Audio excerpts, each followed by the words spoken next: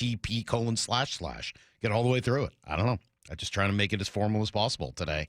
Lots to get into. This is going to be a fun day. G's going to be back. Shannon's going to be with us today. We'll do some open phone lines, of course, at the end of the show and see what's on your mind. Mariners get back to it. Did you know today was a matinee? Weird, man. Gotta love Wrigley. We're looking at that. They have a lot of day games coming up. Yeah, well, this is like a Wrigley matinee, right? Like a Friday at 1 o'clock, local 1:20, I think it is, local time in Chicago, 11:20 here. It's awesome. I know because I texted Stacy. It was like, hey, you want to come on at 9 tomorrow? And she's like, well, I'll do it by phone, but we don't have a show. And I was like, what? Totally blew me away. Didn't even realize it. So pretty cool. That place is unique. If you haven't been to Wrigley, it is unique. I mean, we're at a point now where there are two ballparks in baseball that are different from all the others, right? There's Fenway, there's Wrigley, and then really there's everything else. I know Dodger Stadium is an older park, but it's not. I mean, I've been there many times. It is not in the same stratosphere as Wrigley and Fenway. Those two stand alone. They're just different, right? And then, Dodger Stadium is almost in a kind of spot by itself. And then you've got, probably two generations of more modern parks, starting with, places like here, T-Mobile and Petco and Camden Yards, which is still one of my favorite places in baseball. But Fenway and Wrigley are both just totally unique. I've only been to Wrigley twice, I want to say, but both times were A++ experiences. It's just a cool place. Haven't been there in a while. I think I was there in '98 and I was there in '04. So it's definitely been a while. And Lyle, were you telling me that they've upgraded some stuff there and made it even nicer? Somebody was telling me that. I forget if it was you or not, but somebody was telling me about some of the nice stuff they've done to really preserve what's always been there, but just make it even more, sort of modern amenities once you're inside. I think they've done that with both ballparks, Fenway and Wrigley. Definitely done it with Fenway, yeah. But I just spent a lot more time there, so I'm a little bit more familiar and kind of watched that happen. I've only been to Wrigley a couple times, but if you ever get a chance to go. It's just a real. Oh no, it was my buddy Chris who was just there recently. That's who was telling me. But it's a great place. It just kind of and a different vibe from Fenway. They're totally different. Fenway is a very intense place.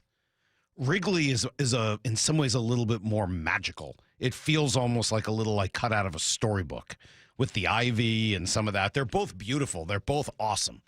But Wrigley just has, it's got a special place. Obviously, Fenway for me, first park I went to, a place I would go to growing up. I covered the Red Sox for years. So, it feels very, specific. But man, Wrigley is cool. So, and I just love watching games there, too. I was just watching a Cubs game a week or so ago just to watch a game in Wrigley. Just like, well, it's at Wrigley. Why not watch it? It just looks cool. It looks old. It looks different from a lot of the other stuff that's out there. I hate to do that. I got some cow sound I want to play. Lyle, you got to help me out. I feel I hate this. I don't like either feeling old or even like accentuating my age, but I keep reading about Cal and this ice cream machine, and I have no freaking idea what this is all about. Could you just explain to me what the deal is with this ice cream machine? Is it at Wrigley? Is this in Chicago? Like, what is this? No, it's at the Barstool offices in Chicago. He went on Pardon My Take. The episode's not out yet. I checked this morning. It wasn't the episode they put out with Cal, so it'll come out, I'm sure, in a few days. But yeah, they talk about this ice cream machine at their office all the time on the show, and they had him put together his own make your own ice cream thing. So, and I saw a bunch of the Mariners people were there doing some video stuff for it too, because they were in the video. So what do you get to do with the ice cream machine? Like you get to make your own, whatever flavor you want? Yeah, like soft serve. Oh, okay, it's a soft. So is it like what you would get? Soft serve, and they have a topping station. All right, so you're a topping station or a mix-in station? Like, are you getting like Dairy Queen Blizzard style effect, or is it more of like? It looked like Cal was just sprinkling stuff on top. I mean, that's cool. Don't get me wrong, that's awesome. I was sort of hoping it was going to be more of a mix-in deal. I like a good Blizzard. I like a good mix-in. Oh, Blizzards are great. Aren't they great? They are great. You got a go-to Blizzard flavor every time you go? I feel like it was usually either Oreo or Reese's. I like a good Reese's. Mm-hmm. You want a little advice on that? Sure. All right, the next time you go to Dairy Queen to get a Blizzard, you're going to get a Reese's Peanut Butter Cup Blizzard, but, and with vanilla, obviously. Ask them to add a banana. Well, that's your thing, right? Bananas and desserts. Yeah, but just it works particularly well in a Wendy's Blizzard with Reese's Peanut Butter Cups. Just get them to add in a banana. There's no problem. They'll throw it right in there, and it just kind of brings the whole Blizzard to life. It's a great. If you already like the Reese's one, man, do I ever recommend throwing a banana in there. Cal, in addition to doing that, has been chatting with our own Shannon Drayer every week.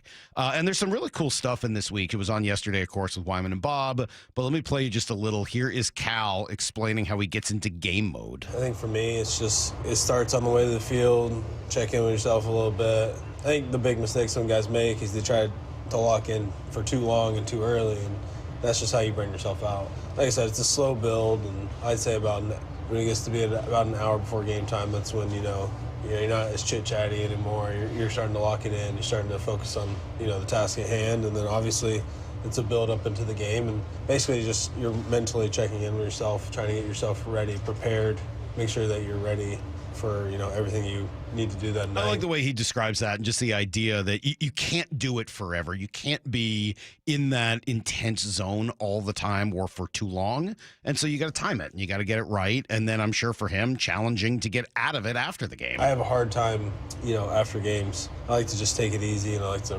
relax and just. Obviously, every post game is different depending on what I need to do in the training room or weight room. But most of the time, I like to just relax a little bit, maybe get in the tubs. I have a hard time eating afterwards, so okay. I have to wait to eat typically, just because you're still in that mode, that game mode, and just taking a deep breath in the locker. And it takes a little while. It's not like you just go home and you fall asleep right away. It's like your mind's still racing everywhere. You're thinking about what could I have done in this situation, or you're always thinking in those kind of terms. Yeah, why didn't you hit another home run, Cal? What else could you have done? Maybe you should have hit a 28th. What were you doing? I'm very embarrassed. Did I say a Wendy's Blizzard? Somebody, thankfully, all over it on the text machine, got like 3 to 5 texts here on it. Obviously, I meant Dairy Queen. I'm sorry about that. Yeah, Wendy's not a Blizzard place, and I'm not into Wendy's in general. Never have been. I know some people love it. I'm not like. It's never done it for me. Yeah, Dairy Queen. Sorry, my bad. But I did tell you recently that Wendy's is doing mix-ins like that with their Frosties, and one of them is with Pop-Tarts. So maybe it was on the brain. Maybe that's been on the brain. I remember you telling me about that. Yeah, because I don't even really know where there is a Wendy's, other than at the airport, where I've been 3 times in the last 3 days, and I'm looking forward to not going today to pick up another member of my family. We'll address it in a little bit more detail here in Need to Know. Kind of like what the Kraken did yesterday. First of all, you bring in a guy whose nickname is Mush. That's a good idea. Bring in a Mush. That's a really, really good thing for your team. Mush is 10. That's what you're looking for. A guy named Mush. Mason Marchment, gritty, physical, net front presence, nastiness, pest, rat, like whatever name you like to throw at those guys, he's all of those things. Sort of, if you watched the finals and said, man, why don't the Kraken have like Brad Marchand? Now you do. I mean, light version, but he's sort of not the as same much of type. a goal scorer. He's scored 22 each of the last 2 years. I mean, no, he's not. What is Marchand scoring at this point? 30 maybe? 28?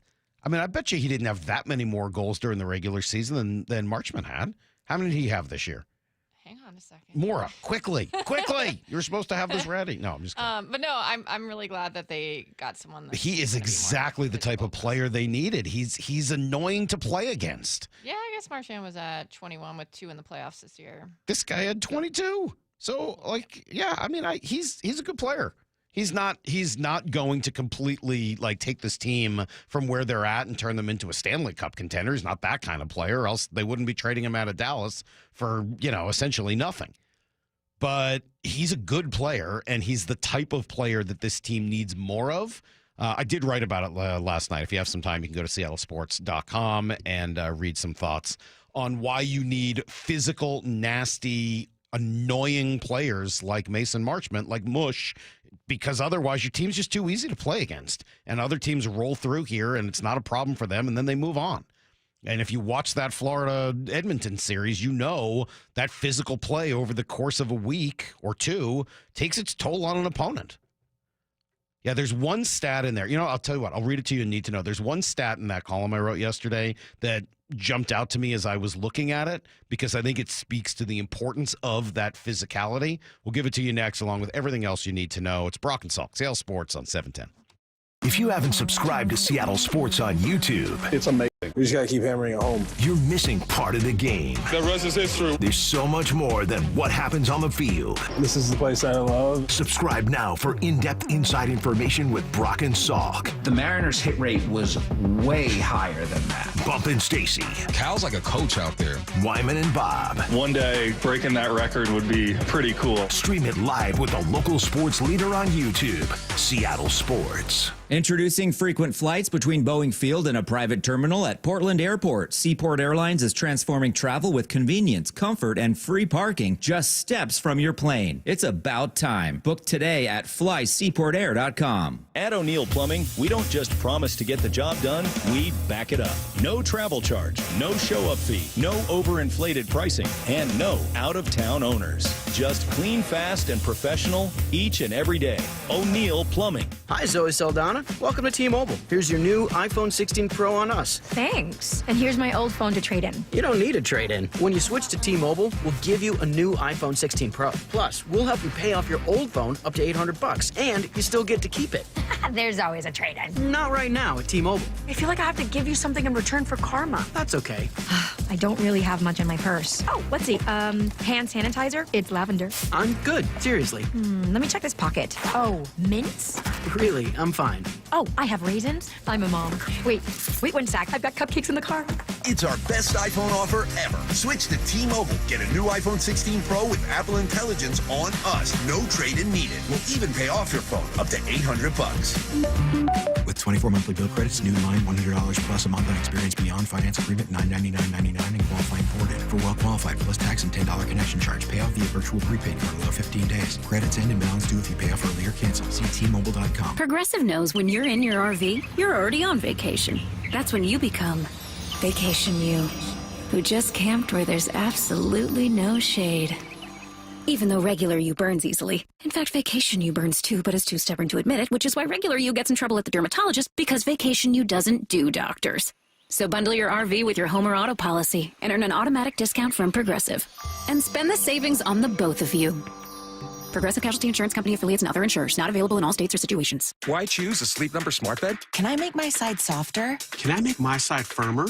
Can we sleep cooler? Sleep Number does that. Cools up to 8 times faster and lets you choose your ideal comfort on either side. Your Sleep Number setting. It's the Sleep Number 4th of July sale. Save over $600 on our King P5 smart bed, our lowest price of the season.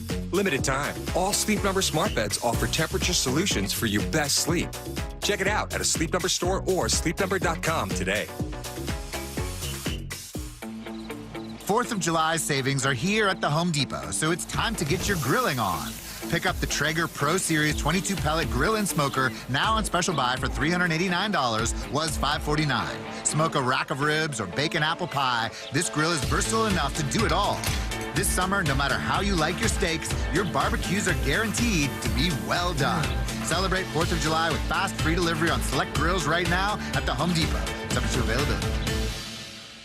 Every great team has its core players, but when the season gets tough, adding the right free agent can make all the difference. The same goes for business. At Robert Half, we found that 67% of companies surveyed plan to increase their use of contract talent to handle workload peaks and backlogged projects. With Robert Half's specialized recruiters' experience, combined with our award-winning AI, you can quickly find the skilled candidates you want. At Robert Half, we know talent. Discover how we can help at roberthalf.com/talent. The home of the Mariners. It is gone! Cal Raleigh, 2-run home run! Hear every pitch on 710 and the Seattle Sports app. When it comes to the security of your business, doubts can creep in about who you're trusting to protect it. Are they a reliable service? How will I know if something happens? Are they keeping everyone safe? At Bay Alarm, we got you. For nearly 80 years, we've been putting our customers' minds at ease with our advanced technology and personalized support. Feeling insecure about your current security service? Visit bayalarm.com today to talk to a local security expert.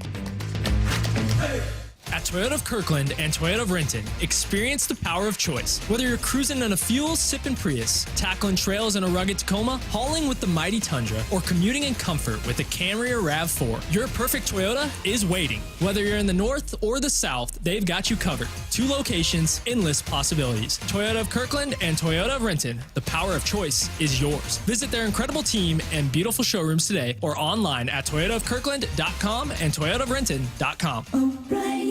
IRG Physical and Hand Therapy doesn't just treat injuries, they elevate athletes. From weekend warriors to elite competitors, IRG Sports Institute clinics are built for performance, blending top-tier physical therapy with advanced sports science and personalized training plans. Hey, Brock Hewitt here with Shannon O'Kelly, physical therapist and owner of IRG Physical and Hand Therapy. Why? Why elevate athletes as well? Because here at IRG, Brock, our motto is we want you to be your best self, your best physical self, your best mental self, and your best community self. At our new IRG Fremont Sports Institute, we're providing that type of care. We've got the latest equipment, the greatest techniques, the providers there that are excited to get you better, basically bigger, faster, stronger. Doesn't matter if you're a weekend warrior, a recreational athlete, an elite athlete, we will make you to be your best. You'll work with specialists who understand the grind because they've been there. With access to cutting-edge equipment and recovery techniques, you won't just heal, you'll come back stronger. Visit irgpt.com, irgpt.com. This hour is brought to you by Community Transit. Need to know. 15 minutes past every hour with Brock and Salk. Here's what you need to know. Up first. Well, usually matinees are reserved for weekends and getaway days on Mondays, Wednesdays, sometimes even Thursdays, but not in Chicago. Mariners are going to start their road trip with an 11:20 game at Wrigley today. In fact, all 3 games in the series will be at that time. George Kirby and Cade Horton throw in the opener. Then you got Emerson Hancock and old friend Matthew Boyd. Boyd, by the way, having a really good year for Chicago. And then Sunday, Logan Gilbert and Colin Ray. Yeah, look, the Mariners just keep throwing pitching at you. Just game after game after game.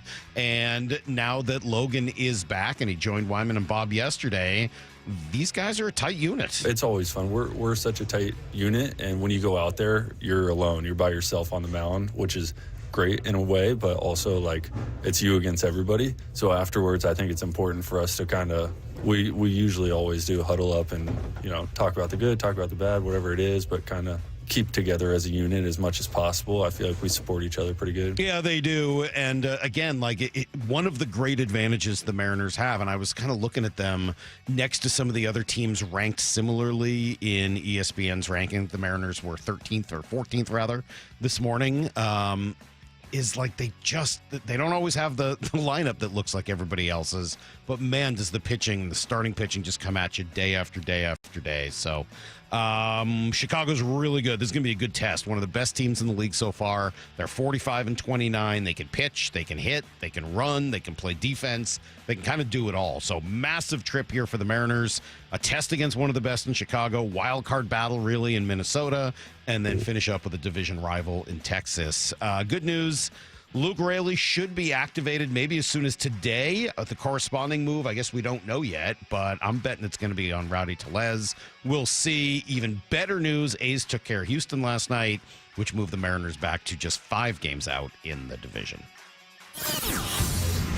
Here's the second thing you need to know. All right, we know the Kraken need to get bigger. They need to get tougher, more physical, a little harder to play against. And they found all of those things yesterday, I think, in a trade for Stars winger Mason Marchment, known as Mush. He's a pest. He's one of those guys you hate on other teams, love when he's on your own team. Brad Marchand's probably a good comp, although this guy's a lot bigger. But like Marchand, he can put the puck in the net.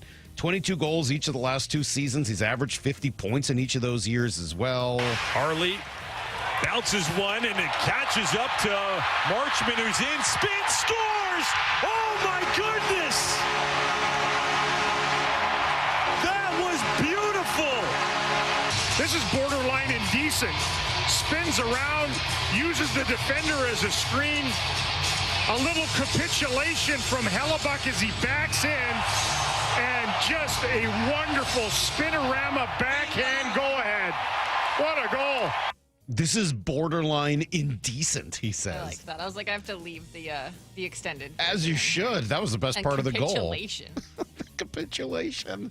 He brings physicality. How important is physicality? Well, I was just saying, Florida just has this strategy of hit you and hit you and hit you, and eventually you'll give in the playoffs. How about this? The last 2 seasons, the Florida Panthers have won the Cup despite finishing 5th and 11th in the league during the regular season. So you still have to have some scoring. You got to get there, and I think that's probably next on the Kraken's list of needs. But if you can get there, man, is the physical play ever important. And this guy's 6'5", 212, so pretty big dude. They give up a 3rd and 4th round pick for him. Hopefully he will end up here longer than just the one season. Here's the third thing you need to know. The Indiana Pacers needed to come up with a big win. Tyrese Halliburton was healthy enough to play. And Indiana, in a rout, wins Game 6. And the best 2 words in sport, we'll have a Game 7 to decide the NBA championship on Sunday. The Pacers win it, going away against Oklahoma City. Yeah, there you go. No NBA champions named yet. Game 7 Sunday. They just blew the doors off Oklahoma City. 108-91 the final. The lead was up over 30 at some points in the second half. 6 Pacers in double figures, including Tyrese Halliburton. Sorry to Trash Takes winner Emmanuel Acho yesterday, who said that he should take himself out for Game 6 because he was killing the team. Instead, it was exactly the opposite of that. First Game 7 in the NBA since 2016. We mentioned yesterday with the Lakers sale. All right, what is that? What kind of effect does that have on potential expansion here to Seattle? Kevin Pelton was on yesterday with Wyman and Bob, and he explains. Look, the Lakers going for the number that they did, $2 billion more than their Sportico valuation, which was already, one of the highest in the league at $8 billion, the highest sale valuation ever for any pro sports franchise in the U.S. It's all, makes it all the more likely that they can get the kind of number 4 expansion fees that they want, the owners want, to justify bringing 2 more teams into the league and splitting up the TV contracts that way. Yeah, so hopefully more continued good news. Hopefully as these Board of Governors meetings go down in the next month, we will be hearing some good news on that front. That's everything you need to know. 15:15 every hour here on the Brock and Salk Show. 206 writing in. Salk, you're definitely showing your age. You're leaving the S off of https://. I know that's for security, right? That's a secure website. You get both, right? Asking for help on the ice cream thing. That part I admit. That's definitely an age thing. And then calling it a Wendy's Blizzard. No, that one's not age. I just screwed that up. Come on, 206. I'll give you one of those 3. Asking for help on the ice cream thing was definitely embarrassing. But hey, I'm trying to be open and honest, and I'm trying to be vulnerable. Sometimes you got to do that. All right, let's take a quick break. We will take a listen to Daniel Jeremiah, who backed up my point. I mean, he was mean to me in a few different points yesterday, and we learned a little bit about him and his upbringing, which was, I think, quite frankly, shocking. But he also supported the biggest thing I would like to see the Seahawks do. So I'm happy with him. Stick around. It's next on Brock and Salk. For Down Territory, going inside the game with former Cougs and Seahawks wide receiver Michael Bumpus. First down, what's something completely overblown at OTAs? Interceptions. So when an interception is thrown, all people see is the end result. I don't think they realize that could have been a free play. He's tossing it up, or he's told just to throw the football so the defense gets a look. Kobe Bryant was over the top. Boom, he gets an interception. It can be deceiving at times. For Down Territory, every day at 11:15 and 1:15 on Bump and Stacy.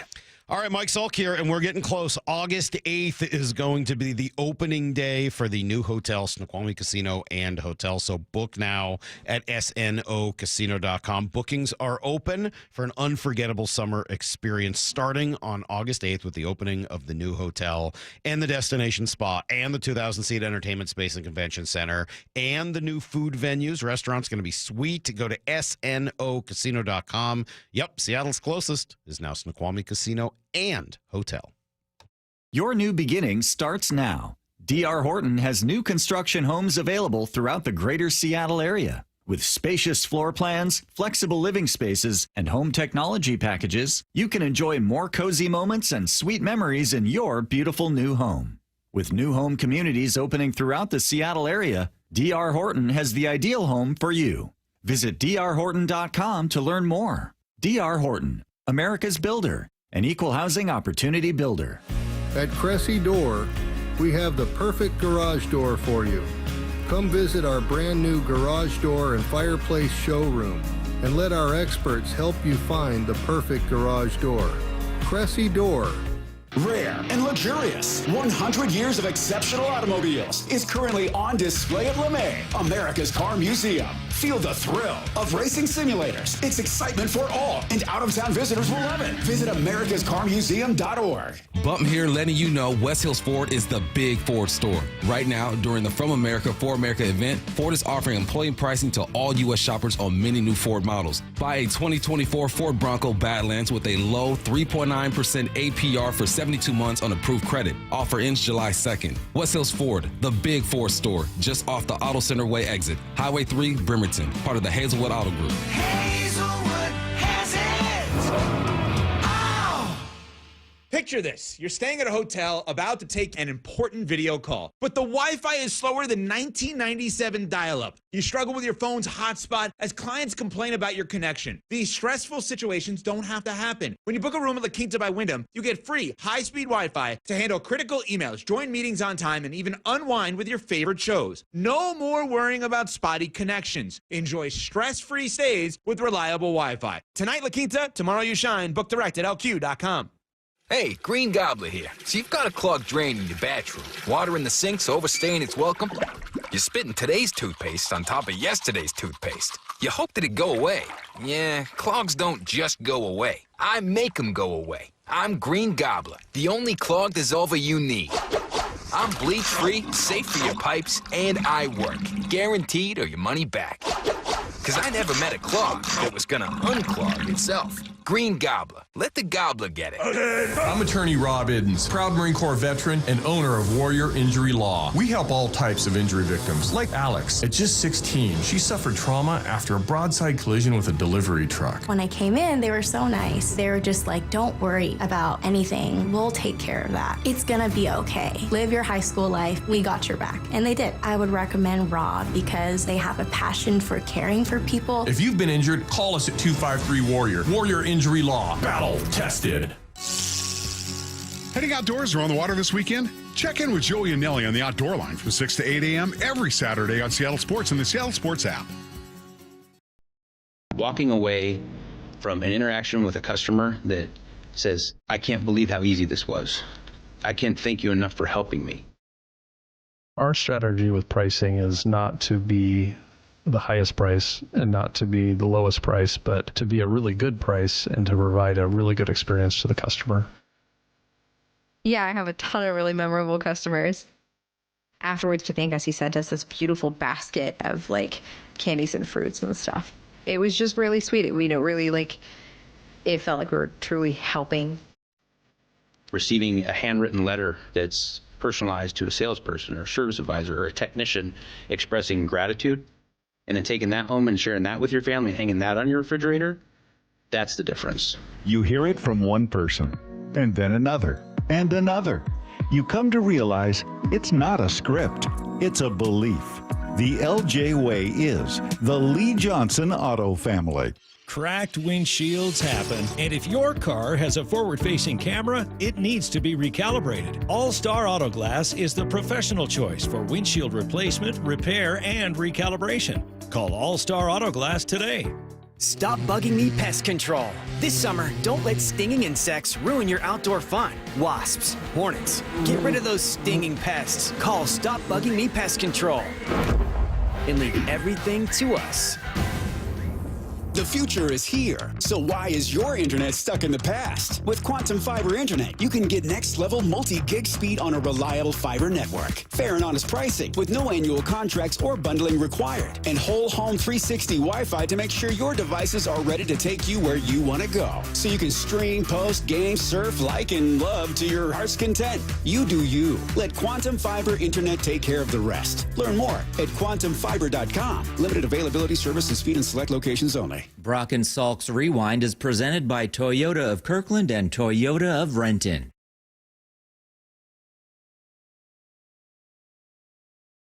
HD2. Well, this is fun.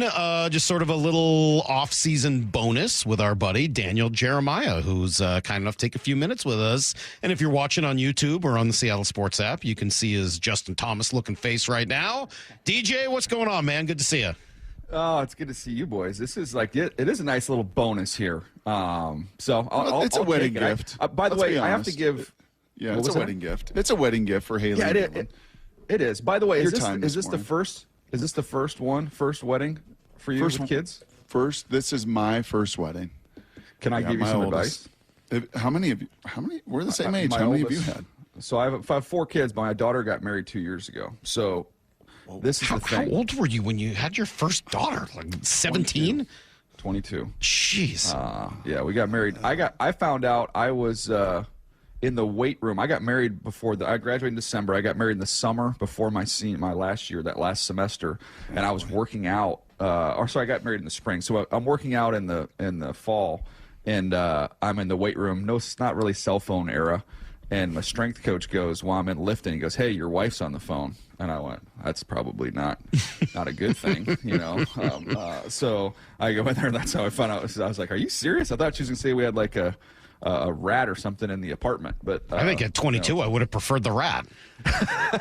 Oh, Salk. But here's my one piece of advice, Brock. So I don't know how, like, they didn't do this stuff when we were getting married. This whole like first look thing. I don't know if you guys are set up to do this. Yeah. You might. Yeah. Yeah. Mm-hmm. So I always thought, okay, I think I'll be able to keep it together. Maybe when I'm walking her down the aisle, I'll cry, but I think I'm going to be okay. Yeah. I was not aware of this first look thing. So it's like the bride gets ready, right? So the groom doesn't see her, and then the dad doesn't see her. So before she even gets to go see the groom, they'll like set it up and they'll kind of walk you around a corner, and then you get to see your daughter in her wedding dress for the first time. I was done. I was just a puddle. I was bawling at that point in time. I was bawling there. I bawled down the aisle. I bawled when I gave her away. I cried at the first dance. I mean, I had anticipated maybe I was going to cry once for 5 seconds. I was just I was embarrassed. I couldn't keep it together. Did you practice for the first dance? No. And I grew up the son of a Baptist minister, so I was not allowed to dance. Right. So I've never the first time I've ever really danced was with my daughter at her wedding. True story. So I got to ask you the same question I asked Brock then. Yeah, I didn't look like Michael Jackson. But like you've seen Footloose, right? Yeah. So when you watch Footloose, do you sympathize with John Lithgow or with Kevin Bacon and his friends? Not Lithgow. Yeah. Okay. So, yeah.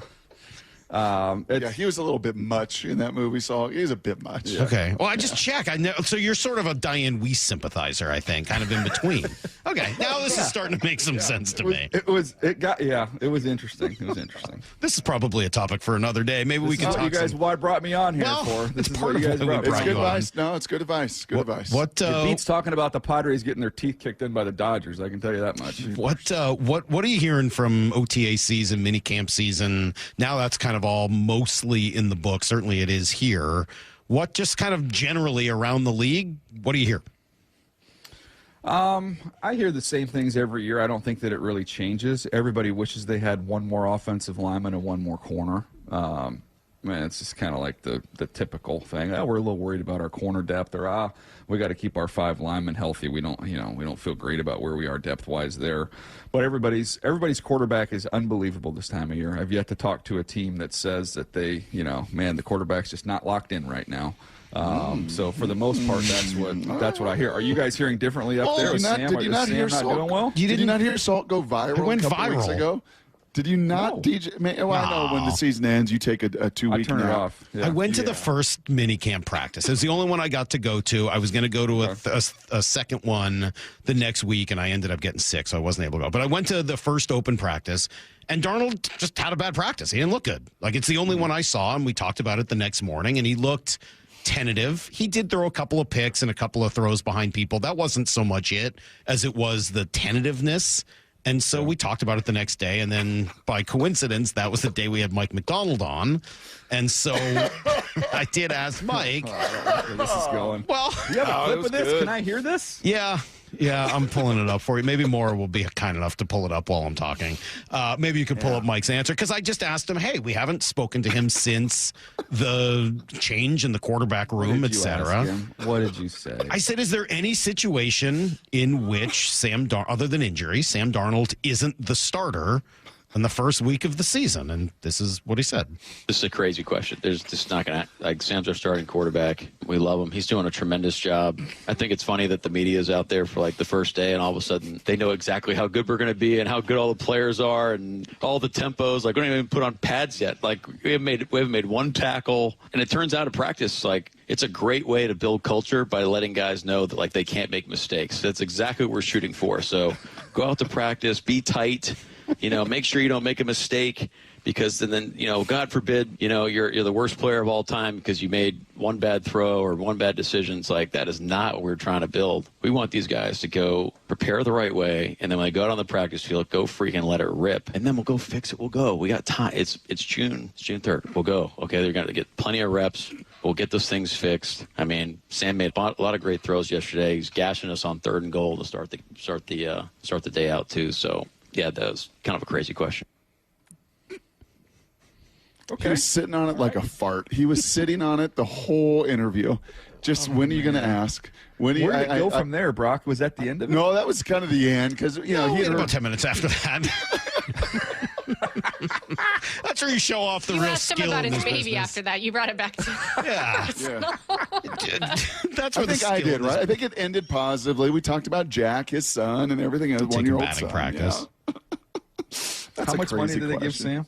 That's just a crazy I mean, a question. lot for this year, but they're not on the hook after this year. Honestly, it was not a question of like, hey, Sam looks terrible. What did you think? It was like, hey, if you had just seen that one practice and didn't know any of the people involved, you would have looked at it and said, oh, Drew Lock's a starting quarterback. Cool. Like, it wouldn't have even been close. He was the best quarterback that you saw that day.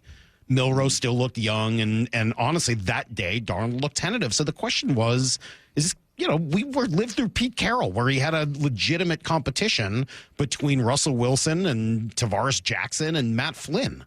Is this like that, or is this Sam's job? And, well, I think now we know pretty clearly it's Sam's job. Yeah. I mean, Matt Flynn got decent money coming over there, but it was nothing compared to, and I know it's different that the cap and all that's gone up, but this was not really competition money for Sam. Even if it's not long term, it's not competition money coming in the door. He's going to be fine. I mean, I have seen some clunkers over the years at some of these mini camps. I remember, gosh, it wasn't mini camp, it was training camp, right? You remember Jamar Chase dropped like 4 or 5 balls in a practice, and that was the story, that he was a bust after a training camp practice. So it is ironic though, but that you might have been at the one place where there wasn't complete and 100% optimism about the quarterback play, because when I talk to buddies and just that time of year and you talk to people at all these different teams, it's always, whether the quarterback's coming off a great year, a poor year, whether he's young or old, it's always like, man, quarterback's locked in. He's ready to go. A lot of positivity. Yes. Unless Salk's at your practice, then it's all the world is coming to an end. No, that is not. So please don't paint me into that world. That is not what I said. Him and the running back weren't on the same page on an option route, and you were ready to ship the guy out of town. Jiminy Christmas. You were feeding a narrative that is not true. Beast. Please stop doing that. Don't feed the Sandlot dog. What is on First DJ's? of all, hey Brock, what's Salk doing watching quarterback play when I know that Gray Zabel and the linemen were probably on another side of the field? I thought he would have been just laser focused trying to get a sense of the interior of this offensive line. Yeah, unfortunately, it's just it's minicamp. They're not allowed to touch each other, so it's a little hard. I did get eyes on Gray Zabel, who looks great. I still have no clue who's going to be playing next to him or what all of that ends up looking like. And we were talking to Matt yesterday. We're going to do some of this at 9:00. And Matt Hasselbeck says, hey, this is an identity year for the Seahawks. This is their opportunity to get, and we've heard, who was it who said Abe Lucas said running for this team is a non-negotiable, which is great. I love all that. Yeah. Do they have the offensive line to do that? We'll find out. To me, I think there's also just marrying the offensive line with Kubiak's scheme, and we'll see what that looks like. So I'm curious, as the league has tended to get a little bit more gap oriented, a little more power oriented. So I'm just curious to see what it looks like, if this is going to be kind of real zone heavy or whether they're going to try and get downhill a little bit. If Daniel Jeremiah was a little bit taller, was a little bit faster, threw the ball 80 yards a little bit more with a little more crispness, and when he went in that weight room, where were you then? At Appalachian State, and got that phone call from your wife that you were going to be pregnant, and all of a sudden, you were going to be a first-round pick at quarterback. And that Daniel Jeremiah could pick whatever offensive system to go into in today's NFL. Which system would you that guy? Which system would he prefer? Ooh. First of all, by the way, do you know how long it took me to take all those plates off the bar to go home to see my newly pregnant wife? It was quite a long time. Well, if I had all these skills that you just referenced, that I know, those traits. Yeah. Gosh. Well, I mean, I think if you have an athlete at quarterback, what Baltimore's doing is probably the most fun way to watch and play offense. Just all the different things they can do. But for me, if I was going to be somewhat realistic, it would still be, with my limitations. And most quarterbacks don't have those elite top shelf skills. I still think that when you're talking about, Kyle Shanahan, and McVay's altered and changed a little bit over the years, but I still think it's rhythm, it's timing. You're still working off some play action, even if you're in the gun or under center, doesn't matter. But to me, anything that was more rhythm based, it was just more comfortable if you could find yourself in that rhythm. Should that be what this system is? We hear Shanahan, we see McVay. Like, isn't that at the very root of what you think Clint Kubiak and all this personnel wants to do? That's what it's. Yeah, that's what is. Obviously from his family. People talk about the trees that you're under and what coaches you've worked for. How about the family you grew up in? That's what that looked like. So I think Sam's that way. I know. I read an article this morning and was just kind of brushing up on the Seahawks and what was going on there. And there was an article on ESPN talking about the importance of Sam getting the ball out, of all the sacks that he took late in the year. And, is he going to be able to do that? And the two takeaways I had just from going back and thinking about those games and having watched those games multiple times was, number one, I don't know how many quarterbacks are going to not take sacks in that Rams game with the way they got destroyed up front. So, I don't put that totally on Sam. The other thing was legitimate, which is I do think you want to hunt explosives, and sometimes that can take time, and sometimes you have to have some sacks in order to get explosive plays. But I think Sam is at his best when he's a back foot, one hitch and get the ball out. Like when he does that and he plays and finds himself in that kind of rhythm, I think that's when he's at his best. And I think that really goes back to USC. When he tried to get outside of the scheme a little bit, yeah, he can do that. He's a good athlete, but I don't think that's when he's at his best. What does the weaponry look like in terms of setting up to allow him to throw right in time, right in rhythm all the time? Yeah, I'm curious to see what it looks like of how they deploy these guys. And you guys would know, having been out there, I'm curious to see how they're going to marry up, with Cooper Kupp and JSN, and how they're going to, mix and match and deploy those guys. Because both those guys can win early. They have the quickness to win early to be able to give you on-time throws. I'm just curious, and I don't know what they've shown or what they've said about how they plan on playing those guys off of each other. What have they said? Yeah, it was a little careful with Cooper, I think, all offseason. He's in great shape, but, as a veteran guy, they want to get him to the starting line. So I don't, he's going to take a little less reps. JSN looks good. I get the sense that JSN wants to be a one. Like, I'm a one. I can play Z. I can play flanker. Yeah. I think in his mind, and for a payday standpoint coming down the road, I think he wants to be a one. I'll tell you, DJ, who the real X factor is. And we talked to you after the draft. We talked to you 2 weeks after the draft. Salky's instincts, I think, were totally right on this one. Just as far as, like, gosh, of all these picks, the one that's, the most polarizing, or certainly like the big X factor, is Arroyo. I mean, they were moving him around. Former Seahawk receiver Brian Walters was in with us, and on the station, he's like, I didn't even know who 18 was. It's like, who is this big, athletic X receiver? Like, oh, hold on a second. That's not an X receiver. That's a tight end. What do you think realistically, if you were to project him? And I know we talked about it before and after the draft, but now 2 months later, can this guy be a dude? Can you come in right away as a rookie with his background and be a dude in the NFL? I think he can win one-on-one. I think he can run away from guys. I think he showed at the Senior Bowl, he's got more route polish than you got a chance to see on film. My question with him, and we won't know till we get into games, is just the tight end position is such a awareness position, spatial awareness, feel, instincts. Like that, to me, I don't know if you go out there and watch, one-on-ones or even in 7-on-7, if you get a total understanding of that. I think we got to get to the games to see if he has that capacity that all those great tight ends have. But in terms of just, you got to line up and we're going to get the matchup we want. Can you beat this guy? 100%. Yeah, that's what he's shown, and he's got big time, range and agility. He's not stiff. So the talent is definitely there. Let me ask you guys one more question on the offense. And I don't know how teams are. Sometimes teams get upset if you talk about this kind of stuff. But are they condensed? Are they really tight and condensed with how they're running their offense?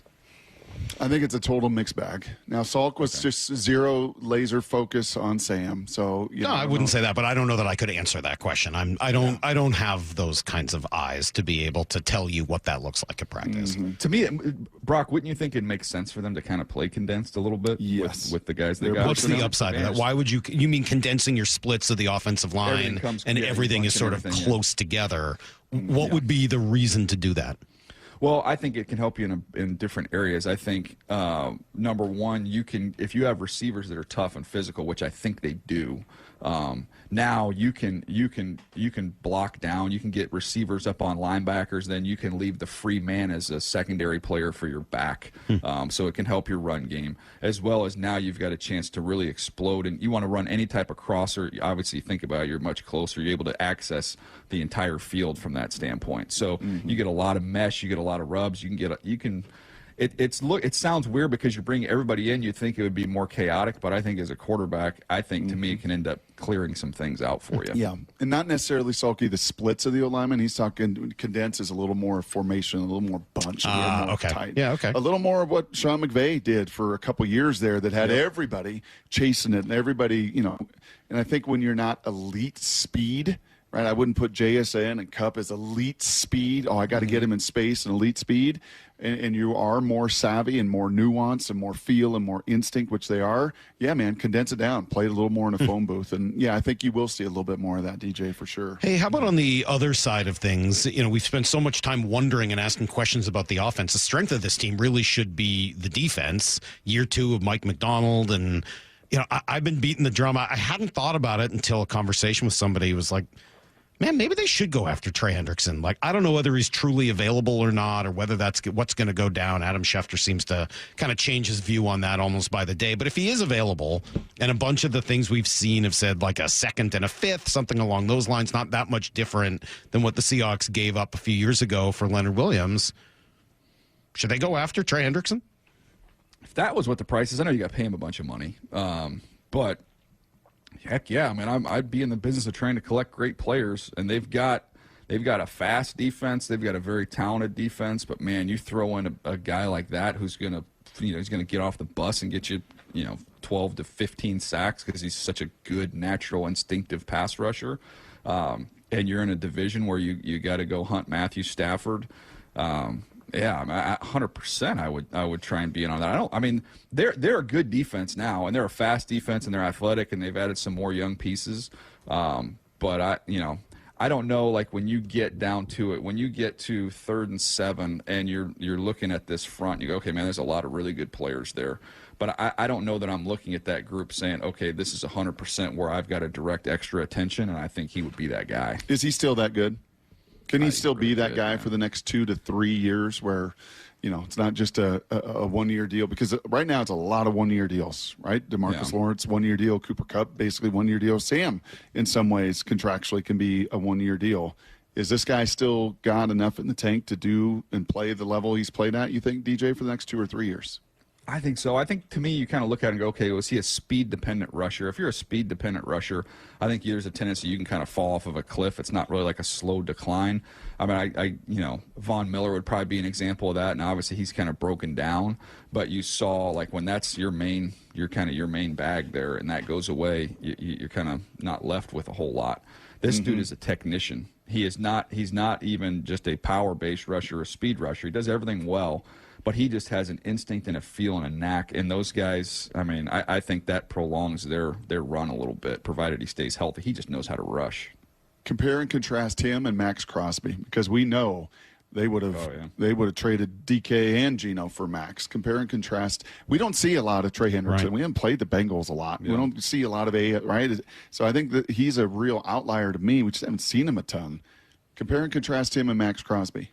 Max is a longer, twitchier, more explosive, more dynamic player who plays really, really hard. And, obviously that he got to account for him every play. I think Trey is a more skilled rusher. I think he has more ways to win as a rusher. And I think that Trey plays inside the scheme more than Max does.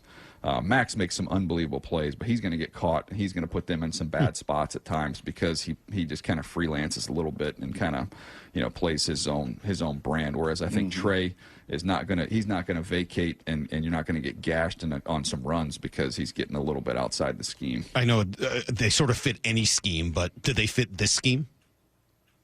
Oh gosh, yeah, absolutely. I don't think that there's a scheme that either one of those two guys wouldn't fit in. That's to me, and I know it's like a crazy question, right? I mean, isn't that a crazy question? Is that a crazy not question? the craziest question. Totally ever. crazy. The edge setting is still a big part of this thing. As much as we want to talk about pass rush, edge setting is always going to be a part of that Mike Macdonald defense. And Trey Hendrickson does that really well as well. Okay, so DJ joins us, hypothetically. You come up and you and Bucky do a podcast, and you come up to Seattle, and we treat you to some great Dungeness crab and some salmon, and, just have a great time up here. And we head out to training camp. DJ's eyes, you're going to watch a training camp, big-time padded training camp practice for the Seahawks.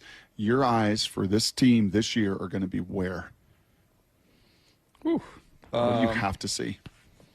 I probably, to be honest with you, would be looking at Salk to see who he's watching. I think watching him watch practice might be more enjoyable than even just watching. It's pretty practice. good. I think you'd enjoy that, by the way. I think you'd be very impressed with what you saw. A lot of blink scouting. Yes. You know what? I would like to see how much you're going to actually bang in these practices, but I would like to see what this offensive line looks like. That's a good test with this interior defensive front. So, I think you'll get battle tested. I think you'll know going into the season what – how confident you are in this offensive line because of that group they're going to have to go against. If you are watching me, you'd see a little of that, but then you would also definitely make sure you had eyes on Jalen Milroe. I just can't help it. I know that this has nothing to do with Sam Darnold or any of that. If you're going to put an athlete out there who can throw the ball and run like Jalen Milroe, my eyes are going to go there, and I can't help it. Maybe it's a fan, maybe it's a radio host mentality, but I want to see Jalen Milroe because he's exciting. How are they deploying him? Are they just kind of just running the same plays that they're running with Sam as he goes and gets his reps at this point? So far. Yeah. And that's just mini camp and et cetera. So I don't know how much more will be there, but we've been asked a few times over under on touchdowns Jalen Milroe scores this year, both all touchdowns through the air, running the ball, over under 3.5. You want the over, the under? I was going to say the exact same number before you said that. I was thinking through that in my head. I'll take the over. I think he definitely goes over. I think if I had to choose one of those two, I probably would, because you figure he maybe gets a start. If he gets one start and then he just gets a couple other opportunities, you get to that number. The great Daniel Jeremiah joining us yesterday, and all right, we'll maybe dig a little deeper into that later. Just why wouldn't you? Why wouldn't you make every attempt to try to bring in a kind of player like Trey Hendrickson that would change things? I thought Brock had a good point, though. I really do. I think Brock had a very good point of it tells you maybe you have to wait, but it tells you a little bit about how they feel about Sam Darnold. Not just saying, hey, that's a crazy question, he's our starter, but, hey, we think he's good enough that it's worth going out and trading for a Trey Hendrickson. I think that's really, really smart stuff from Brock. Brock's going to be with us in a little bit, 7:45. He'll join us for Blue 88. Coming up next, as the Mariners go out here on a pivotal 10-game road trip, 10 games in 10 days, are we about to discover the real Mariners? We'll dig into that together next on Brock and Salk. Wyman and Bob, afternoons 2 to 7. Talking about the Mariners plan for the trade deadline. You think people are reticent to the minor leagues and trade some prospects? I know fans develop a connection to names they hear over and over. Often you don't see these guys. I don't know how many people are making trips out to Everett or out to Tacoma to watch the young guys, but there just aren't any sure things. Dave Wyman and Bob Stelton, afternoons 2 to 7 on Seattle Sports, the app, YouTube, and your smart speaker. At Lake Washington Windows and Doors, we offer premium windows that are 25% more energy efficient, reduce noise by 50%, and come with clean glass technology. And Leak Armor installation gives you a lifetime warranty to protect your home. Visit LakeWashingtonWindows.com. This summer, make sure your roof is ready for the season ahead with a company you can trust, like 3 Tree Roofing. We're not just your roofers, we're your neighbors, and we're here to help you protect your home this season. Visit 3treeroofing.com to schedule your free on-site estimate and get your roof replaced before the summer rush and potential material price increases. Our certified technicians make your roof replacement easy and worry-free, so you can focus on the important things this summer. Visit 3treeroofing.com to schedule your free, no-pressure estimate. 3 Tree Roofing, your Puget Sound roofing experts. Smoked paprika in your go-to goulash? That's go-go goulash. Sometimes a different way is the better way. Like the SR 509 Expressway, an alternate route that'll help manage congestion and provide better access to SeaTac. Open soon, free through summer. Hey, Brock Ewart here for my friends over at Xfinity. You know, change is always happening. It's part of life. And when it comes to music, we know that change is all around us. Songs are rewritten and remade. Classics are remixed. Bands and artists, well, they come and go. Even our taste in music, as we get older, can change a bit. But no matter how things change in 5 years, there's one thing that will stay the same. And that is the price of your internet. That's right. Xfinity is introducing a 5-year price guarantee. It means you get 5 years of the most reliable Wi-Fi with their best equipment included for a price that stays exactly the same. Are you surprised? Well, life is full of them. One internet price, 5 years, guaranteed. Learn more at Xfinity.com/deals. Now, restrictions apply. New residential customers only. Taxes and fees extra and subject to change. Most reliable Wi-Fi based on Open Signal Awards USA. Fixed Broadband Experience Report, August of 2024. Go check it all out right online at Xfinity.com/deals. It's the Garage here for my friends at Premier Golf. Take advantage of early sunrise and late sunset at the 11 different Premier courses today. From Bellingham, Everett, and Marysville to Linwood, Bellevue, and Seattle, even out on the coast, they've got a course near you. Play Inter Bay or Jackson, Bill Wright or West Seattle, Bellevue, Legion Memorial, Walter Hall, Linwood, Cedar Crest, Lake Patton, and even Ocean Shores. Courses are in great shape and ready for your next round. Visit PremierGolfCenters.com, that's PremierGolfCenters.com, and book your tee time today. Wait, if I work today, why should I have to wait 2 weeks to get my money? With Earnin, you can access your pay as you work instead of waiting days and weeks for a paycheck. Get up to $150 a day with a max of $750 between paydays. No interest, no credit checks, and no mandatory fees. Because, hey, it's your money. Download the Earnin app now to get it and join millions of people making any day payday. That's EARNIN. Earnin is not a bank. Access limits are based on your earnings and risk factors. Available in select states. Expedited transfers available for a fee. Terms and restrictions apply. Visit Earnin.com for full details. Check engine or ABS light on? Take the guesswork out of your warning lights with O'Reilly Veriscan. It's free. Ask for O'Reilly Veriscan. O'Reilly Auto Parts. This is the story of the one. As a safety manager at a manufacturing plant, he does everything he can to keep his coworkers safe. From finding ways to reduce risks to keeping safety supplies in stock. And for that, he relies on Grainger. Grainger offers a broad range of quality products and next-day delivery, so he can always play it safe. Call 1-800-GRAINGER, click Grainger.com, or just stop by. Grainger, for the ones who get it done.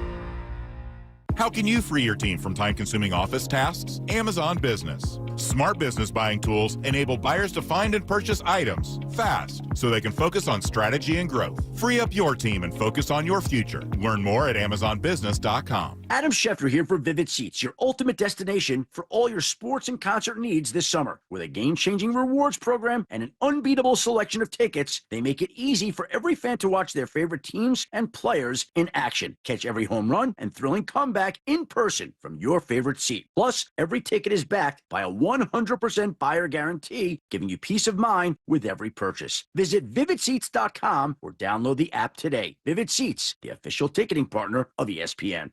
This is the story of the one. As a safety manager at a manufacturing plant, he does everything he can to keep his coworkers safe. From finding ways to reduce risks to keeping safety supplies in stock. And for that, he relies on Grainger. Grainger offers a broad range of quality products and next-day delivery, so he can always play it safe. Call 1-800-GRAINGER, click Grainger.com, or just stop by. Grainger, for the ones who get it done. This is Seattle Sports. Streaming through the Seattle Sports app. KIRO AM Seattle. KIRO FM HD2 Tacoma. Home of the Seahawks, Mariners, and everything Seattle sports. This hour of the Brock and Salk Show is powered by Star Rentals, preferred supplier to the West's best contractors. Give me a freaking auto! From the Quantum Fiber Studio, this is Brock and Salk on Seattle Sports. Brock Heward and Marcus. Sorry about just Mike. Heward, not exactly Joe Cap there in the pocket. Now here are your hosts, Brock Heward and Mike Salk. All right, hello. We're rolling along here on the Brock and Salk Show, Seattle Sports on 710, 97.3 HD2. Good way to catch the station in crystal clear, high-definition radio if you're driving around Seattle this soon-to-be rainy morning. What's the deal with the weather? It's the solstice today, for God's sakes. It's the solstice, the longest day of the year. It's the beginning of summer. It's going to be like 61 and rainy the next couple of days, and hopefully, finally, we'll dig back out of this again. But my gosh, this is not what we're looking for into the summer. All right, I got a question for you guys. Do you think in this season of ups and downs, and it has been that for the Mariners, big ups, big downs, are we about to see the real Mariners? And I don't know how to answer it definitively. I don't know that anyone, again, good luck trying to predict the future in baseball. Good luck trying to predict the future of this team in particular. I think it's been very challenging this year. The ups, the downs, the surprises, just when you think you got a handle on them one way or another, it's like they just bob and weave and go the other direction. You think they're going to be bad at the beginning of the year when they start off awful. Then they go on an epic run. Then you feel convinced they're good. Then they go into the tank. Then you feel like, all right, something's got to change. Then they sweep. I mean, it's like, I got no idea. And I firmly am in that category of like, just keep surprising me in various ways. I know it's going to happen. But I do think that when Luke Raley returns, is that going to be today? I know they said this weekend. Is there any reason it wouldn't just be today? I think they were saying tomorrow. I think Adam Jude wrote in his article that tomorrow it may not be today, and they may just do it tomorrow. And that may be partly because Matt Boyd's pitching today, and it's a lefty. I thought Matt Boyd was pitching tomorrow. It's today. Oh, it is? Oh, so they changed it because it was different on the Yahoo app. Oh, MLB.com says it's Boyd today. Okay, well then they may have switched that. Chicago did, because as of yesterday it was who was it? It was Cade Horton who was supposed to go tonight. So maybe they've changed that. In any event, for tomorrow. He is? Oh, okay, good. So they switched that. Okay, so that would make sense. No real reason to have Raley here if you're yeah, smart. Okay. So tomorrow we should see Luke Raley. Point being, does that then make this Mariner team about as close to the team they wanted to have as you could reasonably expect? It won't be exact. I mean, kind of talk through the injuries that they've had this year. And Ryan Bliss isn't there, but I think eventually they wanted Cole Young to take that spot anyway. So I'm not going to look at that and say that's like a totally different team from the expectation. Obviously, you're still missing Bryce Miller, but I think you'd look at it and say with great sincerity that everything Emerson Hancock has done has adequately, if not more than adequately, filled the spot of Bryce Miller. He's essentially been what you'd hoped Bryce Miller would be. So, again, it's not exactly the same, but I think from sort of an overall perspective, I can look at it and say, yeah, Hancock has adequately filled the spot of Bryce Miller. And I don't think it's unreasonable to be down one outfielder in Victor Robles. That's sort of par for the course for a baseball team. And maybe you'll get him back at the end of the year. So these next couple of years, as you look at it, I think you say, all right, this is basically who the Mariners are supposed to be, and a chance to show that you're closer to the April team than the team they've been for much of May and June. And I think that it's also, and I keep pointing at Raley, not just because of, him kind of completing your roster and kind of getting you back to what you were supposed to be. But even more than that, because I think he and Robles was like this to a degree also, and that's why that loss has been a bummer. It's part of the identity that you said you wanted to have, right? I want to see it this weekend, and maybe you're right. Maybe it doesn't start till tomorrow when Raley returns. And I hate making this sound like Luke Raley is the savior. Like, oh, when you just get Luke Raley back, everything's going to be fine. I don't mean that. He's a good player. He's not a great player. He's an upgrade over a lot of what you've been running out there, and I think that's a good thing. But I don't mean to like kind of put savior status onto Luke Raley. That's unfair to him and also just not how I feel. But he does have that combination of power and aggressiveness and athleticism and speed that is supposed to be kind of the benchmark, the hallmark rather, of what this team wants to be. They want a lot of Luke Raley-like players, right? I mean, like guys who can hit the long ball, they need that. They need power. They need pop. We know that when they get out homered, they tend to lose. We saw it just the other day. He can be aggressive on the base paths, get him on base, and he's decent at getting on base. And he can run, and he can steal a bag, and he can handle the bat, and he can do all of the things that were really a big part of their success at the end of last year. You kind of point to that 6-week run that they had after Dan and Edgar were hired last year. And if you're like looking to point to a few factors, guys that were specifically the reason why they had success, who would you look at? Julio, he heated up. Robles, obviously, he fit that perfectly.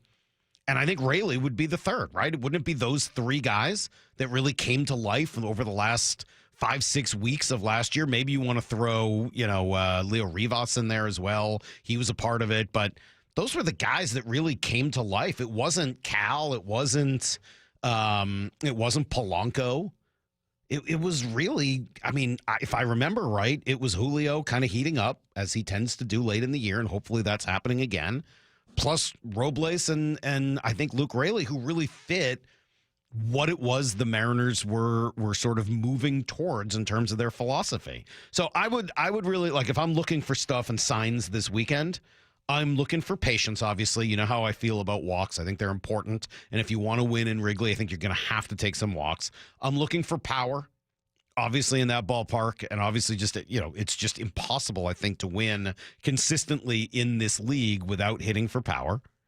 And then that aggressiveness, and I don't mean just aggressiveness in the batter's box. I mean overall playing that aggressive game, finding ways to steal bags, finding ways to put pressure on the opponent.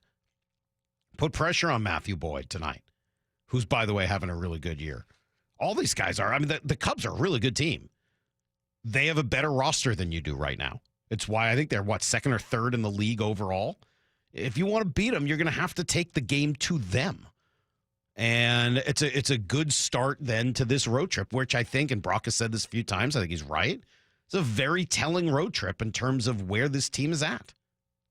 Did you look something up over there, Lyle? Well, you were just talking about the end of last season, and I remember this being the case. I just wanted the numbers to back it up. So from the time Dan and Edgar took over last year, those final 6 weeks, so roughly August 23rd is what I put in. Yep. By WRC Plus, from the 23rd of August last year until the end of the year, Victor Robles was second. He had a 203 WRC Plus in that time. Yeah. Luke Raley was 10th at 176. 10th in the league? 10th in the league. Yeah. And Julio was 22nd at 159. Right. So you had three players that were among the top 20 in the league, top 25 in the league during that stretch. And of those three guys, one of them hasn't done much yet this year. Julio, he's been okay. The other two have largely been absent.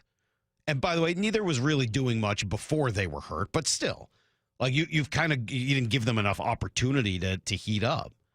So yeah, I think it's reasonable to, and again, not an excuse, just reasonable to say that starting maybe tomorrow, we get a team that I think is a little bit more indicative of what they want to be. It's not perfect. They are still without Robles, but those things happen. I mean, you got to be prepared to lose one guy out of your, starting 9 to an injury. That's life in every major sports league. You got to have the depth to back it up. Well, Raley with his, again, speed, power, aggressiveness, and I'll throw one other out there, versatility. allows you, hopefully, to kind of get by that Victor Robles injury in a much better way. So, it should change the way the lineup looks. You're no longer obviously seeing Rowdy Tellez. I don't think Rowdy Tellez is going to be on this roster after today. At least that's my gut. And so hopefully you start to lengthen that lineup out again. And, that's an opportunity for this team to put pressure on pitchers, not just the pressure that they put on hitters because of the starting pitching they throw out every day, but actually start to have that work the other direction as well. All right. We'll take phone calls a little bit later, and we'll talk to Shannon Drayer in the 9 o'clock hour. We got some football coming up in 20, as Matt Hasselbeck said something on Wednesday that more I think about it, the more important it is. We'll dig into that in 20 after everything you need to know next. If you haven't subscribed to Seattle Sports on YouTube, it's amazing. We just got to keep hammering it home. You're missing part of the game. The rest is history. There's so much more than what happens on the field. This is the place I love. Subscribe now for in-depth inside information with Brock and Salk. The Mariners' hit rate was way higher than that. Bump and Stacy.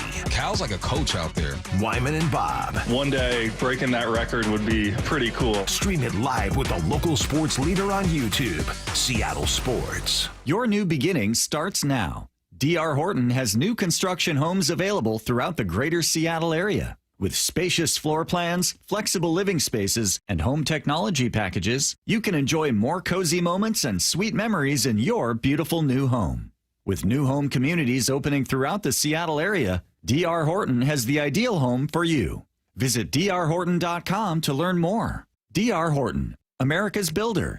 An equal housing opportunity builder. G. Scott here with former Seahawks Cliff Averill and Doug Baldwin. I heard you guys are having a celebrity pickleball tournament to raise money for Nourishing Champions. Why pickleball? Obviously, it's a growing sport, but also this model is that we will actually be playing with community. We are the most competitive people, so regardless of how sorry Doug might be, he will be out there competing like it's a Super Bowl. Sign up for the Celebrity Pickleball Tournament, open to all skill levels. For details, go to championsofchangefoundation.org/pickleball. At Cressy Door, we have the perfect garage door for you. Come visit our brand new garage door and fireplace showroom and let our experts help you find the perfect garage door. Cressy Door. Get in the zone, AutoZone. Jane has 150,000 miles on her truck, and she's proud of that. Jane's secret? AutoZone, where friendly AutoZoners help her find the right parts. Jane's brother Josh only cares that his car starts and goes, but when it doesn't, he also goes to AutoZone, where friendly AutoZoners help with free services. No hassles, just help. Everything you need, nothing you don't. Get in the zone, AutoZone. Restrictions apply. This is the story of the one. As a lineman, he does whatever it takes to keep the power on in his community. And he wants a partner like Grainger who does the same. Grainger offers the professional-grade products he needs, from voltage detectors to harnesses to hard hats, plus fast, dependable delivery, so he can rise to every challenge. Call 1-800-GRAINGER, click Grainger.com, or just stop by. Grainger, for the ones who get it done. At O'Neill Plumbing, we don't just promise to get the job done, we back it up. No travel charge, no show-up fee, no overinflated pricing, and no out-of-town owners. Just clean, fast, and professional each and every day. O'Neill Plumbing. Do you have a car you'd like to sell but don't want to go through all the hassle? With all the scams and security risks out there, more and more people are uncomfortable selling their own car. So how do you get the most money for your used car without selling it yourself? Stacy here with the answer. Wayscar Ford in Auburn. Not only will they purchase your car and pay you right up front for it, but it gets way better. Once they resell your old car, they share half the profit with you. The question I get most from my friends and colleagues is, what's the catch? And how can they offer this? It's super simple. All the money they save by not traveling to buy cars at auctions, like purchase fees, shipping, and travel expenses, is what allows them to offer this. They'd rather share that money they save with you than outside vendors. They encourage you to shop around, but if Wayscar Ford can pay you the same or more as their competitors and then share half their profit with you once they resell your car, why would you sell your car anywhere else? They've already shared over $800,000 with customers, and it's only at Wayscar Ford. That's wayscarford.com, Wayscar Ford in Auburn. The home of the Mariners, Seattle Sports. Cal swinging a drive, deep to right field. Every pitch of every Mariners game is on the Seattle Sports app. Need a new roof, a deck, siding, windows? Get up to $3,000 off any new installation. Hi, it's Justin Shirley, CEO of State Roofing and Exteriors. Home projects can add up fast, but we're here to help you save big. Book now and lock in up to $3,000 off in savings. That's $3,000 off any new installation. Call 866-ROOF-ROOF or visit stateroofing.com to schedule your free estimate today. State Roofing and Exteriors, held to a higher standard since 1968. Imagine finding your dream home and moving in right away. No waiting to sell your old place first. Sounds perfect, right? That's exactly what Orchard's Move First, Sell Later program lets you do. Buy your new home now and sell the old one later. Here's how it works. Orchard gives you cash so you can buy and move into your new home first, on your timeline. No waiting, no showings, no double moves.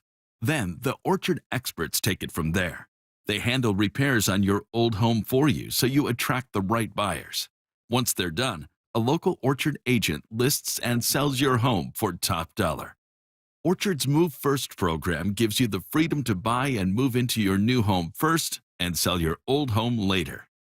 Buy before you sell and get top dollar for your home with Orchard. Ready to find out how much your home is worth? Visit Orchard.com to get your free home valuation. That's Orchard.com. Rare and luxurious 100 years of exceptional automobiles is currently on display at LeMay, America's Car Museum. Feel the thrill of racing simulators. It's excitement for all, and out-of-town visitors will love it. Visit americascarmuseum.org. When it comes to the security of your business, doubts can creep in about who you're trusting to protect it. At Bail Arm, we got you. For nearly 80 years, we've been putting our customers' minds at ease with our advanced technology and personalized support. Feeling insecure about your current security service? Visit bailarm.com today. Need to know. 15 minutes past every hour with Brock and Salk. Here's what you need to know. Up first. Well, yeah, kind of a strange series here. 3 games all at the same time, 11:20 a.m. Pacific time, as the Mariners head to Chicago yesterday to take on the Cubs starting today. Rare Friday matinee. That's just sort of the cool thing about Wrigley. Sammy Sosa apparently is going to be there for the first time in 21 years, so that place should be jumping. All 3 games in the series, as I said, will be at 11:20. Today it'll be George Kirby and Matthew Boyd, as there's been a change since I wrote this the last time. Tomorrow, I guess, Cade Horton and Emerson Hancock, and then on Sunday, Logan Gilbert and Colin Ray. Chicago is, they're good. They're a really good baseball team. They're a good team. They're really well-rounded. They pitch well. They hit well. They run well. They play defense well. They've got stars. They've got, supplemental guys that fill in around. They're just a really good team. And so I think an opportunity, as it sounds like Luke Raley will return this weekend, for the Mariners to start to show what they want to be here as they head into eventually the second half of the season. Summer will have started today, and kind of an expectation that this team gets it going. What happens when Luke Raley returns? I don't know. I don't know the answer to that. My guess is that it's Rowdy Tellez who ends up being DFA'd tomorrow, but obviously you still got some time before they've got to figure that out. Good news here, the A's took care of Houston last night, so the Mariners do get back to within 5 games out in the division. They will try to eat into that lead starting tonight, or today. Here's the second thing you need to know. Kraken, I love what they did yesterday. They needed to get bigger. They needed to get tougher. They needed to get more physical. They need to be harder to play against. And I think they're hoping they found all those things in a trade for Stars winger Mason Marchment. He does a little bit of all of that. He's a big dude, 6'5", 212. So he's a big guy. He knows how to use his body, knows how to throw that around. He's also a pest, one of those guys that you just hate when he's on the other team, but you love him on your own team. We just watched Brad Marchand throughout the playoffs and specifically in the Stanley Cup final. He is that type of player, not exactly the same, obviously. And those guys are effective. It was very effective for Florida, and Marchand wins his second cup with the second team. And like Marchand, this guy can put the puck in the net. He's averaged 22 goals and 50 points each of the last 2 years. Here he is with a just beauty in the postseason. Harley bounces one and it catches up to Marchment, who's in, spin, scores! Oh my goodness! That was beautiful! This is borderline indecent. spins around, uses the defender as a screen. A little capitulation from Hellebuck as he backs in. And just a wonderful spinorama backhand go-ahead. What a goal. Just a little capitulation from the goalie. It's all borderline indecent. The whole call was borderline indecent. In any event, going to be 30 years old. As I said, big guy. They give up a 3rd and 4th round pick for him. Actually, one of those picks was originally Dallas's. They're giving it back. Hopefully, he'll end up here longer than that, though. I like this move. I think this is exactly the kind of thing the Kraken need. It's not the only thing they need. I mean, they still need to add some more scoring, and I would say that a defenseman would still be on their list of things that would make this team a whole lot more competitive next year. But I like the idea, and for Jason Botterill's first move as the GM, I think this is a good one. Here's the third thing you need to know. We will not have an NBA champion, at least not yet. Instead, a Game 7 Sunday after Indiana just blew the doors off of Oklahoma City last night. The final was, 18 points, 108-91? But the lead was up over 30 at some points in the second half. It was not competitive. The Pacers really dominated almost from the jump. 6 guys in double figures, including Tyrese Halliburton. I know there were some saying he shouldn't play. Obviously, he did, and he talked about it. I just look at it as, I want to be out there to compete with my brothers. These are guys that I'm willing to go to war with, and we've had such a special year, and we have a special bond as a group. And, I think I'd beat myself up if I didn't give it a chance, and I just wanted to be out there and fight, and just had to have an honest conversation with Coach that, if I didn't look like myself and, was hurting the team, sit me down. Obviously I want to be on the floor, but I want to win, more than anything. I mean, of course, that's got to be the coach's call. If he said anything other than that, we'd be calling him a loser. What are you talking? I still can't believe that take from Emmanuel Ache yesterday. It's one of the worst takes I've ever heard.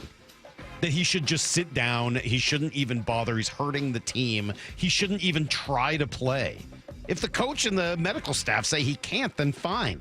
But of course I want that guy to do everything in his power to get out there and to want to be out there. He's their dude. Oh, my gosh. That's still, a day later, that's still kind of driving me crazy. Also, good conversation yesterday on Wyman and Bob with Kevin Pelton, who covers the NBA, talking through this Lakers sale, $10 billion. And he says, yeah, that will probably help the idea of expansion because it shows the owners just how valuable these teams truly are. He also said this. If it were up to Adam Silver, I think expansion would be greenlit, that process would already be well underway right now, that it is a matter of getting all the owners on board because there is a group in the league that their position is, look, why would we want to expand and cut up the TV revenue when we can just move teams from smaller markets to Seattle and Vegas and increase their value that way and take those teams from being teams that are getting revenue sharing to being teams that potentially pay into the revenue sharing. So I can see why that's appealing, particularly to large market owners. But I think for small market owners, the prospect of, again, if you're talking about, $5 billion for each of these teams, that's $10 billion combined.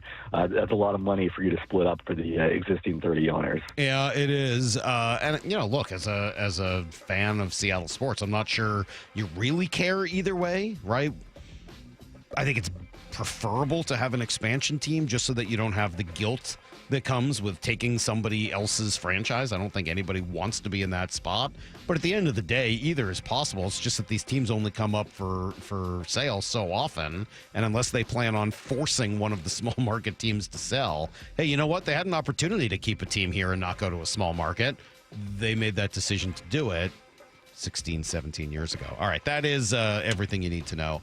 We do a quarter past every hour here on the Brock and Salk Show. Brock's going to stop by in 20 minutes. We'll do a little Blue 88 with him. G's going to come by at 8:30, and then Shannon Drayer at 9 o'clock. We got phone calls a little bit later today as well. All right, so I said I wanted to get to this yesterday, and we just didn't have time, but I'm glad we didn't because we actually ended up getting some more sound that just expands the conversation and I think gives it a little bit more depth.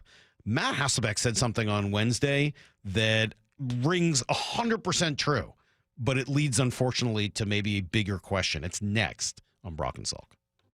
Four down territory. Going inside the game with former Cougs and Seahawks wide receiver Michael Bumpus. First down, what's something completely overblown at OTAs? Interceptions. So when an interception is thrown, all people see is the end result. I don't think they realize that could have been a free play. He's tossing it up, or he's told just to throw the football so the defense gets a look. Kobe Bryant was over the top. Boom, he gets an interception. It can be deceiving at times.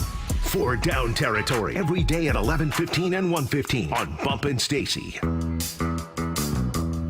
Comcast Business is celebrating Small Business Month by giving you a $1,000 small business bonus when you switch to a qualifying gig speed package from the company with over 99.99% network reliability.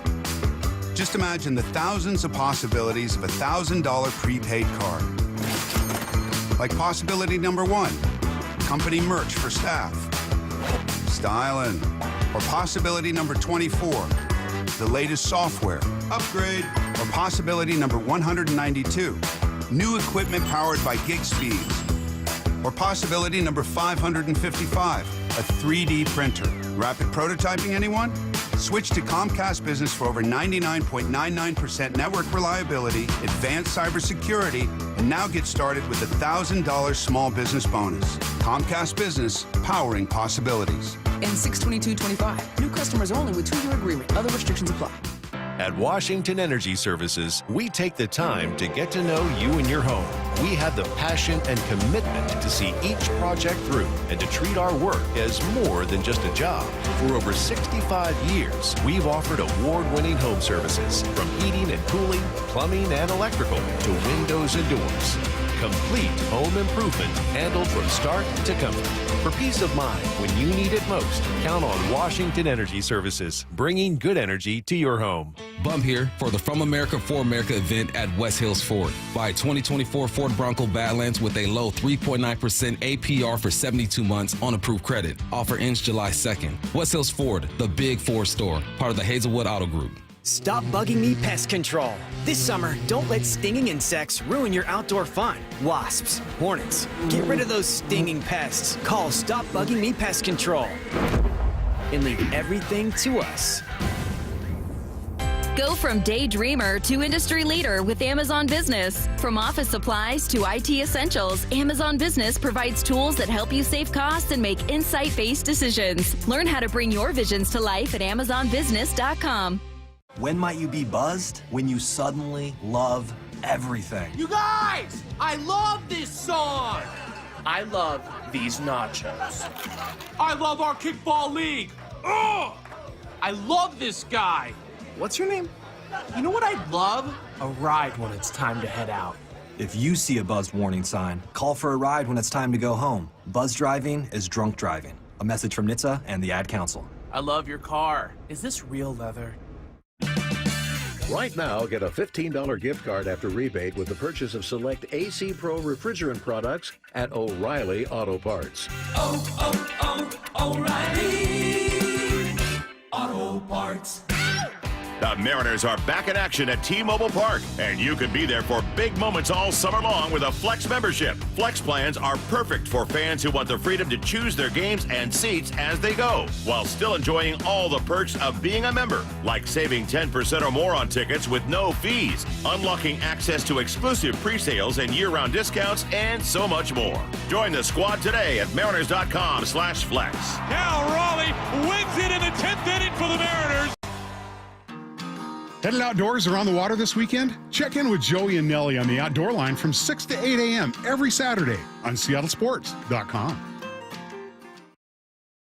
Get 0% financing for 72 months on Cat compact construction equipment at NC Machinery. Built for performance, durability, and comfort. Buy now and take advantage of 0% financing for 72 months at NC Machinery. Luxury awaits at Snoqualmie Casino and Hotel. It's Mike Salk here, and you can book now for an unforgettable summer experience opening this August. Wake up to breathtaking Cascade views with world-class dining and play your favorite games. Visit snocasino.com, Seattle's closest. It's now Snoqualmie Casino and Hotel. Guys, tired all the time? Gaining weight? Low drive? These aren't just signs of aging. They could be low testosterone or other underlying issues. This June, for Men's Health Month, Revive Men's Health in Seattle is offering a free comprehensive wellness panel, a $400 value. It checks your testosterone, blood sugar, cholesterol, kidney, liver, thyroid, and heart health. No guessing, just answers. Over 100,000 men have trusted Revive to get real results. More energy, better sleep, improved mood, and confidence that shows. If something feels off, don't wait. Take control and protect your long-term health by knowing your numbers. This offer ends June 30th. Schedule your free comprehensive wellness panel today. Call 206-529-1111. That's 206-529-1111. Or visit ReviveMen'sHealth.com. Feel better. Live stronger. Start now. You know what's faster than your paycheck? Literally everything. It's time to get your pay up to speed. With Earnin, you can access your pay as you work instead of waiting days and weeks for a paycheck. Get up to $150 a day with a max of $750 between paydays. No interest, no credit checks, and no mandatory fees. Because, hey, it's your money. Download the Earnin app now to get it and join millions of people making any day payday. That's EARNIN. Earnin is not a bank. Access limits are based on your earnings and risk factors. Available in select states. Expedited transfers available for a fee. Terms and restrictions apply. Visit Earnin.com for full details. From the Quantum Fiber Studio, you're listening to Brock and Salk. Weekdays 6 to 10 on Seattle Sports and 97.3 FM HD2. A couple of text messages here I'll address quickly before jumping into this conversation from Matt Hasselbeck. Let's see. 253 says, why do you think they would DFA Rowdy instead of Solano? I mean, part of it is just the right-left thing, right? If you're going to bring back Luke Raley, who doesn't really hit lefties much, I think you're probably going to move on from another guy who is a lefty rather than Solano, who you have in as a right-hander. Also, Solano's been hitting. I mean, for the last month or so, Solano's been one of the better hitters on the team. I know we're sort of, you look at the whole of this year, and it's still pretty lousy because he started off so horribly, but for the last month, he's actually been hitting. So, yeah, I think that probably comes down to Tellez or Canzone. I think Mastroboni probably sticks around. Those are the three lefties. I think Mastroboni's probably around just because of the versatility. I could be wrong. And so if it were me, yeah, I think it would probably be Rowdy and his 250 on base percentage that isn't here once Luke Raley's ready to return. All right. Matt Hasselbeck said this the other day, and as he said it, I sort of turned to Maura in the other room and was like, hey, we got to make sure we cut that because I think this is an important way of viewing this season. She was going to cut it anyway because she's the sound hound. But this is what Matt Hasselbeck said about this year. Yeah, we'll see. I definitely think that this is an identity year. Like, this is the identity of the head coach. He finally has his identity right, offensively, defensively, and how it fits. This is a team that had 10 wins last year, top 10 defense. There's good amount of reason for optimism. Okay, this is an identity year. This is an identity year for the Seahawks.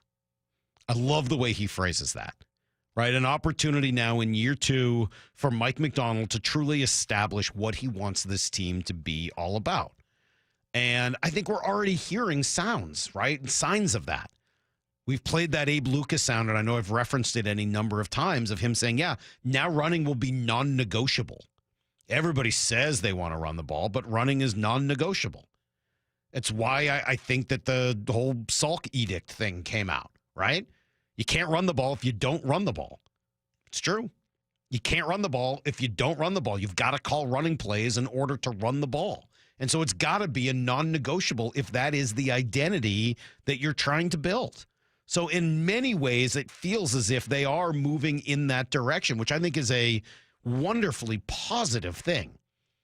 Having an identity that you know who you're going to be, it takes time to establish, but huge credit to Mike Macdonald for doing it and for making the adjustments after year one for things that didn't quite fit with that identity. I love all that. You know how I feel about identity. So this is great news to hear Matt say that unprompted. This is an identity year for Mike Macdonald.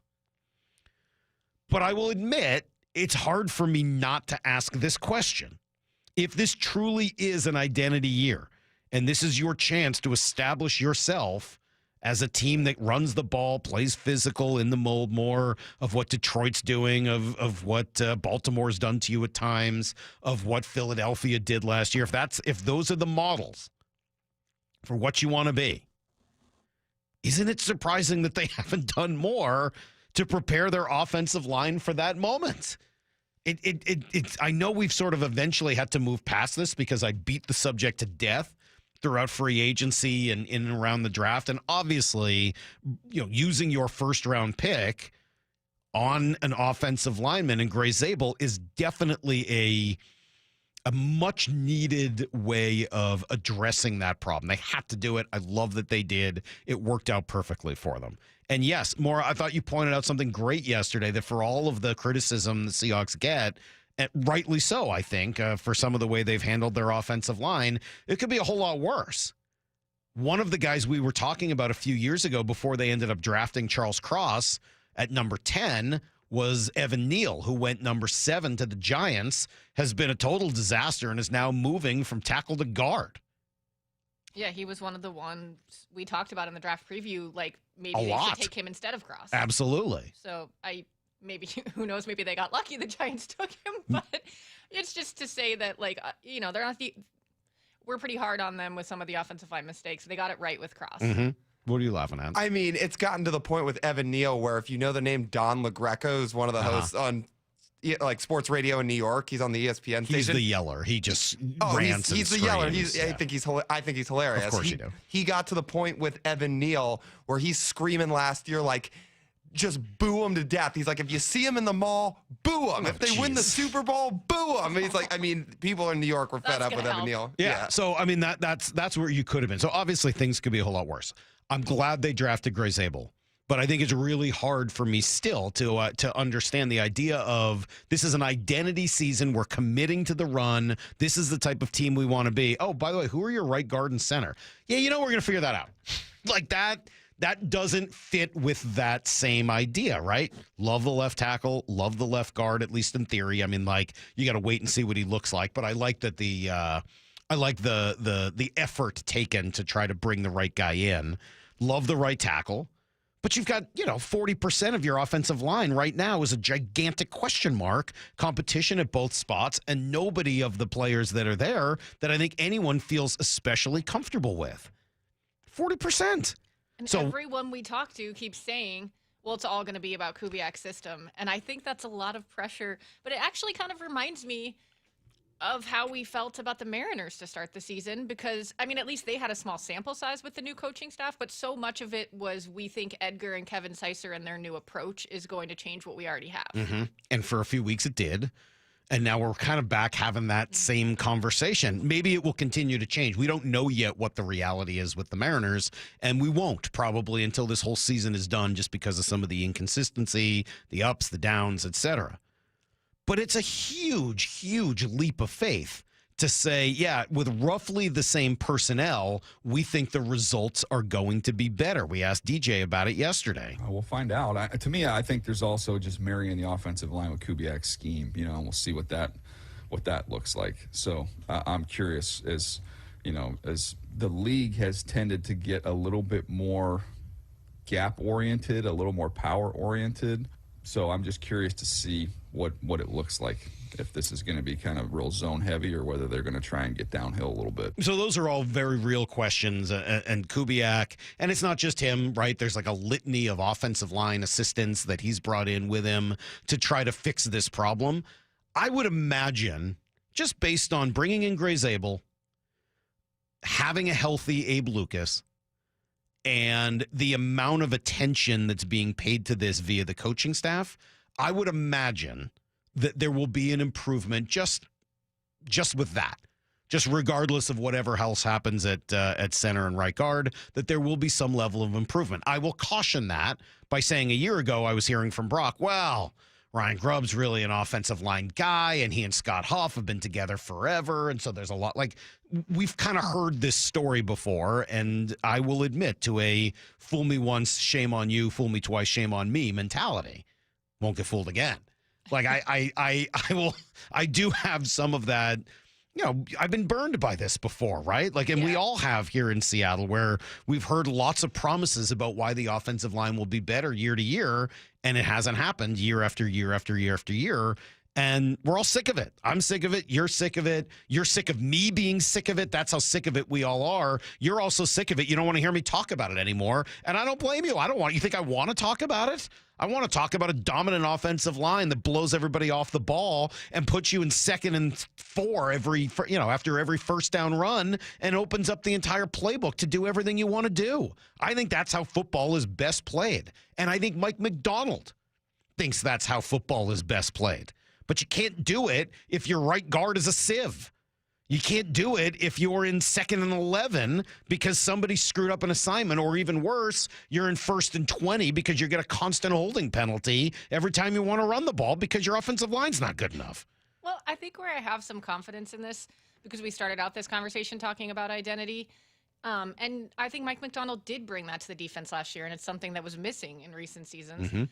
I think as much as Ryan Grubb was exciting, I think he even kind of admitted at one point in the season that something that was different in the NFL that he needed to learn to game plan specifically for that team each week. I think in college there's a lot of fun gadget things that you try to do, and you heard Abe Lucas talk about how they were trying to. It sounded almost like a Cheesecake Factory menu, like they were trying to do all these different things and see what worked. And this year he says we're going to specialize in a few things. We're going to be elite at those things. I think if nothing else, Kubiak has a clear identity for what he wants to do. We'll see if it works, but I think that is going to be important this year. Whereas I think Grubb was maybe a little over his head as far as trying to do some of the innovative things he did in college, and it was just too broad and too much. I totally agree with, I think, quite frankly, every word you just said. I think you're right on all of it. I just also have to go back to what we were saying a year ago, because this is the time, as DJ said yesterday, for optimism. Everybody looks great right now. This is going to be great. This looks good. This is going to get fixed. They've addressed this problem. Like, that's the norm, right? And we said it last year. I remember all of the conversations about, Ryan Grubb is going to be great for this, that, and the other reason. And this offense is perfect for such and such. And his connection with his offensive line coach, and they've been there forever. And that's going to translate. I've heard a lot of it before. It doesn't change that everything you just said sounds right. It does. Well, yeah, we've seen a lot of offensive line coaches come through here, and we've heard why they're going to be good. Mm-hmm. Oh, well, they're going to change this. And, oh, man, just wait till they start running gap instead of this. Like, whatever, man. You need good players, and then you got to coach them up well. You got to do both of those things. I'm not convinced that they went out and spent enough of their resources getting good players at 40% of the offensive line positions. We'll see. Maybe those guys are better than we've seen so far because they were so poorly coached last year, and the guys that they're bringing in now are going to be a lot better. I sure hope that's going to happen. It seems like that's what they want us to believe. We'll see if that's how it works out, right? Like that they had talent, but maybe they didn't develop it right. And I was told that would happen with Dylan Moore, and and with Dylan Moore, it worked for 1 month, and now he's like one of his last 30-something. On the other hand, it's worked out wonders for J.P. Crawford. I was told it would work out for Julio Rodriguez. It hasn't. So, I don't know how much faith to put in a change in coaching, a change in style. There's something to it, and I think, by the way, there's even more to it in football than there is in baseball. You know me. I'm not a big coaching in baseball guy, especially as it comes to the hitting coach. I feel much more so about pitching. I think you can really coach pitching in Major League Baseball. I think it's really, really hard to coach hitting, and I've said that, forever, and I still feel that way. It's more about disseminating information and kind of helping guys with a game plan day to day for what they want to do. It's not some of the same types of development that you get. But in football, it's everything. You've got to develop those players. You've got to help teach them how to handle the stunts and the twists and everything else that's coming their way. You've got to work on their technique. You've got to develop a lot of the things and a lot of the skills that they don't get in college because they don't run the ball like that anymore in college. And we've heard year after year from everybody, not just locally, that the offensive linemen that come into the NFL are not nearly as well prepared as they used to be. So coaching's got to be even more important in that spot. There are reasons for optimism. Brock will tell you that I say this all the time. Tell me what you want to do and then go do it. Tell me who you want to be and then go do things that lead towards that goal. If you are doing a good job and you're happy about, an identity year, This is an identity year, an opportunity to fulfill and live up to some of that identity you're trying to establish. Great. I'm happy about that. But I also think that if you're going to do it, you got to do it. You got to go act that way as well. And that means spending some money, spending some time, spending some resources, not just on Gray Zabel, which is great. I love Gray Zabel. I'm not upset about that. I love it. But even more so on the center and the right guard position in order to make sure that they're going to be up to snuff this year as well. We can chat a little bit more about this later as we will answer questions and have conversation. Turn the show over to you guys at 9:30. If you've got something to say today, start planning, start thinking about what it is, especially if you've never called the show before. 866-979-3776 is the phone number right now. Some Blue 88. This is Brock and Salk's Blue 88. Blue 88! Blue 88! We take you to the field as Brock Ewart breaks down 3 football questions as only he can. Now here's your hosts, Brock Ewart and Mike Salk. Good morning, sir. Oh, good morning from gorgeous Moscow, Idaho this morning. Good morning. Yeah. You are well-traveled. Oh, my gosh, has this month been nuts. Absolutely crazy. 8 nuts crazy. But yesterday I did something I'd never done before. Flew into Spokane, and I usually take the little more direct route from Spokane down to Pullman, Moscow. Not this time. Not this time. This time I went through Oaksville. I went through Garfield. I went through Palouse. And everybody listening here in Spokane on AM 700 knows exactly what I'm talking about. It was as glorious a drive as I've done in a long time. Even Titus put his TikTok down. It's like, man, this is beautiful, Dad. I'm like, yeah, it was golden. The wheat was golden. Oh, that's impressive. You got your kid to put down his phone? I did. Yeah, big time. You just slap that out of his hands. Sack fumble, sack fumble. All right, question number 1 for you, buddy. We chatted quite a bit with DJ yesterday, and I played some of the sound of him talking about the offensive line and Kubiak, et cetera. But tell me what else you heard from DJ that you liked yesterday. Yeah, I really like that point about, and specifically because of this scheme, because of some of the old school nature of the Kubiak scheme and the way they're going to go about this, Mike, it's going to be a very physical camp. We did talk about that last year, and I think that played true with how hard those guys worked, and we saw the fruit of that certainly defensively over the course of the season. And when DJ said, within this Kubiak scheme and just this style, and with what the Seahawks have on that interior defensive line, you're going to know. You're going to know whether or not Gray's able. You're going to know whether or not Oluwatimi. You're going to know in that 4-man battle for right guard. You're going to know what you got. You're not going to be exposed to, and because of the system, you're not going to be hiding a lot of those weaknesses. And because of the guys you're going up against in one-on-one drills and padded practices, and even that padded practice against Green Bay and that week of workout there, you're going to know. I don't think going into game 1 against San Francisco, any of us are going to be like, "Ooh, I don't know if Gray Zabel can play. I don't know if Oluwatimi's athletic enough." They're going to have enough data points, as Mike Macdonald said to you in that Sam Darnold answer. They're going to have enough data points. I really am confident in that. I was just listening to you guys, as I said, on AM 700 over here in Spokane, and I heard you saying rightfully so. It was a year ago that I'm like, wow, this is great because Huff and Grab are both O-line guys. They have all that background, and you really get 2 for 1. But that was at the collegiate level. That was not at this big boy level. And this is a different game at this level. And I do have a little more confidence that, A, the level of competition of your defensive line and talent, and B, just the resources and the institutional knowledge and the way that Kubiak and this entire staff want to go about it, I do feel like we're going to have way more data points than we've had in recent years in training. Yeah, and I appreciate you saying that because that's not a shot at you. It's just this general idea. Right now, everything looks good. Right? That's right. It's supposed to. It's the end of June. Everything is supposed to look great, but the fact remains 40% of their offensive line is a question mark. Really, 60%. We don't know what Gray Zabel's going to do yet. And because of that, I think it's hard for me to fully buy into, hey, this is an identity. This is an identity year. Well, you got to go prove that, I think, before we can feel confident in that. Question number 2. You got more pro football focused stuff for me, huh?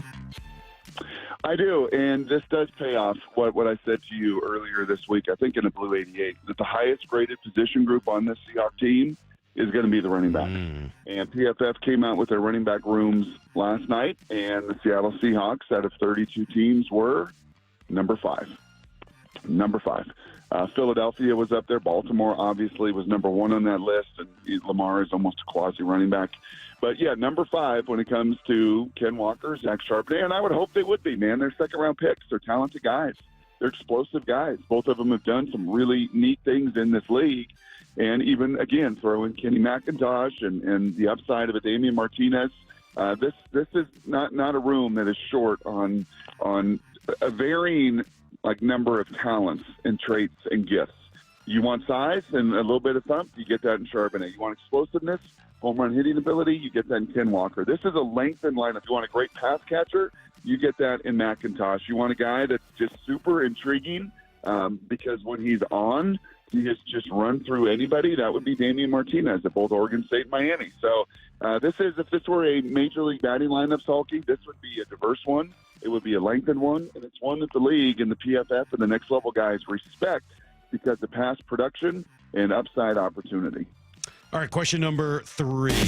After listening to DJ yesterday, Brock, feeling any better about the idea of trading for Trey Hendrickson? Yeah, I mean, honestly, he made, the most compelling case. And the most compelling case is this is not an aging, end-of-the-line, lose your speed, lose your production kind of talent. I re-listened back to that. I watched the video over there at Seattle Sports on YouTube, and I thought that too, was a very compelling point from DJ. That if you look at the DeMarcus Wares, if you look at the Jared Allens, if you look at the technicians in the game, Salk, they endured into their 30s. They were productive into even sometimes they're close to mid-30s. So the fact that Trey is 30, this is not a 1 year, this is not a 2 year. That, when DJ said, man, you can I think bank on that technician, that skill set, that strength to both set an edge and get to the quarterback for 3 years. That was the strongest case in evidence I've heard yet. Now, on the flip side of that, what it's going to cost you financially is probably bigger to me than even that 2nd and 5th round pick. Sure. We know they can manipulate draft picks. We know there's always opportunities. We know there's a number of Seahawks players that are due for contracts at the end of this year. And who knows, maybe if you were to make this happen, and again, I do believe it's a long shot. I don't think Cincinnati is that stupid to let that kind of talent walk out the door with Joe Burrow and the other commitments they made. It's not even the draft capital. It's just the financial commitment to it and what that costs you on the other side in a salary cap-driven league for a team that still has plenty of holes offensively to fill. That is today's Blue 88. I'll address that in a little bit more detail coming up in a few minutes because I too was pretty compelled by what DJ had to say. Maybe that's not all that surprising. Since I got you for gut, but in your gut, you think 10% chance? That sounds right. 15% chance? Yeah. I mean, I don't. There's no evidence yet that they're ready to do that. On the other hand, they still yet to make a deal. So until they do, I mean, it's out there as a possibility. I'll keep hope alive. Absolutely. You got me for a couple more minutes here, Moscow. What do you got for me? Well, I want to ask you about this series against the Cubs. I mean, you go to Wrigley now, one of the great ballparks in the entire country. Sammy Sosa is going to be in the building for the first time in 21 years tonight. What do you expect out of? I know, right? What do you expect out of the Mariners this weekend?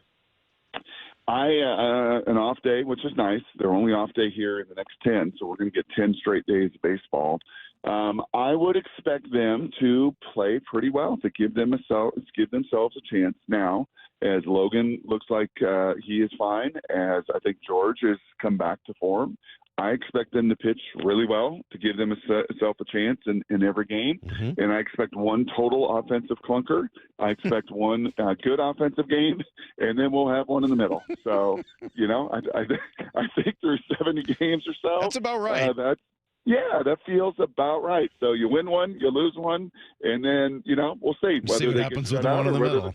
They score 6 runs. That's very I will well say said. this, man. We went to Wrigley a few years ago as a family. Met some friends out there, and I've been to Fenway. I've been to a bunch of parks now, and Petco's really neat. And Pittsburgh's beautiful. T-Mobile is a crown jewel. It's one of I think the 5 or 6 best in baseball too.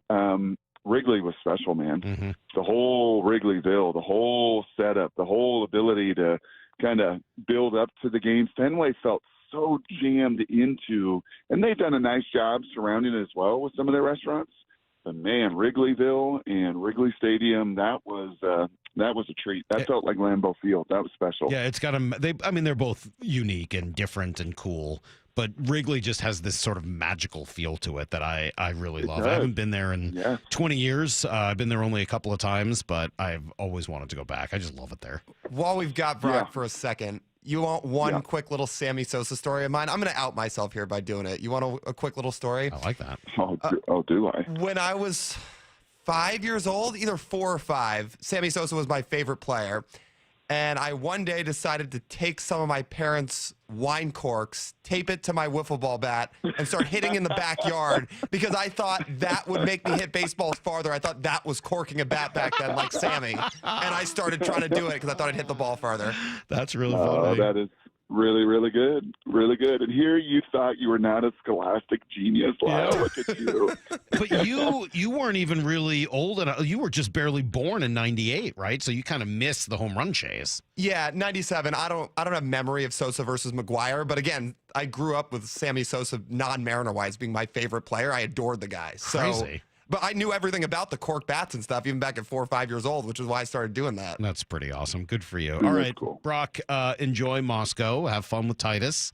And we'll do. We're going to head into the Kibbie Dome right now, my friend, in fact. So, yeah, we'll have a good one. And we're just 8 days away from the wedding. Oh, that's true. 8 days. Is very true. 8 days a week. All right. Well, we'll be together on Monday. You'll be off the rest of next week to get yourself in the right headspace for this thing. And I'll talk to you then. Have a good weekend. Okay. Sounds great, Michael. Right, see you guys. There you go. There goes Brock Heward. Great story, Lyle. We got a lot still left to do before G joins us in a half hour. Shannon Drayer a little bit later. Brock and Salk, Seattle Sports on 710, seattlesports.com.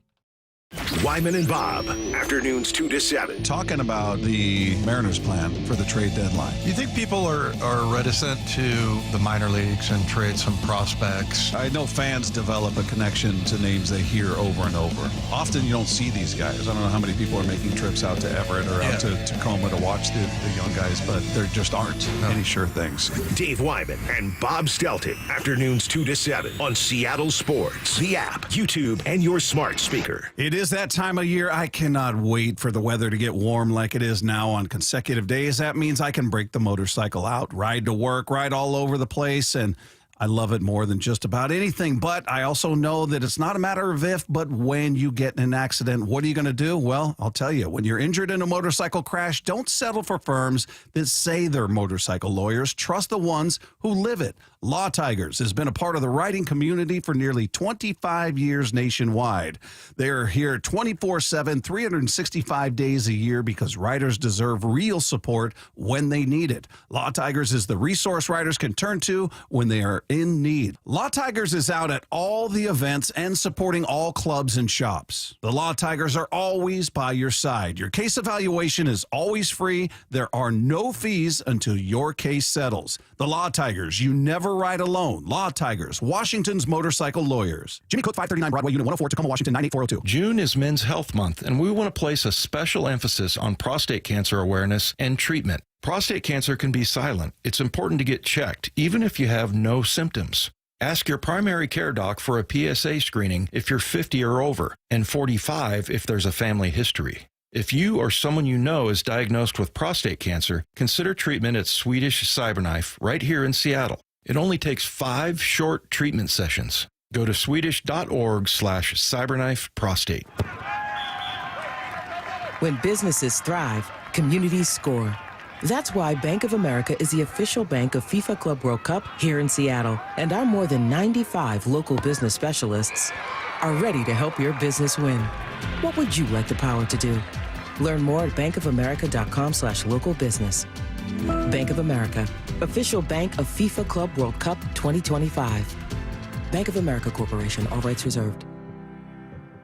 Take advantage of Lake Washington Windows hot savings. $750 off per window and $1,500 off per door with leak armor installation. And enjoy 12-month same-as-cash financing only through June. Visit LakeWashingtonWindows.com. Rare and luxurious 100 years of exceptional automobiles is currently on display at LeMay, America's Car Museum. Feel the thrill of racing simulators. It's excitement for all, and out-of-town visitors will love it. Visit americascarmuseum.org. Synthetic Turf Northwest is now open in Fife, the South Sound headquarters for premium synthetic turf. They help homeowners with a turnkey solution, DIYers, and contractors and landscapers needing quality products. With premium turf in stock, expert advice, and pro installation services, everything you need is under one roof. Visit their new showroom off I-5 in Fife, Synthetic Turf Northwest. Supplies and installation expertise all in one place. Mention radio for up to $1,500 off. SyntheticTurfNorthwest.com. Hey, Green Gobbler here. So you've got a clogged drain in your bathroom. Water in the sink's overstaying its welcome. You're spitting today's toothpaste on top of yesterday's toothpaste. You hope that it go away. Yeah, clogs don't just go away. I make them go away. I'm Green Gobbler, the only clog dissolver you need. I'm bleach-free, safe for your pipes, and I work. Guaranteed or your money back. Because I never met a clog that was gonna unclog itself. Green Gobbler. Let the gobbler get it. Why choose a Sleep Number smart bed? Can I make my side softer? Can I make my side firmer? Can we sleep cooler? Sleep Number does that. Cools up to 8 times faster and lets you choose your ideal comfort on either side. Your Sleep Number setting. It's the Sleep Number 4th of July sale. Save over $600 on our King P5 smart bed, our lowest price of the season. Limited time. All Sleep Number smart beds offer temperature solutions for your best sleep. Check it out at a Sleep Number store or sleepnumber.com today. Heritage Mechanical and Auto Repair reminds parents the fatal crash rate for teens peaks at age 19, and we lose nearly 8 kids every day. Make a family agreement to never drive under the influence of alcohol or drugs, text behind the wheel, or ride with anyone who is. Always designate a sober driver, call a parent or rideshare, and let's bring all our kids home safely.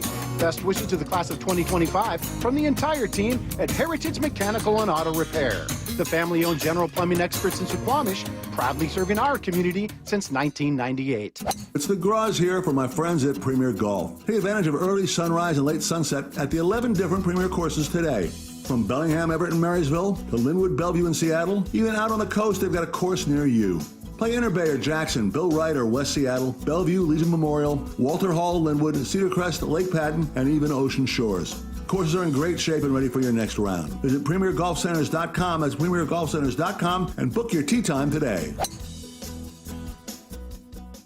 Let's go!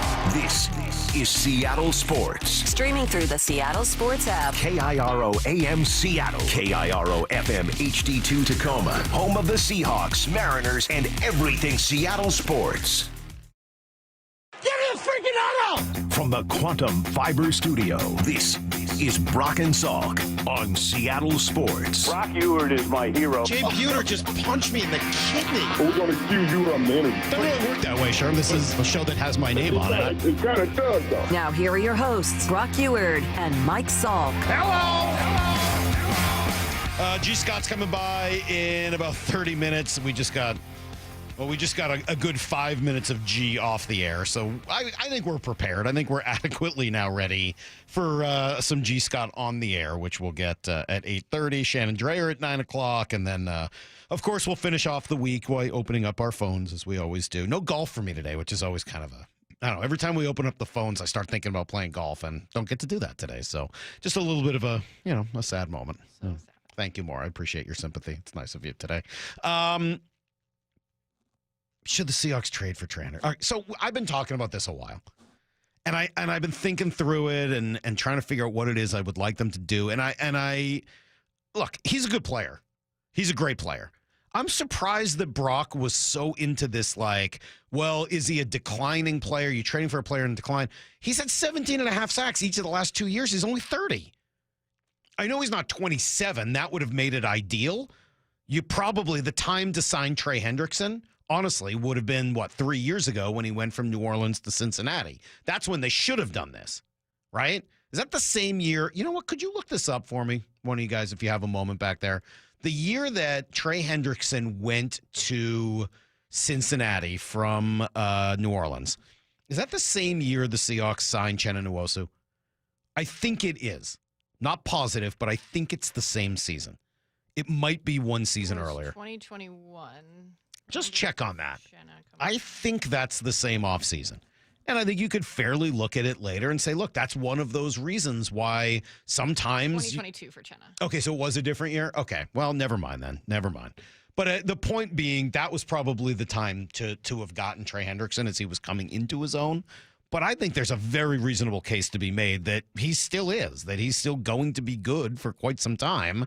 And DJ said that yesterday. I think so. I think, to me, you kind of look at it and go, okay, was he a speed-dependent rusher? If you're a speed-dependent rusher, I think there's a tendency you can kind of fall off of a cliff. It's not really like a slow decline. I mean, Von Miller would probably be an example of that, and obviously he's kind of broken down.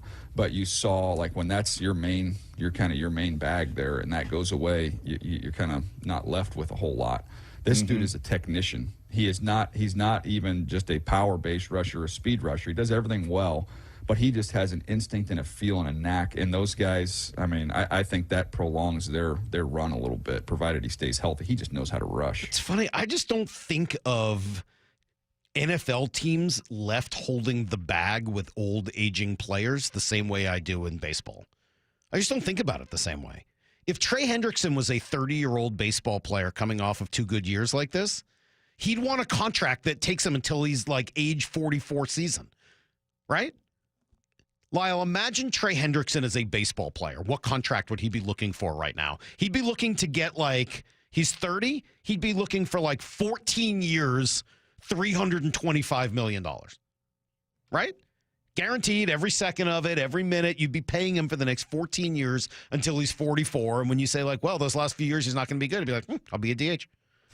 Right? That's honestly what Trey Hendrickson would be looking for in Major League Baseball. It's why it's so hard to pay these 30 to 32-year-olds in baseball. He'd be looking for the Trey Turner contract. Yes. He'd want to get paid well into his 40s. Yes.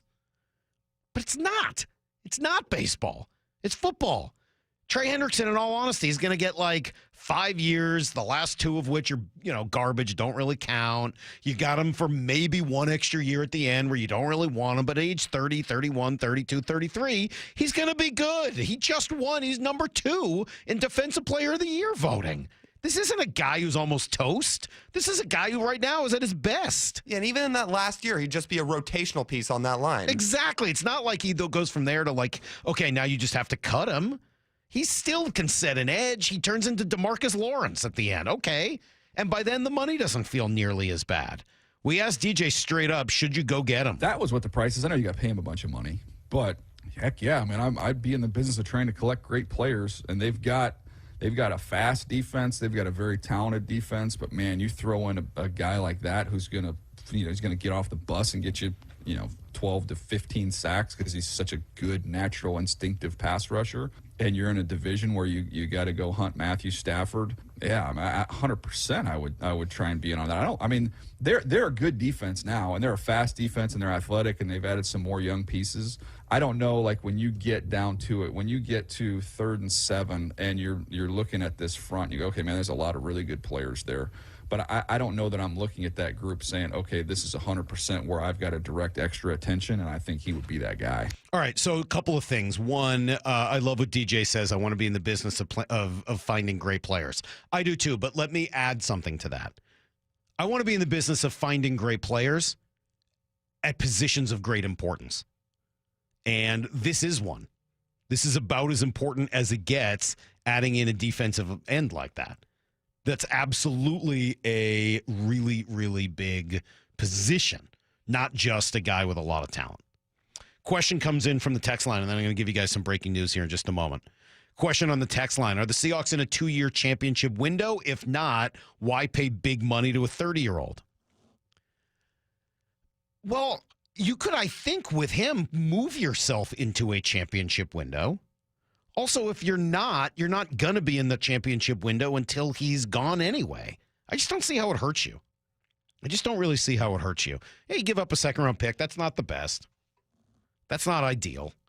But I still think it would be. Worth it. All right. I said I got breaking news. I'm sorry to cut all that short. That's a good conversation. But this coming out from Daniel Kramer just moments ago. Luke Raley is indeed here in Chicago and has been activated from the IL by the Mariners. In a corresponding move, Rowdy Tellez has been designated for assignment. We'll give you some details on that, on why it's gone down that way, and what we should expect next. It's all coming up, and give you everything you need to know. It's Brock and Salk, Seattle Sports on 710.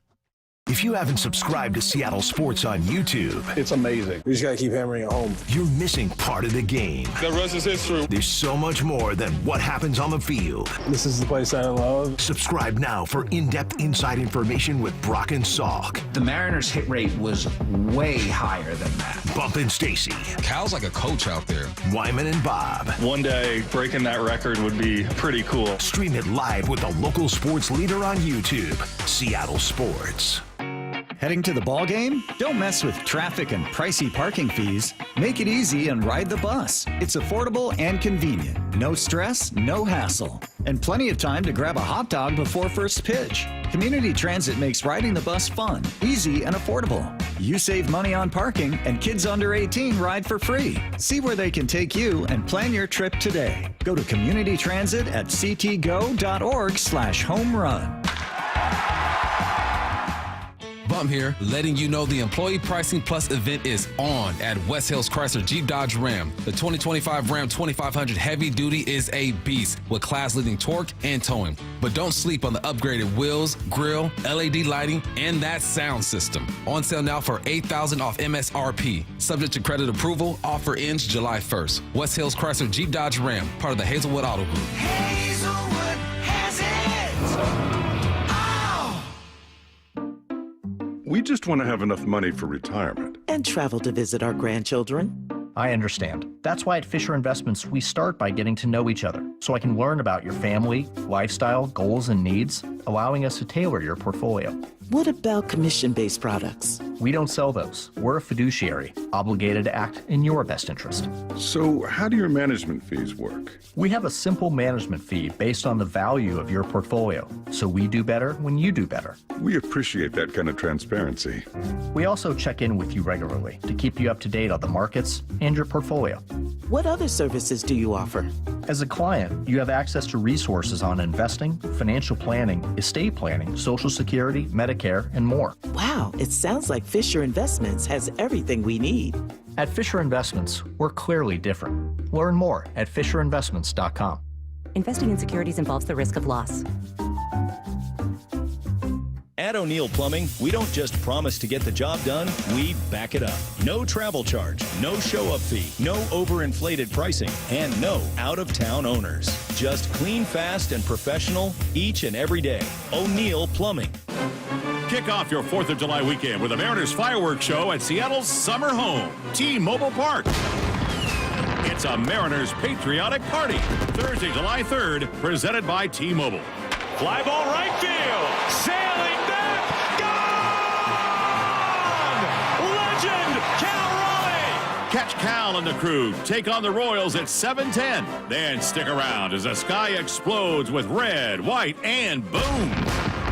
Fireworks and Mariners baseball. That's 2 spectacular shows in one unforgettable night. J.P. Crawford with a walk-off single. Holy smokes, what a finish. Lock in your seats now at mariners.com/fireworks and check out the full fireworks lineup this summer, including an 80s night on July 18th and Show Tunes theme on August 1st. Plus, don't miss big-time giveaways like patriotic trucker hats on July 4th and J.P. Crawford basketball jerseys on July 5th. Mariners baseball. Tridents up. Jaden Schwartz for Techline Roofing. Summer is the perfect time for a new roof. Take advantage of our easy financing, summer specials, and the best warranty in the business. Have a great summer. See you next hockey season. Trust Techline. Heading outdoors or on the water this weekend? Check in with Joey and Nelly on the Outdoor Line from 6 to 8 a.m. every Saturday on Seattle Sports and the Seattle Sports app. Comcast Business is celebrating Small Business Month by giving you a $1,000 small business bonus when you switch to a qualifying gig speed package from the company with over 99.99% network reliability. Just imagine the thousands of possibilities of a $1,000 prepaid card. Like possibility number 1, company merch for staff. Styling. Or possibility number 24, the latest software. Upgrade. Or possibility number 192, new equipment powered by gig speeds. Or possibility number 555, a 3D printer. Rapid prototyping, anyone? Switch to Comcast Business for over 99.99% network reliability, advanced cybersecurity, and now get started with a $1,000 small business bonus. Comcast Business, powering possibilities. And 6/22/25. New customers only with 2-year agreement. Other restrictions apply.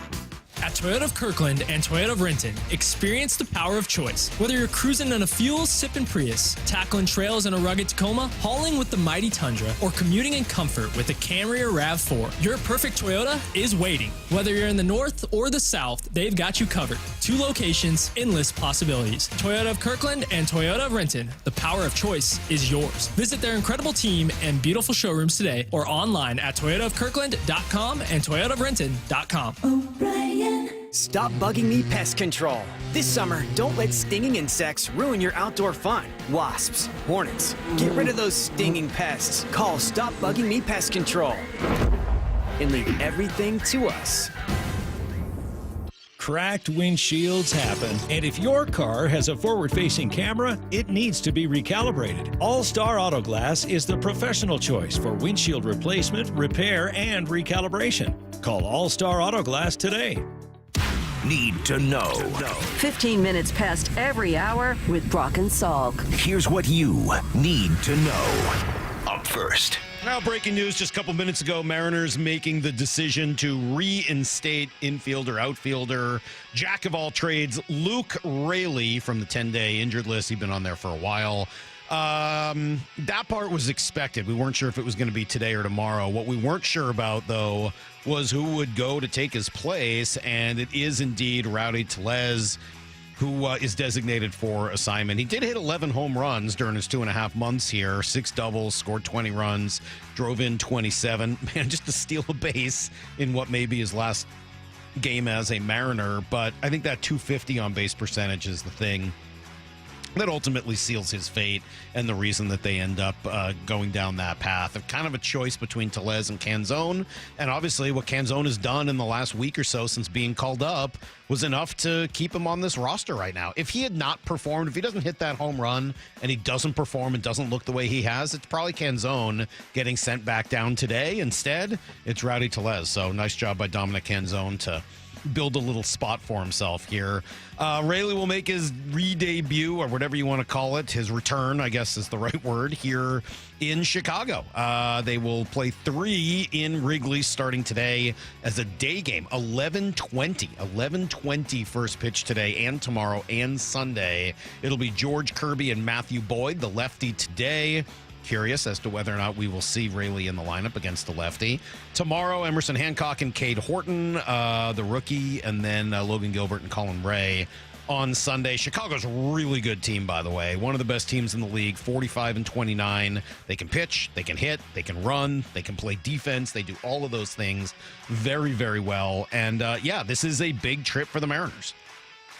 Really good test against one of the best teams in the league in Chicago. Then you get a wild card battle against Minnesota, a team that you're right there with in the wild card hunt. And then obviously division rival in Texas, who is only a game or so behind you in the West. So huge 10-day road trip, 10 games in 10 days, and then 7 more, I think, after that before the All-Star break. Yeah, I like this. This is Russell Dorsey, who joined Wyman and Bob yesterday from Yahoo and also from the Apple TV broadcast, and he talked about what the Mariners need to do. I mean, it's going to have to be enough, right? Like, it was always the strength of this team was that rotation. And I think when you are able to, have confidence in your entire rotation, it's not just you're relying on one guy every 5th day to kind of be that win day for you. That's a good feeling to have. But pitchers won't say this, but when you feel like you got to throw up zeros every time out, like that could be mentally taxing on a starter individually, but as a rotation as a whole. And I think that's the one thing, I'm going to be watching here with the Mariners is that rotation going to be able to continue to pick up the offense while they try to figure things out on that side of the baseball? Because we've seen them do it before. You just don't want to live in a world where you have to do that each and every season. Yeah, well, we've been having that conversation, it seems like, each and every season, so we'll see. I don't know whether the pitching can be enough, but I do know that they're now coming at you every day with one of these 5 guys, and it's almost a pick your poison kind of situation. Here's the second thing you need to know. I should also mention, by the way, last night the A's beat Houston, so that was good news. Mariners get back to within 5 in the division. Kraken, I love what they did yesterday. They bring in Mason Marchment. His nickname is Mush, which is just great. But he's exactly the type of player they need. He's big, he's tough, he's physical, net front presence, hard to play against, and more than anything, maybe just willing to be a pest, willing to be an instigator, willing to aggravate the other team, and you know how important that can be. It's one of the biggest things the Kraken have lacked. I wrote about it last night at seattlesports.com. If you love your hockey and want a couple of minutes read on why you go after Mason Marchment, it's to bring some of that edge that this team has sorely missed ever since they launched.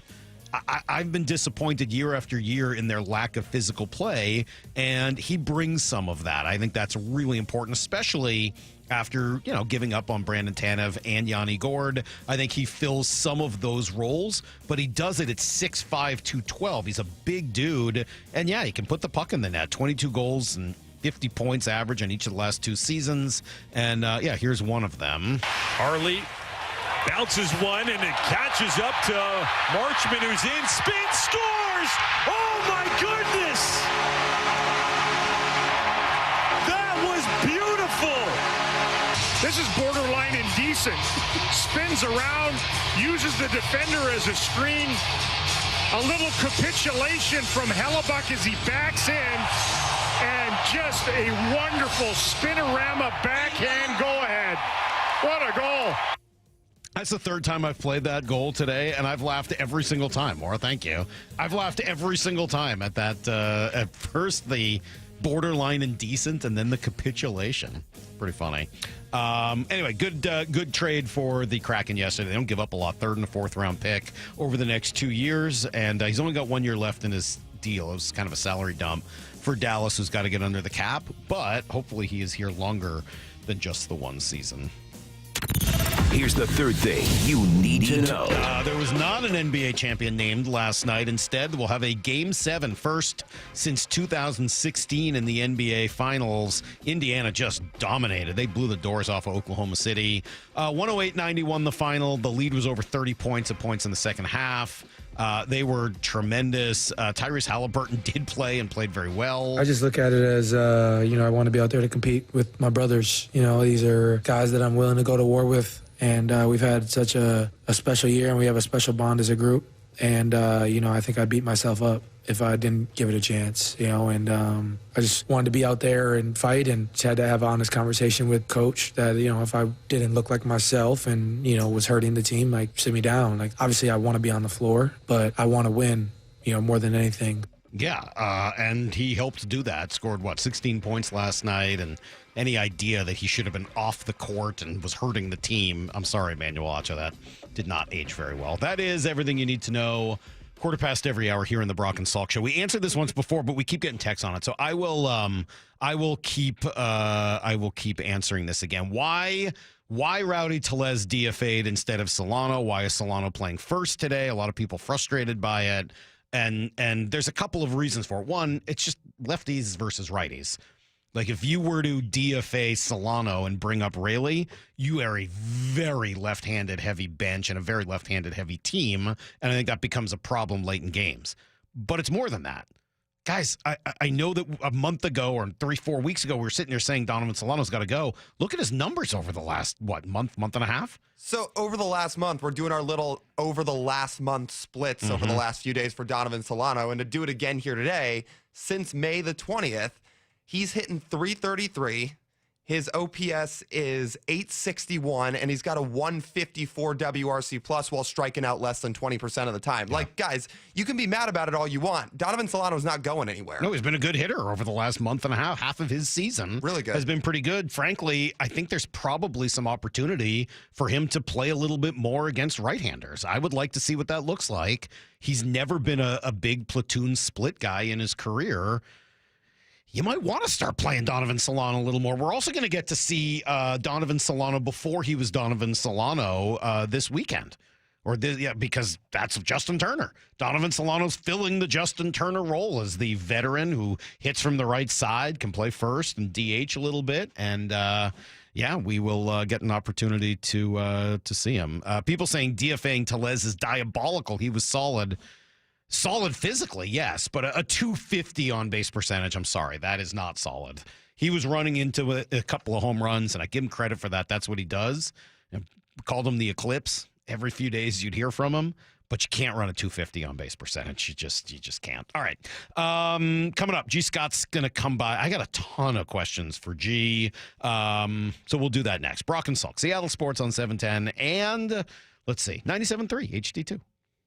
For Down Territory, going inside the game with former Cougs and Seahawks wide receiver Michael Bumpus. First down, what's something completely overblown at OTAs? Interceptions. So when an interception is thrown, all people see is the end result. I don't think they realize that could have been a free play. He's tossing it up, or he's told just to throw the football so the defense gets a look. Kobe Bryant was over the top. Boom, he gets an interception. It can be deceiving at times.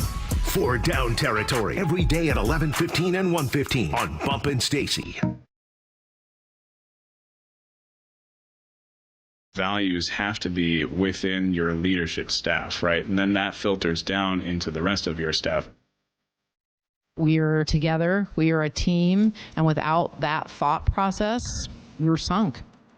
I still revert back to, if I work at a location and I'm willing to have my son work at this location, that should tell you a great deal. I didn't steer my son away, I steered my son to it. They call it the Lee Johnson Auto family, and it's not just a name, it's not just some cliche. They foster an environment for us to become a family. As much as I'd love to think that they trust me, yeah, our family name is trusted, but it's because of those individual interactions with our people that those folks have had over the years. That's where they build their trust with the relationship.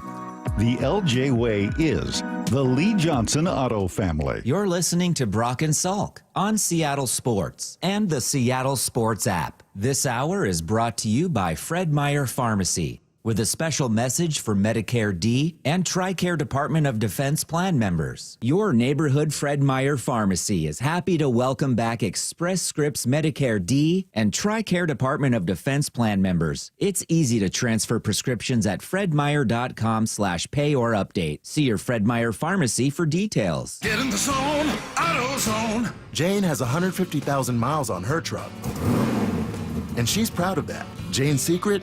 AutoZone, where friendly AutoZoners help her find the right parts. Jane's brother Josh only cares that his car starts and goes, but when it doesn't, he also goes to AutoZone, where friendly AutoZoners help with free services. No hassles, just help. Everything you need, nothing you don't. Get in the zone, AutoZone. Restrictions apply. This is the story of the one. As a safety manager at a manufacturing plant, he does everything he can to keep his coworkers safe. From finding ways to reduce risks to keeping safety supplies in stock. And for that, he relies on Grainger. Grainger offers a broad range of quality products and next-day delivery, so he can always play it safe. Call 1-800-GRAINGER, click Grainger.com, or just stop by. Grainger, for the ones who get it done. 1-877 Cars for Kids. KARS Cars for Kids. 1-877 Cars for Kids. Donate your car today. Donate today at carsforkids.org. That's cars with a K. Your car can be picked up as soon as the next day. Receive a tax deduction and vacation voucher. 1-877 Cars for Kids. Donate your car today. Now accepting donations of land, homes, buildings, or any kind of real estate. You're free now. Free to stream beyond your wildest dreams. Rom-coms, slasher-coms, space operas. Free to fill your feed with impossibly chunky chunkers. Cats, corgis, babies on demand. Free to make your smart devices do silly things. Bowl of chips on the Robo-Vacuum. Free to open a world of remote work and Gametopia. Who's the boss now? Free to be everything you imagine. That's how it feels to have Quantum Fiber Internet. Your world unleashed. Learn more at quantumfiber.com. Limited availability, service in select locations only. I'm attorney Rob Iddens, proud Marine Corps veteran and owner of Warrior Injury Law. We help all types of injury victims like Sean, who was rear-ended in a car accident. They're just easy to work with. They're fast. I like the fact that he had military service. I can see a lot of Marine in Rob. He's very in charge, really gets things done. But I didn't have to do anything. He offered me a settlement, had a number in my head was nearly double that. I would refer absolutely anybody to Rob. If you've been injured, call us at 253-WARRIOR. Warrior Injury Law. Battle tested. Eddie's!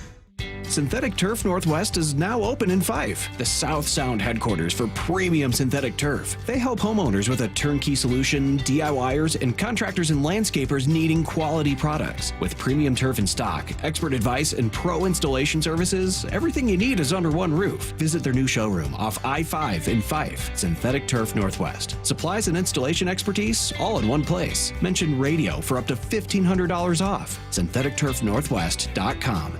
Hey, Brock Ewart here with Shannon O'Kelly, President and CEO of IRG Physical and Hand Therapy, inviting you to come work with IRG. And Shannon, what kind of staff are you looking for at IRG? Brock, we're looking for all kinds of clinical staff, physical therapists, occupational therapists, athletic trainers, certified occupational therapy technicians, physical therapy assistants, you name it on the clinical side. We are looking for those folks. But we are really looking for folks that want to come to an organization that want to be part of our culture and change the culture and work with us to provide the best care and service we can to our patients, our team, and our community. So those clinical people out there, we're looking for you. We also provide advanced certification. We want to provide you mentorship. We want you to grow personally and professionally here at IRG. And with over 40 clinics throughout the Pacific Northwest, you've got the opportunity to work in the city you want. Just head over to irgpt.com/careers. That's irgpt.com/careers. From the Quantum Fiber Studio, This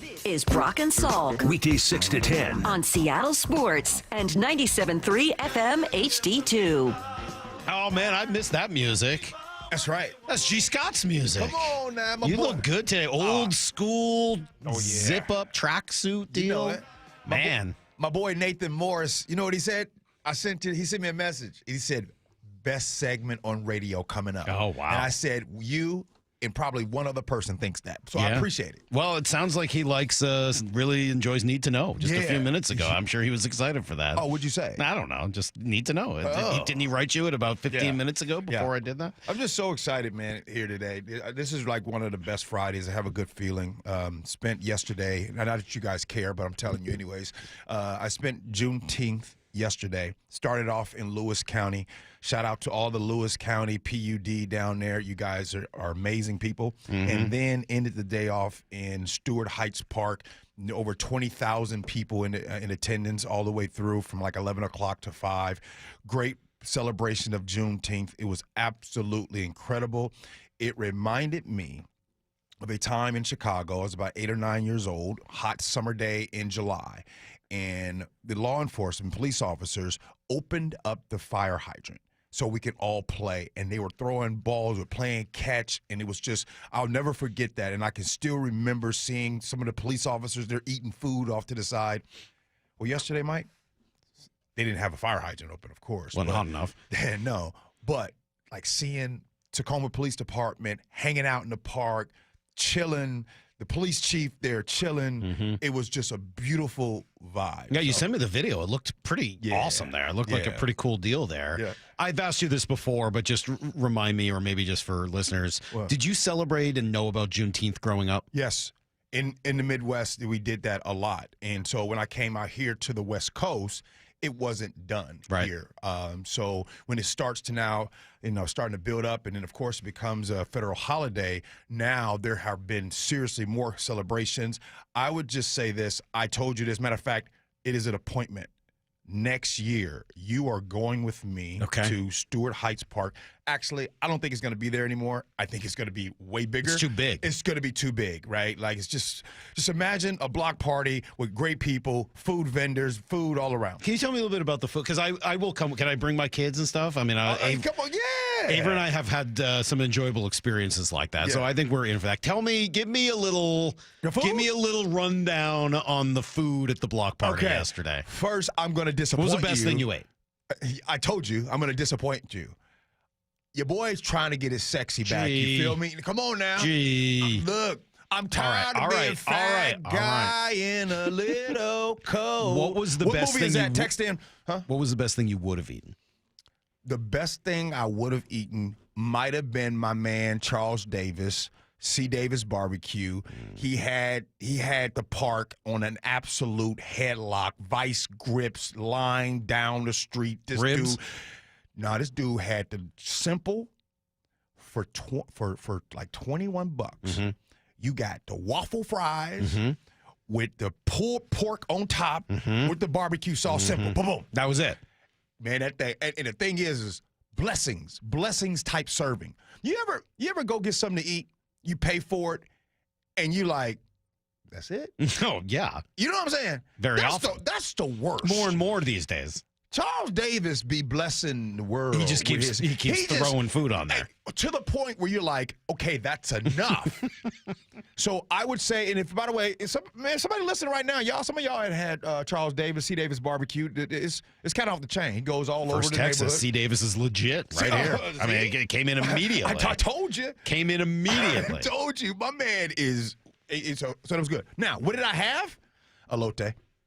You know, the corn. Oh, yeah, that's good. That's really good, right? The corn in there with the tahini seasoning. I just got a little elote popcorn. Was it Whole Foods? A little elote popcorn. Oh, really? You know how I feel about popcorn. Really? I think popcorn's like the ultimate food. Yeah. You throw a little elote on that. Gee, very good. Okay. All right. Shout out Seven Sons. Matter of fact, I was going to stop off at Seven Sons Barbecue. All right. What is this, just a plug segment here? What's going on? It is. There was like 6 or 7 barbecue spots. I bet there that were. was in there. Yeah. You know what I mean? So I ended up with just some fruit. Gefilte fish at all being served there? Is this a Seinfeld reference? Just a Jewish reference. Oh. Never mind. That's what you have on Passover, gefilte fish. Oh, really? Yeah. Do y'all be having some good food, Salk? Yeah, of course. Is it seasoned? I would say it has its own unique seasoning. I don't know whether it's the same way you would describe it. What's the main dish? For gefilte fish? There is no main dish. I mean, like, there's a sweet and sour brisket called sauerbraten that my mom makes for a lot of big Jewish holidays. Yeah. It's a brisket it's made of brisket, but it's it's more sweet, tender. Wait, do you eat? I just looked up gefilte fish. It's so good. A poached mixture of ground deboned fish? Yeah, it sounds so disgusting. It sounds like it'd be gross texture. It does sound that way. It's not. It's really good. It gets really thick, and then you put some horseradish on it, and all I can tell you is it shouldn't be good, but it's actually really, really good. So what can I tell you? Hey, All right. Can I get random for a sec? Now you're going to get random? We've been talking about gefilte fish and barbecue for 6 minutes. Dude, I don't come on to talk sports. So I've noticed something. I noticed it the other day on Wednesday. And I'm going to prepare for this. And by the way, if your wife Heather's listening, she'd like this. I think that you spent a lot of years in high school when you were younger, in your teens. You were not a good-looking dude. Me? Yeah. Personally. Yeah, That's personally. true. Yeah. Yeah, you know what I'm saying? Like, you guys ever go to school with somebody and then you go to the family reunion and Mike Salk or somebody pulls up and you're like, hey, Mike, you were ugly in high school. Oh. But today, I got to tell you, man, I look good now. Way better. Like, way better than when I met you. You got this look now. Like, you got that almost like George Clooney. Like, for me, I think George Clooney, like, sometimes the older someone gets, they get better looking. Do you all know anybody in your life I will that tell you can be like, the older that they get, the better looking they get? So, here's my question. Yeah. Would you rather be good looking in high school or good looking in your 40s? That's a really easy question to answer. And first of all, I would like to say thank you. That is the first and only time in my 47 years anyone has ever compared me to George Clooney or anything close to that. I'll take it, and I won't argue. Thank you, G. That's very nice of you to say. Okay. As for your question, would I rather be good looking in high school or in my 40s? Yes. That's the easiest answer of all time. High school, bang, hands down, not even close. I agree. Of course. I agree. Being ugly in high school sucks. Being ugly in high school is terrible. Everything's set now. It doesn't matter what I look like. I mean, like, I try to put in effort for my wife, who I love. But, like, being good looking, even if I were, and I appreciate you saying it, I'm not sure I believe you, but thank you. To be good looking as a married man with kids, like, who cares? It doesn't get you anything. It doesn't do jack squat for you. Your wife might care. Yeah, she might, but the question wasn't which would be better for my wife. The question was which would I prefer. It gets me nothing. It gets me nada. It gets me zip, zero, zilch, nothing. I get absolutely zero out of whatever good looks G thinks that I've acquired over the years. That is the realest thing you've said on And when radio. I was 15, you know what I got? Zip, zero, nothing. Absolutely zero. Zilch. The same nothing. This is the guaranteed formula. Like, sometimes you'll hear about these guys at a golf tournament who are like, well, I got stuck doing early late or late early, and I got the bad break on both sides. That's me. If you're not good looking when you're in high school, you get nothing. And if you're good looking when you're in your 40s, you still get nothing. The key is to be good looking when you're younger. You get whatever you want, and then you get married, and you still get nothing once you're older, but it doesn't matter because nobody's getting anything. Ladies, would you rather be good looking younger? Now that's different. What's not fair for women is Totally that I feel different. like as men get older, some of the things like salt and pepper hair and some like wrinkles make Yeah. you look more distinguished, and you look. But for women, it's just like, oh, she looks old and haggard. It's 100% true. I'm not laughing. I was just listening. No, but it's true. It's how Listen. it works. It is a nice thing about being a man. You can age a little differently. And it's, gee, I'm so glad you said this because it was just, Maura, when was I talking about my wrinkles? Monday, right? Yeah. Wasn't it just Monday? I was saying I'm starting to get smile line wrinkles. Yeah. Over the weekend, I was like, I felt like I had something, like a hair on my face that I couldn't get off. Yeah. Or like a bug or a gnat or something flying around. Yeah. I think it was just that my wrinkles are starting to deepen enough that I'm getting like they're touching. The skin and the hair is touching. I got an idea. And it's starting to itch, and I was like, oh my God, I'm really getting old. You know what you're ready for? What? I hope the account execs here at Cairo and What am I and ready Bonneville, for? You ready for? You ready? Botox? Come on now. No. What? I'm out. What? Not doing it. You won't do it? Ain't gonna happen. You keep creasing? Don't care. You keep creasing in the I'd mouth? rather have wrinkles. What if you find some food that you ate the night before in one of them creases? Well, that would be disgusting. And then you wake up and then Heather's like, baby, your breath smell like bootylicious. Well, right, but that wouldn't be my breath. That would just be my cheek smells bad. Yeah. Like, let's hope that doesn't 206 happen. said I had to give a pause. Yeah. 206, you are absolutely right. Pause. Yeah. All right. Well, I never. Yeah. Okay. Let's move on. Thank you, G. That was the nicest thing you've said to me By in the all way, of our time together. But a lot of people agree. That might have been one of your best takes because that is a good It's not even a take. It's just obvious. I mean, that's just life experience. I can tell you from experience. Being ugly in high school sucks.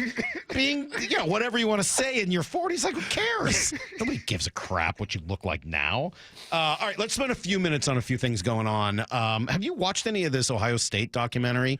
I have not, so I don't know much about it, but just obviously your connection to the school. What is it, and what do I need to know about this? So I have not watched it yet, Okay. but there was back in the day with the wrestling.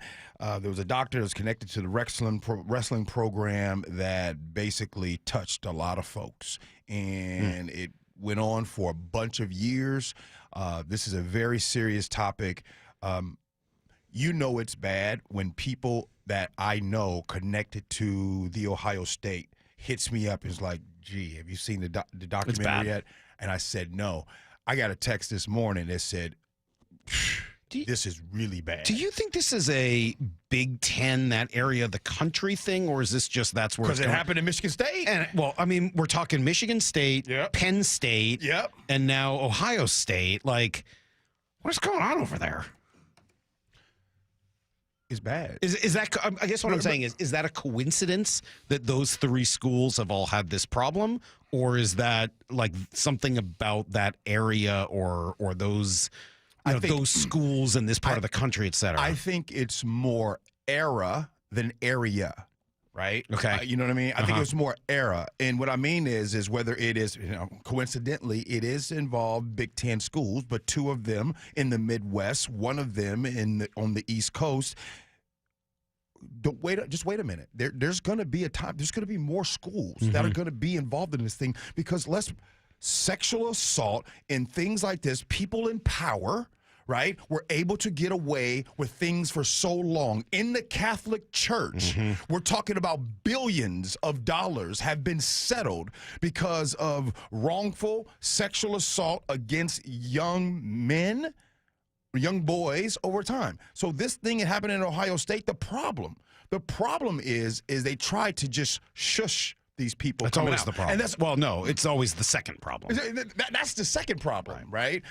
One of the members, they were telling me a story about how they were saying in the doc that he got on there and they were talking to the board, and then at the very end of the board, of course, the board from Ohio State and stuff was listening, and he goes to go OH, and then usually if you say OH, it's no matter what, it's still IO, right? That's just you just finish it out, and the board absolutely said and kept silence when he did. Like get out of here. You just that's totally inappropriate. Yeah, This when also you just came out. I don't know if you saw. There's a Hulu documentary with Alex Cooper from the Call Her Daddy podcast, which is immensely popular, where she experienced sexual harassment from her female coach at BU. Jeez. And that one just came out. Same thing. She went to the school and they said, "Well, we're not going to do it." What sport?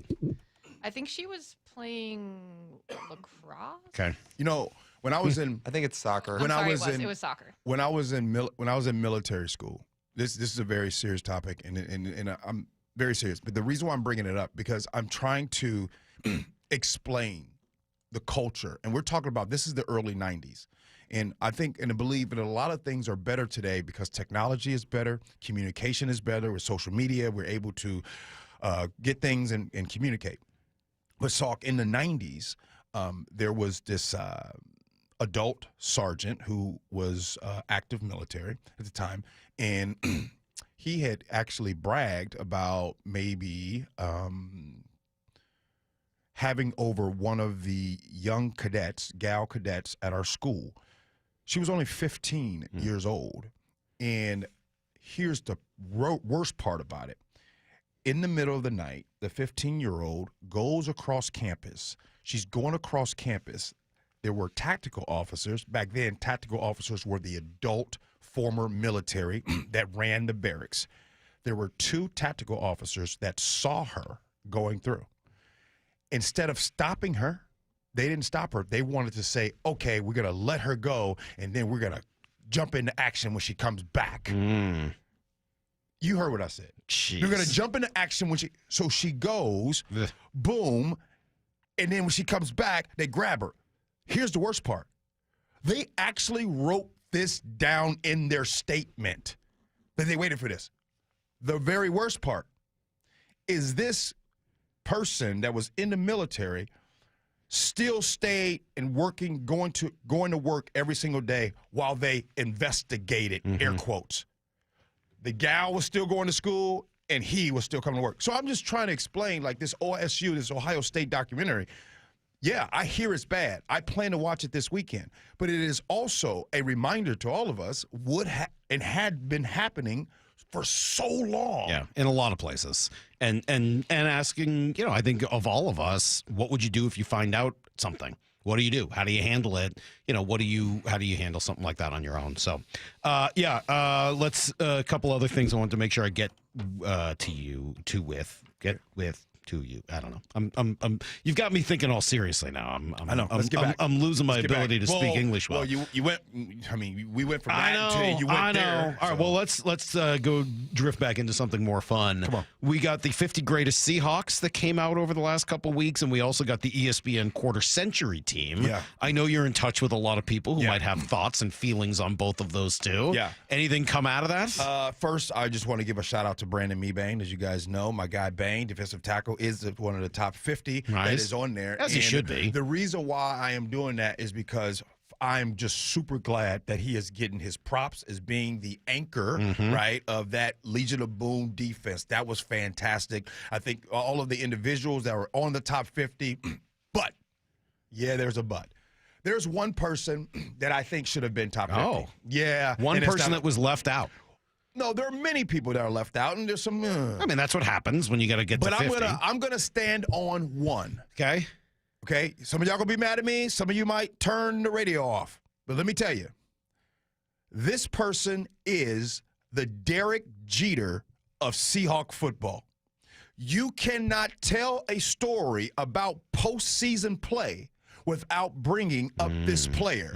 This player has the most touchdowns postseason in Seahawks history. Nobody. Homegrown out of Lakes High School.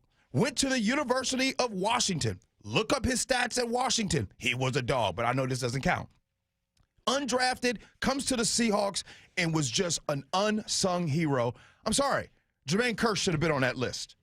Jermaine Kearse is the Derek Jeter of Seahawks football. Now, if you're like, oh, gee, you're crazy, go look up the stats. Go look it up. Go look up what that dude does in the postseason. Go look up what he does I had in a late feeling December. that's where you were going to go with Late this. December, January, baby. Jermaine Kearse, boys, on a scale of 1 to 10, is a smoking hot LA 10. Okay. He's an LA 10 Wow.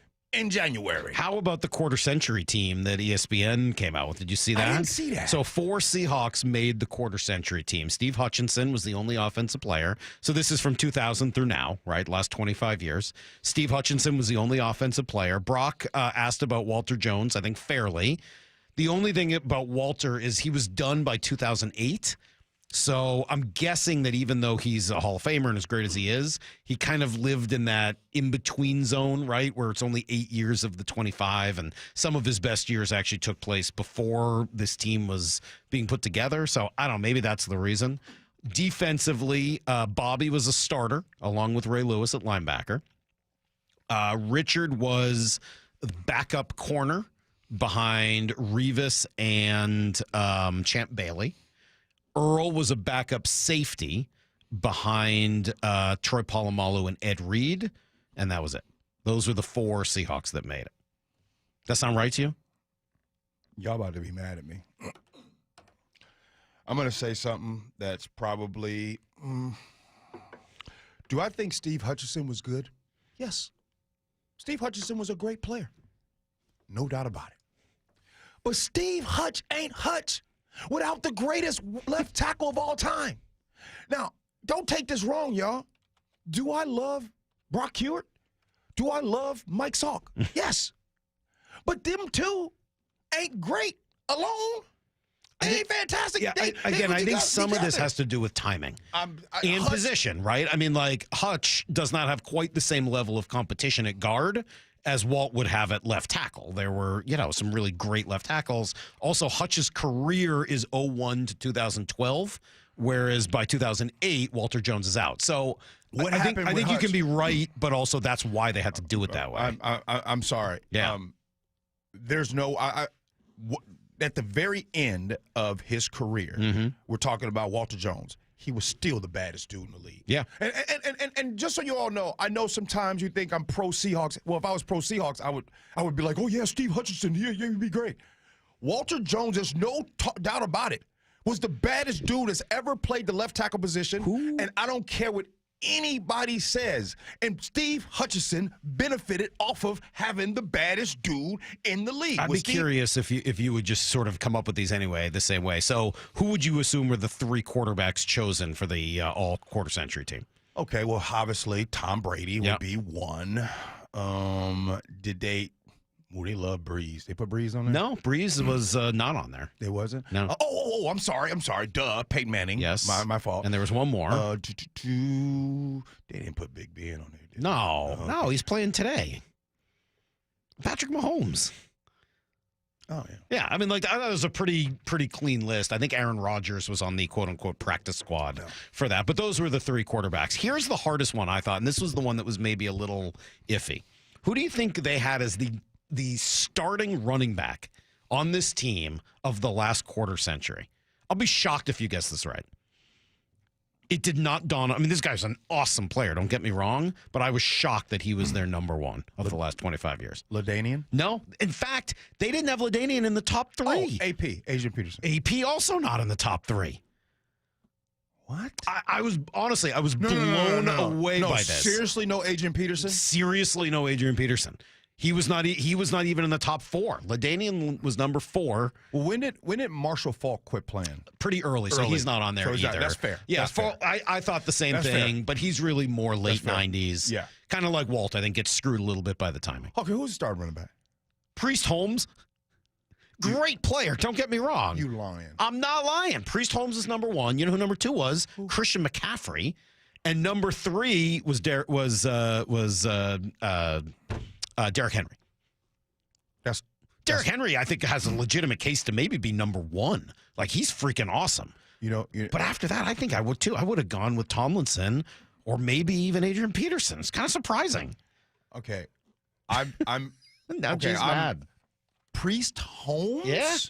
Go look at the numbers. You go Christian read it. McCaffrey? Go read. You'll have to go read it. Go see their explanation for it. I mean, but I was surprised. I was surprised by both of those things. That is terrible. I know. Gee, thank you. You kicking me out already? It's not that I want to. It's just that the Mariners made a move. Luke Raley's back. I got to talk to Shannon about that and get a sense as to why it was Rowdy Tellez that's gone instead of someone else. Changes. Change comes for all of us, Gene. Rowdy gone? Rowdy's DFA'd today. Yeah, sorry. Oh, I like Rowdy. You got that 250 on base percentage. That's not gonna fly too much longer, unfortunately. Gee, All right, man. good stuff as always. Did you have some loaf cake, bro? I had a little bit. It was, as always, spectacular. We'll catch up again. Actually, I'm out next Friday because I'm going to the Heward wedding. I got to get out of here after the show on Thursday to get to Brock's daughter's wedding. So we'll have to find another time. Okay. Gee, good stuff as always. We'll be right back with Shannon. We'll figure out what the heck's going on with these Mariner roster moves. It's next on Brock and Salk. Wyman and Bob, afternoons 2 to 7. Talking about the Mariners' plan for the trade deadline. You think people are reticent to the minor leagues and trade some prospects? I know fans develop a connection to names they hear over and over. Often you don't see these guys. I don't know how many people are making trips out to Everett or out to Tacoma to watch the young guys, but there just aren't any sure things. Dave Wyman and Bob Stelton, afternoons 2 to 7 on Seattle Sports, the app, YouTube, and your smart speaker. Hi, Zoe Saldana. Welcome to T-Mobile. Here's your new iPhone 16 Pro on us. Thanks. And here's my old phone to trade in. You don't need a trade-in. When you switch to T-Mobile, we'll give you a new iPhone 16 Pro. Plus, we'll help you pay off your old phone up to $800, and you still get to keep it. There's always a trade-in. Not right now at T-Mobile. I feel like I have to give you something in return for karma. That's okay. I don't really have much in my purse. Oh, let's see. Hand sanitizer. It's lavender. I'm good. Seriously. Let me check this pocket. Oh, mints? Really, I'm fine. Oh, I have raisins. I'm a mom. Wait 1 sec. I've got cupcakes in the car. It's our best iPhone offer ever. Switch to T-Mobile. Get a new iPhone 16 Pro with Apple Intelligence on us. No trade-in needed. We'll even pay off your phone up to $800. With 24 monthly bill credits, new line $100 plus a month on experience beyond finance agreement $999.99 and qualifying forwarded. For well qualified plus tax and $10 connection charge. Pay off via virtual prepaid card. Allow 15 days. Credits end and balance due if you pay off early or cancel. See T-Mobile.com. Keeping your engines healthy means protecting them in season and out. Experts trust Stable to do that. And third-party testing confirms it. Stable is the industry leader in preventing fuel-related issues, no matter if you use it in your car, boat, or outdoor power equipment.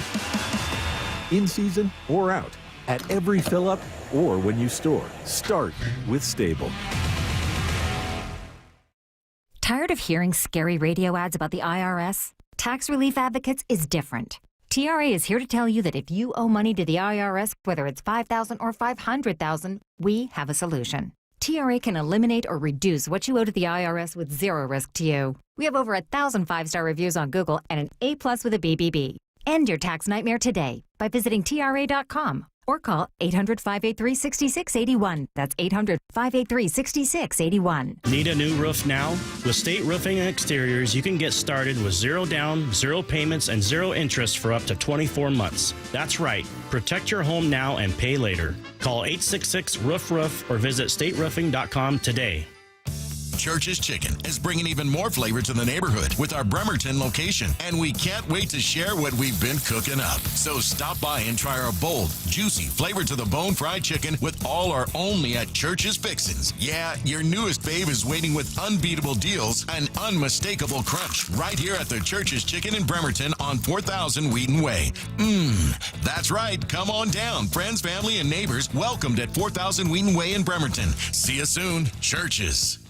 Hey, are aches, injuries, or everyday pain slowing you down? Well, it is time to move better, feel stronger, and get back to doing what you love. IRG Physical and Hand Therapy is now accepting new patients, and no referral is needed. Their expert team offers personalized hands-on care to help you recover faster and stay pain-free longer. Shannon, what is it like to see new patients walk through your doors? Rock, it's wonderful. You know why? It's because it's an opportunity for us at IRG to make a difference in someone's lives. It's so important that when people come in, they experience engagement, coaching, teaching. We build relationships with our patients, and we want to make it easy. We all know that healthcare has a lot of what I call minutia in it. We have a concierge call center. When you call, we're going to check your authorization, verification, certification, justification. We're going to find out everything we need to know about your insurance, and we're going to make it easy for you because we want you focusing on getting better. And all you got to do is head over to irgpt.com to find the clinic nearest you. irgpt.com. Cracked windshields happen, and if your car has a forward-facing camera, it needs to be recalibrated. All-Star Auto Glass is the professional choice for windshield replacement, repair, and recalibration. Call All-Star Auto Glass today. Guys, tired all the time? Gaining weight? Low drive? These aren't just signs of aging. They could be low testosterone or other underlying issues. This June, for Men's Health Month, Revive Men's Health in Seattle is offering a free comprehensive wellness panel, a $400 value. It checks your testosterone, blood sugar, cholesterol, kidney, liver, thyroid, and heart health. No guessing, just answers. Over 100,000 men have trusted Revive to get real results. More energy, better sleep, improved mood, and confidence that shows. If something feels off, don't wait. Take control and protect your long-term health by knowing your numbers. This offer ends June 30th. Schedule your free comprehensive wellness panel today. Call 206-529-1111. That's 206-529-1111. Or visit ReviveMen'sHealth.com. Feel better. Live stronger. Start now. Let's go! This is Seattle Sports. Streaming through the Seattle Sports app. KIRO AM Seattle. KIRO FM HD2 Tacoma. Home of the Seahawks, Mariners, and everything Seattle sports. Give me a freaking auto! From the Quantum Fiber Studio, this is Brock and Salk on Seattle Sports. I don't read the internet, guys. Take Bill by the hands. And Brooke, you are. And Brooke, you are. Now here are your hosts, Brock Heward and Mike Salk. All right, well, the Mariners, as expected, did make a move, and it was the move I thought they were going to make, although it's interesting reading some of the text response.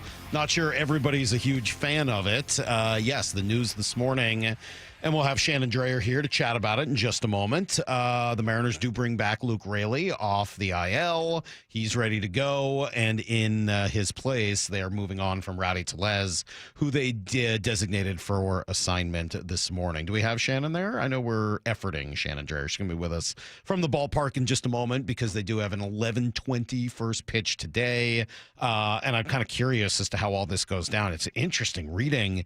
You know, everyone here is like, oh, this is bad. This is terrible. Should have been this guy. Should have been that guy. Everyone's been bad.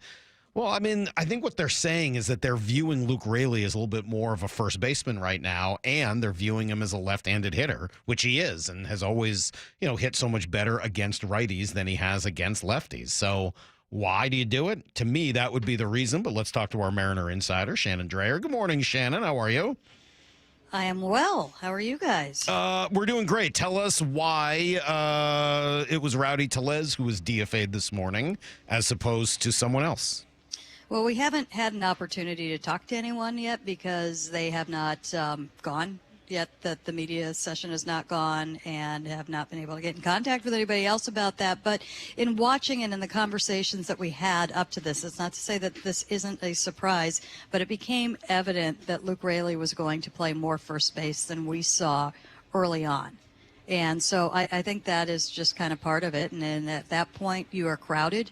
You don't need two left-handed hitting first basemen, and Donovan Solano has picked it up over the last few weeks, both offensively, and he's shown some nice defense as well. So when I'm looking at it, I would guess that it just kind of became a spot where, you know, that is where they could most afford to lose somebody. And I think that they are hoping that they can get more production out of that outfield spot. You know, Luke Raley will be out there some, I am sure, but I think there's probably a little bit of intrigue with what Canzone is doing offensively as well. And I think that was probably, as far as roster goes and positioning goes, the move that made the most sense to them. Very disrespectful, I think, Shannon. Talking over the the practice of the anthem here. Terrible. Right on cue, right? I know, right on cue. It's just like you can't write it any better. Of course, they would start doing that right away. I agree with this move. I think it is the right thing, and I know a lot of folks have been writing in saying, why wasn't it Solano? Salk, you keep mentioning the 250 on base percentage for Rowdy. It's worse for Solano. But Solano over the last month has actually been pretty good. The start was horrific. But since then, Donovan's been pretty good. Shannon, I actually kind of would like to see him against some right-handed pitching. Well, I mean, that's his history. Maybe this was just an extremely slow start for him. And look, you're not going to be looking for like big pop or anything for him, but he's a guy that can keep the line moving. And so, if he is able to do both sides of the plate, I think you take a look at where this is going with him right now, because he certainly has the track record for it. The other thing that I would say is, and I think that you were the first one who kind of brought this to the attention of people about a month ago, they're really not getting anything out of pinch hitting appearances. Mm-hmm. And they do a lot of switches, and Solano is doing that. Again, it's nothing big, but he's keeping it going and handing the bat to the next guy, getting on base, and that's what they're about. I mean, if they make contact, there's a potential for good things to happen. And so I think along those lines, I think there was a value there. It's great to have somebody that can run into one. There's no question about it. But I think that we have seen, at that point of the game, sometimes it's better just to try and get things going. Well, and I think wonder, Solano is your best option, to be honest with you. I wonder, Shannon, also, great point, if this is, and you said it, a vote of confidence for Dominic Canzone. The easiest thing to do would have been to send down Canzone. You don't have to DFA anybody. You can just send him back down and bring him up whenever you want. But I think it's almost a tacit recognition that Canzone might have just as much power as Tellez and be a better hitter overall. Exactly. And you've got the spot that you can put him in, and then there's always, this I think became more and more apparent once you saw Polanco back at second base, because now you do have more space. You can put him there. You do have DH options, and they need, I think, exactly what you're talking about, and they need the balance. And so at that point, I think you are adding back a Luke Raley without losing too much if Canzone is what we're seeing from him, and you're not asking for too much from him. Offensively, he can be that guy. Even though his numbers right now, he's not striking out like he has struck out before.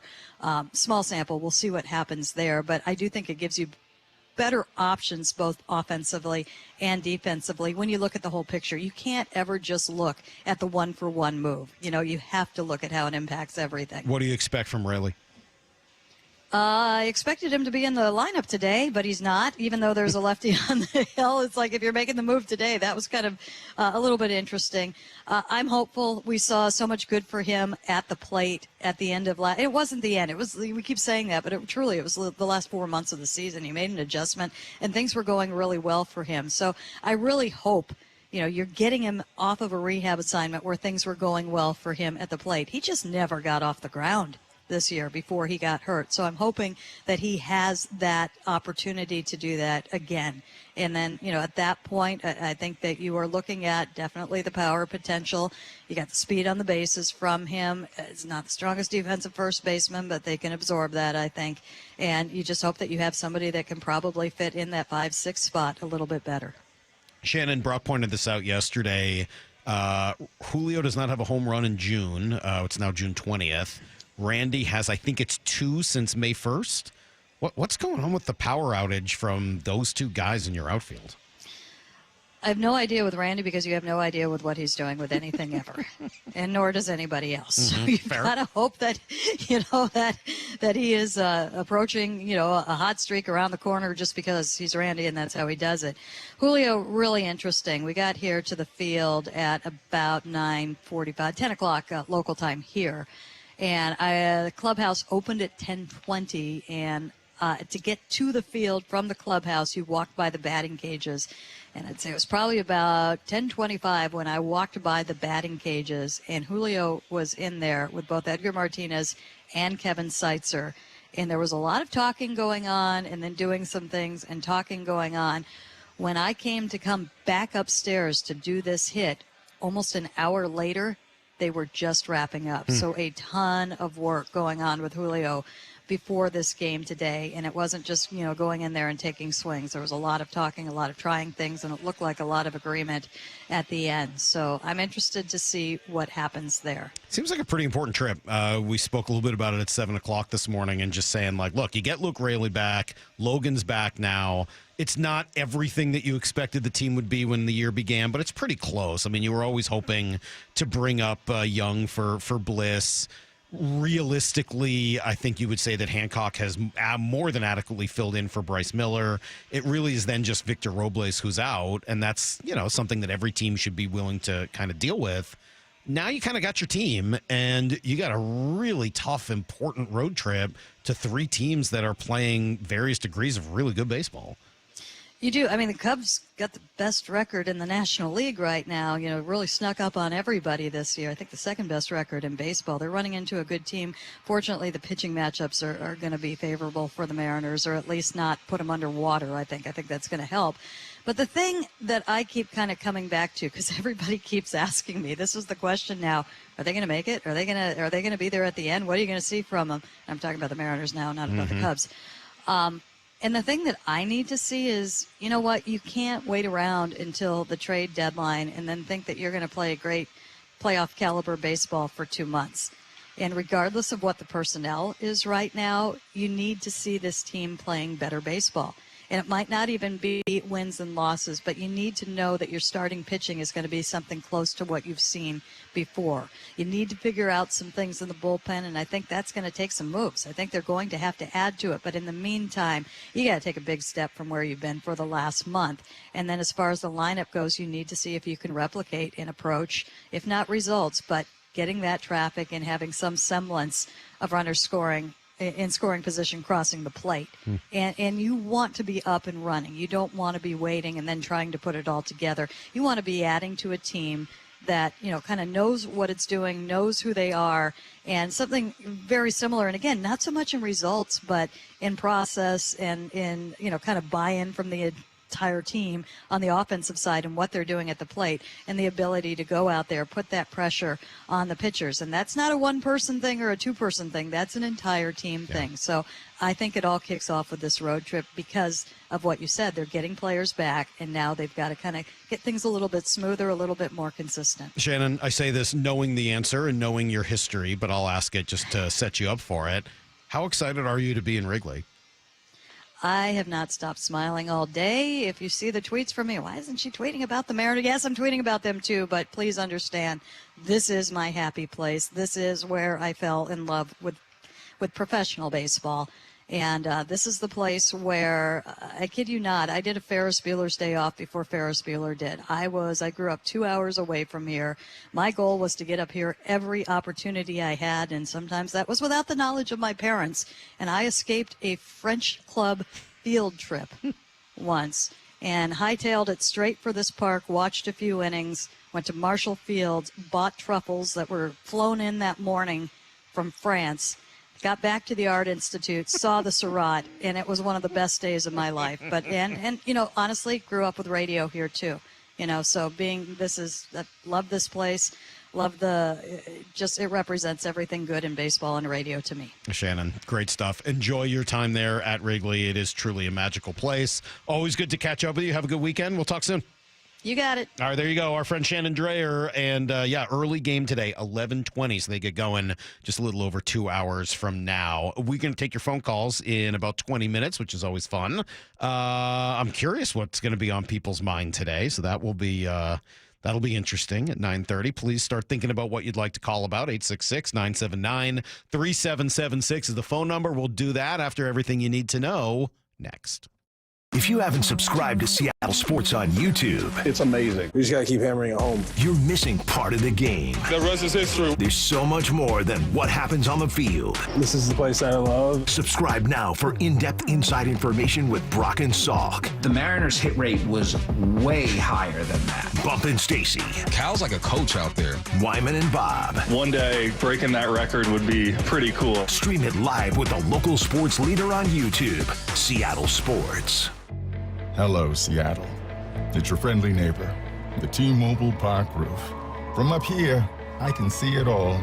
Folks pouring in from the street, The sun setting over the sound, the roar of the crowd as Luis Castillo pumps his fist, and the joy of the J-Rod squad as Julio snares a deep fly ball at the wall. He reaches up with a leap and he makes the catch. And all the faces smiling with every perfectly grilled hot dog and swirl of soft serve. When the final out's made, I'll be right up here, lighting the W and soaking it all in. Mariners baseball. Try it inside. The next Mariners homestand gets started with 3 straight value games against the Royals, Monday, June 30th through Wednesday, July 2nd. Score seats for as little as $11 and enjoy a beautiful summer's night at the ballpark. Go to mariners.com/value games to lock in your seats and check out the complete Mariners value game schedule.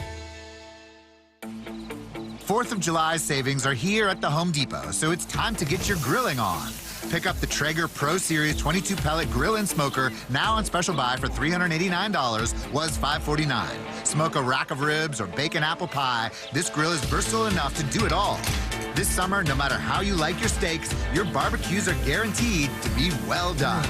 Celebrate 4th of July with fast free delivery on select grills right now at the Home Depot. Subject to availability. Every great team has its core players, but when the season gets tough, adding the right free agent can make all the difference. The same goes for business. At Robert Half, we found that 67% of companies surveyed plan to increase their use of contract talent to handle workload peaks and backlogged projects. With Robert Half's specialized recruiters' experience, combined with our award-winning AI, you can quickly find the skilled candidates you want. At Robert Half, we know talent. Discover how we can help at roberthalf.com/talent. Get 0% financing for 72 months on Cat compact construction equipment at NC Machinery. Built for performance, durability, and comfort. Buy now and take advantage of 0% financing for 72 months at NC Machinery. At Cressy Door, we have the perfect garage door for you. Come visit our brand new garage door and fireplace showroom and let our experts help you find the perfect garage door. Cressy Door. Imagine finding your dream home and moving in right away. No waiting to sell your old place first. Sounds perfect, right?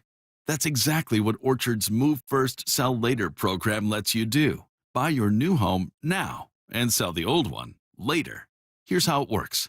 Orchard gives you cash so you can buy and move into your new home first, on your timeline. No waiting, no showings, no double moves. Then the Orchard experts take it from there. They handle repairs on your old home for you so you attract the right buyers.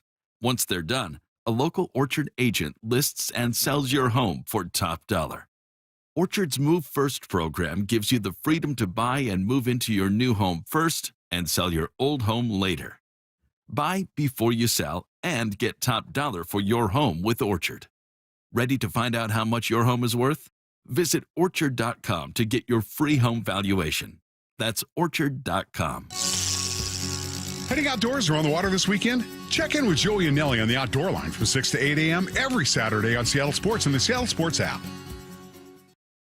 When it comes to the security of your business, doubts can creep in about who you're trusting to protect it. Are they a reliable service? How will I know if something happens? Are they keeping everyone safe? At Bay Alarm, we got you. For nearly 80 years, we've been putting our customers' minds at ease with our advanced technology and personalized support. Feeling insecure about your current security service? Visit bayalarm.com today to talk to a local security expert. G. Scott here with former Seahawks Cliff Averill and Doug Baldwin. I heard you guys are having a celebrity pickleball tournament to raise money for Nourishing Champions. Why pickleball? Obviously, it's a growing sport, but also this model is that we will actually be playing with community. We are the most competitive people, so regardless of how sorry Doug might be, he will be out there competing like it's a Super Bowl. Sign up for the Celebrity Pickleball Tournament, open to all skill levels. For details, go to championsofchangefoundation.org/pickleball. To me, the LJ way is to provide an experience that people really enjoy being a part of. And they enjoy being a part of it because they're getting great service. They're talking with somebody that actually they feel cares about them. They care about what their impression is going to be walking away. It's also understanding you're now part of our family, and thank you for doing the business with us. And this is how we're going to show our appreciation through customer service. We're going to show our appreciation with taking care of you if you ever have an issue. Majority of the people that are coming to see us are within our community. These are people who are providing maybe services that we also use in our community. So the LJ way, to me, somebody can come into a retail setting and not feel like they got to have their guard up. And that's been a long-standing thing in the car business that, we've tried to shake. The LJ way is the Lee Johnson Auto family. Need to know. 15 minutes past every hour with Brock and Salk. Here's what you need to know. Up first. I'll tell you, I was not expecting this to be the little controversy that it's turning into. If you read our text line, a lot of people upset about the move the Mariners made today. I don't know. I'm not. They brought back Luke Raley. No one's upset about that. Everyone's excited to see Luke Raley off the injured list and back with the team. But no, the player that was DFA'd to make room, Rowdy Tellez, not Donovan Solano, as many people on the text machine would like, or Mitch Garver, as some others want. Personally, I thought the only other real option on a lefty-for-lefty deal would have been to send down Dominic Canzone, who could have been sent to the minor leagues. They opt instead to move on from Tellez. I think it was the right move, but as we take phone calls coming up here in about 10 minutes, I'm sure that some of them will weigh in on this. Mariners starting a huge 10-game road trip with a 3-game series at Wrigley. All 3 games scheduled for 11:20 a.m. There is some rain in the area today, so hopefully it won't get delayed at all. Not a lot of rain, but maybe just enough. We'll see. George Kirby set to take the mound again, coming off of 2 brilliant starts. He'll throw against old friend lefty Matthew Boyd. Game 2 tomorrow, Emerson Hancock and Cade Horton, who's a young star, big prospect. And then Logan Gilbert and Colin Ray in the finale on Sunday. Chicago's a really good team, by the way. They're one of the best teams in the league. If you're looking for a World Series contender, they've got to be on the list. They're 45-29. They can pitch, they can hit, they can run, they can play defense. So a really good test for the Mariners start tonight. And by the way, this whole trip is interesting, right? You get the test against Chicago. You get a wild card battle, 4 games in Minnesota, and then a division rival in Texas to finish things up. So hopefully this goes better than the last trip did. More good news, though. I'll throw this out there. The A's beat Houston last night. Good news because gets the Mariners back within 5 games in the division.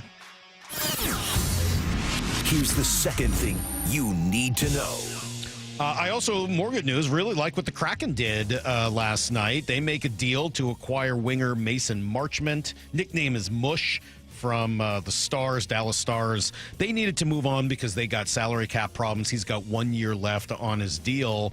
He's a pest. He's one of those guys you hate when you have to play against him. He, kind of is right on the edge of what is clean. He's physical. He is willing to go into the dirty areas, pay the price. He will get under the other skin of the opponent. All of those things are great. And oh, by the way, he can score a little bit too. He scored 22 goals in each of the last 2 seasons, averaging 50 points in those seasons as well. I just love the sound of this goal that he scored in the playoffs. Harley bounces one and it catches up to Marchment, who's in, spins, scores! Oh my goodness! That was beautiful! This is borderline indecent. Spins around, uses the defender as a screen. A little capitulation from Hellebuck as he backs in. And just a wonderful spinorama backhand go-ahead. What a goal. The capitulation will get you every time. Really like it. 6'5", 212 pounds, a big guy. They didn't give up a lot to get him, a 3rd and 4th round pick. So we'll see if he ends up sticking around longer than just a year. I think he, in many ways, takes the spot of the Tanev and Gourds, both guys who got traded at the deadline last year. Here's the third thing you need to know. Well, there's no NBA champion yet. The Pacers still got a shot at this thing. They blew out Oklahoma City last night, 108-91 the final. Honestly, it wasn't even really that close. It was 30-point game throughout the third quarter, so not a close game at all. They dominated. Tyrese Halliburton was really good, scored 16 points. Turns out he was healthy enough to play. He talked about it afterwards. I just look at it as, I want to be out there to compete with my brothers. These are guys that I'm willing to go to war with And we've had such a special year, and we have a special bond as a group. And, I think I'd beat myself up if I didn't give it a chance, and I just wanted to be out there and fight, and just had to have an honest conversation with Coach that, if I didn't look like myself and, was hurting the team, sit me down. Obviously I want to be on the floor, but I want to win, more than anything. And that's exactly the way it should be. I can't believe we played that sound yesterday of Emmanuel Acho saying that he should sit himself down, that he was being selfish. That is the hottest of hot takes. Just ridiculous. The other big news, of course, the other day was that the Lakers were sold for $10 billion, or that's going to go down. Kevin Pelton was on with Wyman and Bob yesterday and said, hey, that's probably good news if you're looking for an expansion team here in Seattle. Look, the Lakers going for the number that they did, $2 billion more than their Sportico valuation, which was already one of the highest in the league at $8 billion, the highest sale valuation ever for any pro sports franchise in the U.S.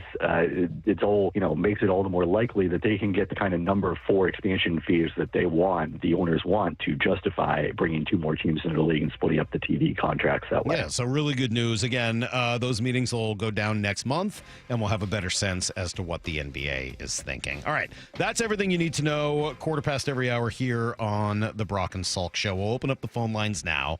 866-979-3776. I don't know, last couple weeks, phones have been kind of iffy, so let me sort of get you guys started with a few ideas and see what direction you want to go. Mariners out, obviously, here on a big road trip. 10 games on the road against Chicago, Minnesota, and Texas, coming off the pretty decent homestand, 4-2, right? Unfortunately ends with the loss to Boston, but you do sweep Cleveland and probably put yourself in a much better spot. Where are the Mariners at? What did you make of the move today? For whatever reason, this Luke Raley deal seems to have people up in arms. Why are the Mariners DFAing Rowdy Tellez? I think it makes perfect sense, but I'm curious if you disagree, because some other folks seem to have liked to have seen them go a different direction. So 866-979-3776. What do you expect from them now that Logan's back, that Raley's back? Do you think that we get to see that team we thought we were seeing in April, or what we've seen here over the course of the last month and a half? So a couple of Mariner topics I'll throw out. 866-979-3776. Seahawks-wise, we spent a little bit of time today talking through this whole idea of their identity, and everyone seems to say this is an identity season and they want to run the ball and this and that. Are they built for it? Or are you putting a lot of pressure on that coaching staff? Is that, have they done enough to actually achieve the goals they say they want? Are you excited about Mason Marchment or anything else related to the Stanley Cup final or what the Kraken are doing? I am. I think they made a really good move yesterday, and I really enjoyed the playoffs this year. I think you got to have physicality, and they're going to bring some of that in with Marchment. What else would you like to see them do this offseason? And then anything else that's on your mind? The PWHL just hired their coach here in Seattle. I don't know if that's on your mind. Probably not. But it's on mine, so I'll at least bring it up. Whatever's on your mind, you get to set the agenda for the last half hour of the show. 866-979-3776 is the phone number. Give me a call. We'll discuss any of those things and more next on Brock and Salk.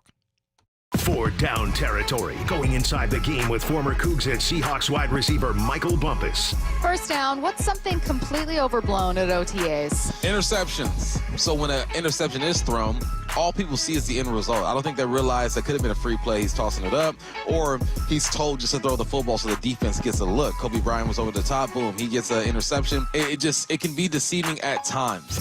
4 down territory every day at 11:15 and 1:15 on Bump and Stacy. It is that time of year. I cannot wait for the weather to get warm like it is now on consecutive days. That means I can break the motorcycle out, ride to work, ride all over the place, and I love it more than just about anything, but I also know that it's not a matter of if, but when you get in an accident, what are you going to do? Well, I'll tell you, when you're injured in a motorcycle crash, don't settle for firms that say they're motorcycle lawyers. Trust the ones who live it. Law Tigers has been a part of the writing community for nearly 25 years nationwide.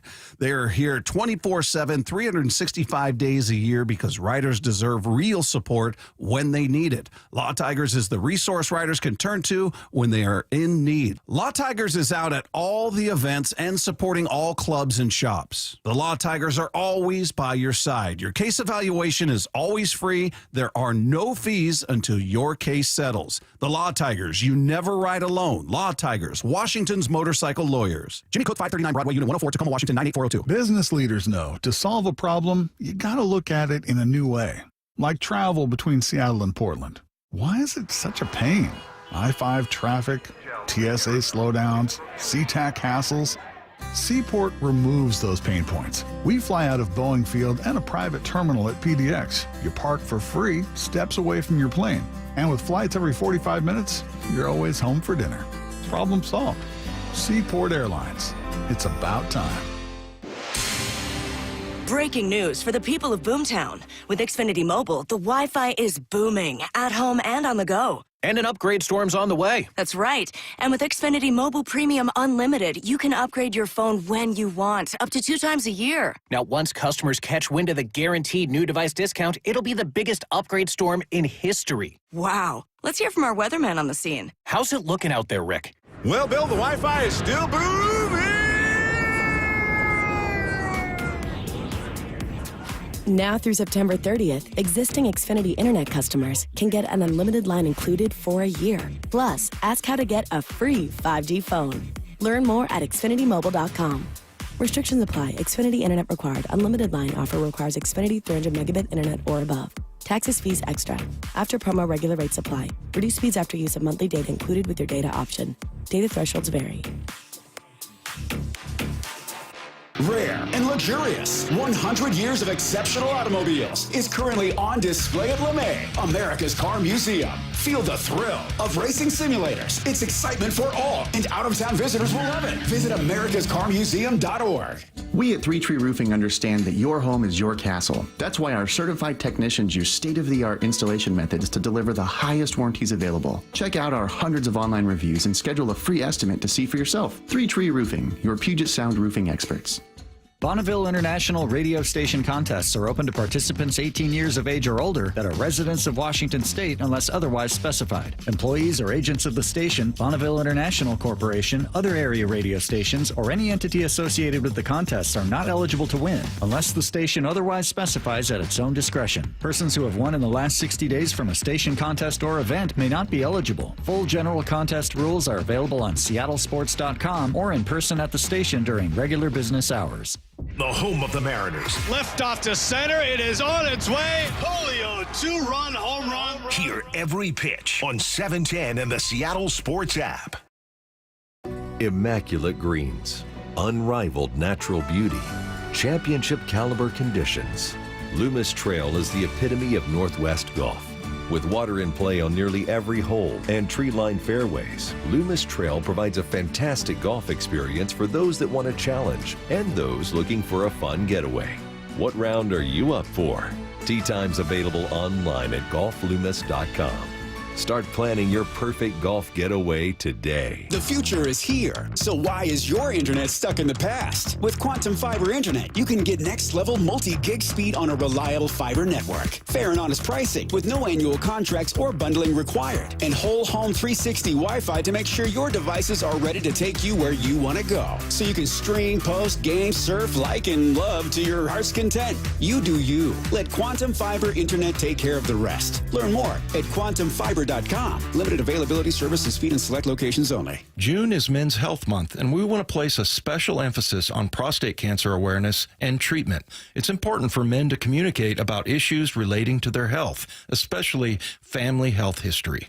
Prostate cancer has been in the news, and right now I'm joined by Dr. Landis from the Swedish Cancer Institute. Dr. Landis, how common is prostate cancer? Prostate cancer is very common. About 1 in 8 men will develop prostate cancer here in the U.S. That ends up being about 300,000 cases per year. How can men test for prostate cancer? Well, first thing, patients should ask to have PSA screening from their primary care doc. Anyone 50 or over, and if you have a family history starting at 45 is pretty typical. If diagnosed, why should patients seek out Swedish CyberKnife for treatment? What we hear from patients all the time is the treatment really was amazing. They didn't have to take time off of work. The side effects were really minimal, and there was minimal interruption in their lives. Treat prostate cancer with Swedish CyberKnife. Go to swedish.org/cyberknifeprostate. From the Quantum Fiber Studio. This is Brock and Salk. Weekdays 6 to 10. On Seattle Sports and 97.3 FM HD2. Love the fella cootie, but it just doesn't hit the same when it's not nice out. But it is the summer solstice today. It is the longest day of the year. Bummer that it's not going to be lighter out today. Not going to be sunnier, because I love when you get the 10 o'clock sunset and it's light as late as it is today. I have such vivid memories of being a kid on the solstice. And by the way, it's not nearly as big a deal back east. Like, it's just not, the day isn't as long as it is here on the solstice, not quite as extreme, but still, like a really late sunset. I have this just vivid memory. I don't know how old I must have been, young, just playing basketball outside at like 10:30 at night, 10 o'clock, and whatever it was, super late. It felt like the middle of the night to me because I was young, and I just have always, I don't know, that memory is like stuck in my brain. I love the summer. I love the long days. I love the sun. So, yeah, really, really love today in general.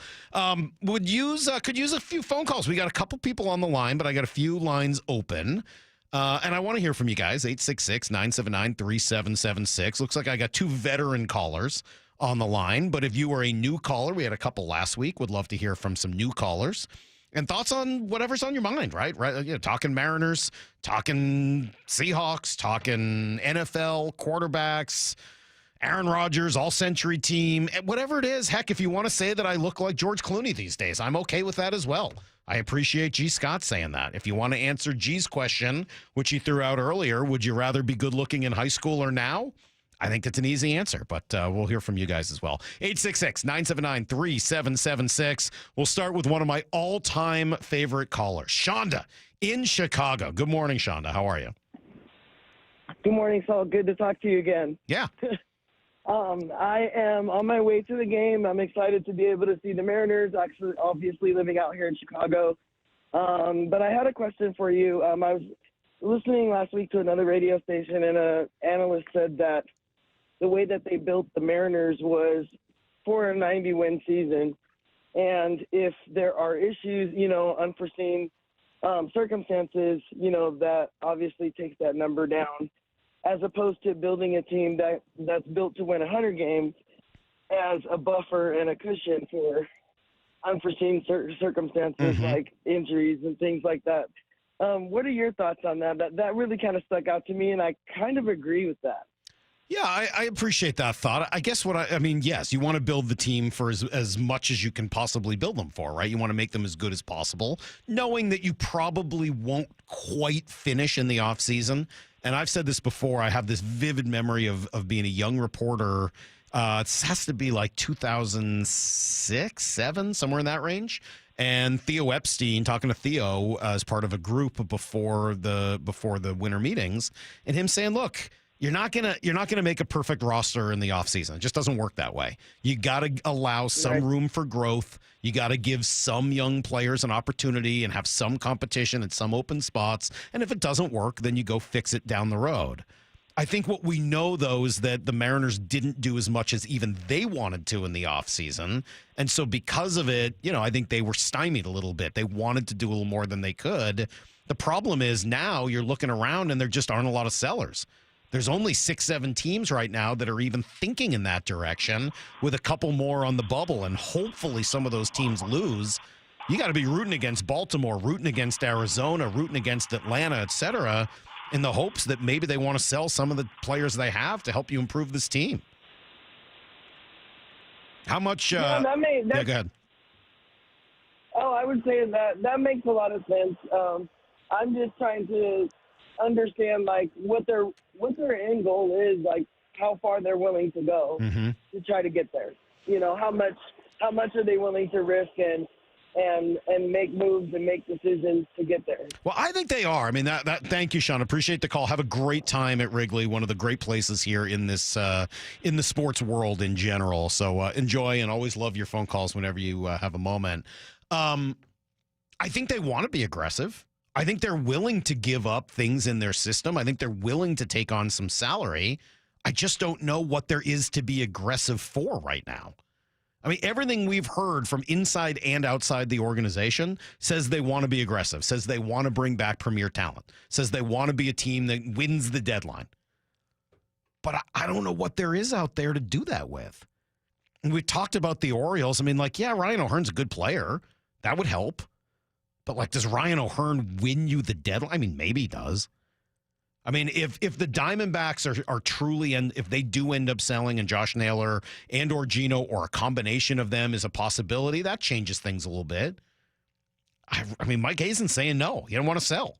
He wants to buy. He wants to go find pitching and make this team better and reward them. We'll see what direction that goes.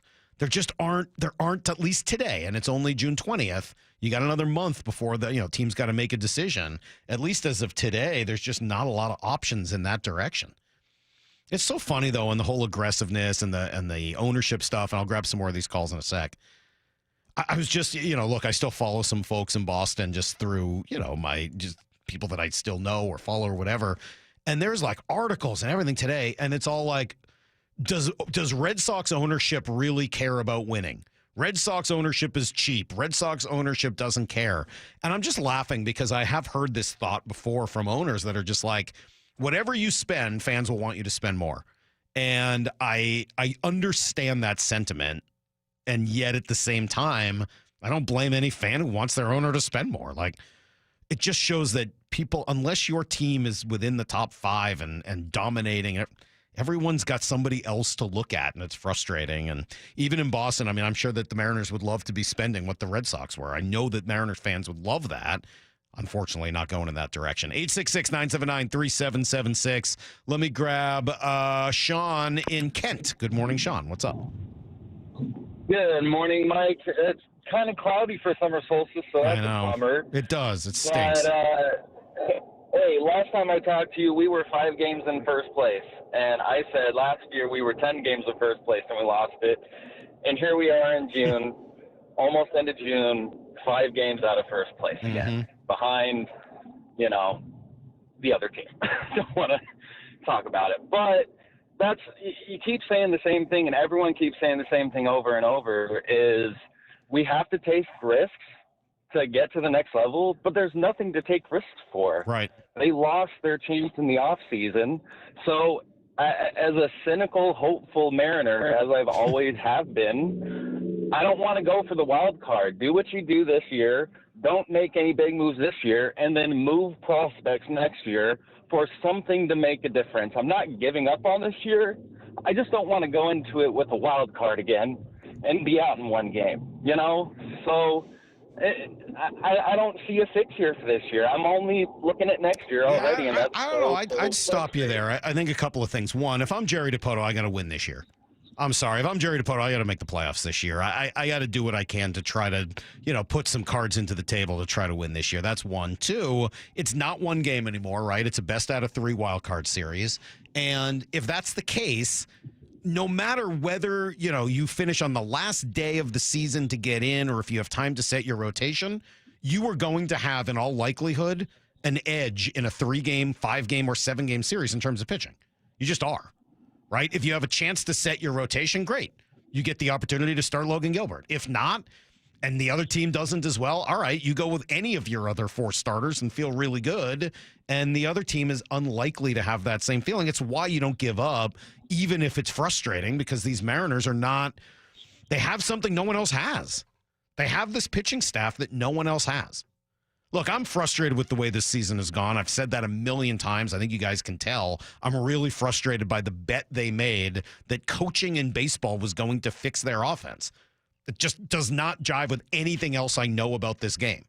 Never really trusted that idea. Still don't really trust that idea. And I think, it's why I've been maybe feeling over the course of May and June like that's a little closer to who this team is offensively.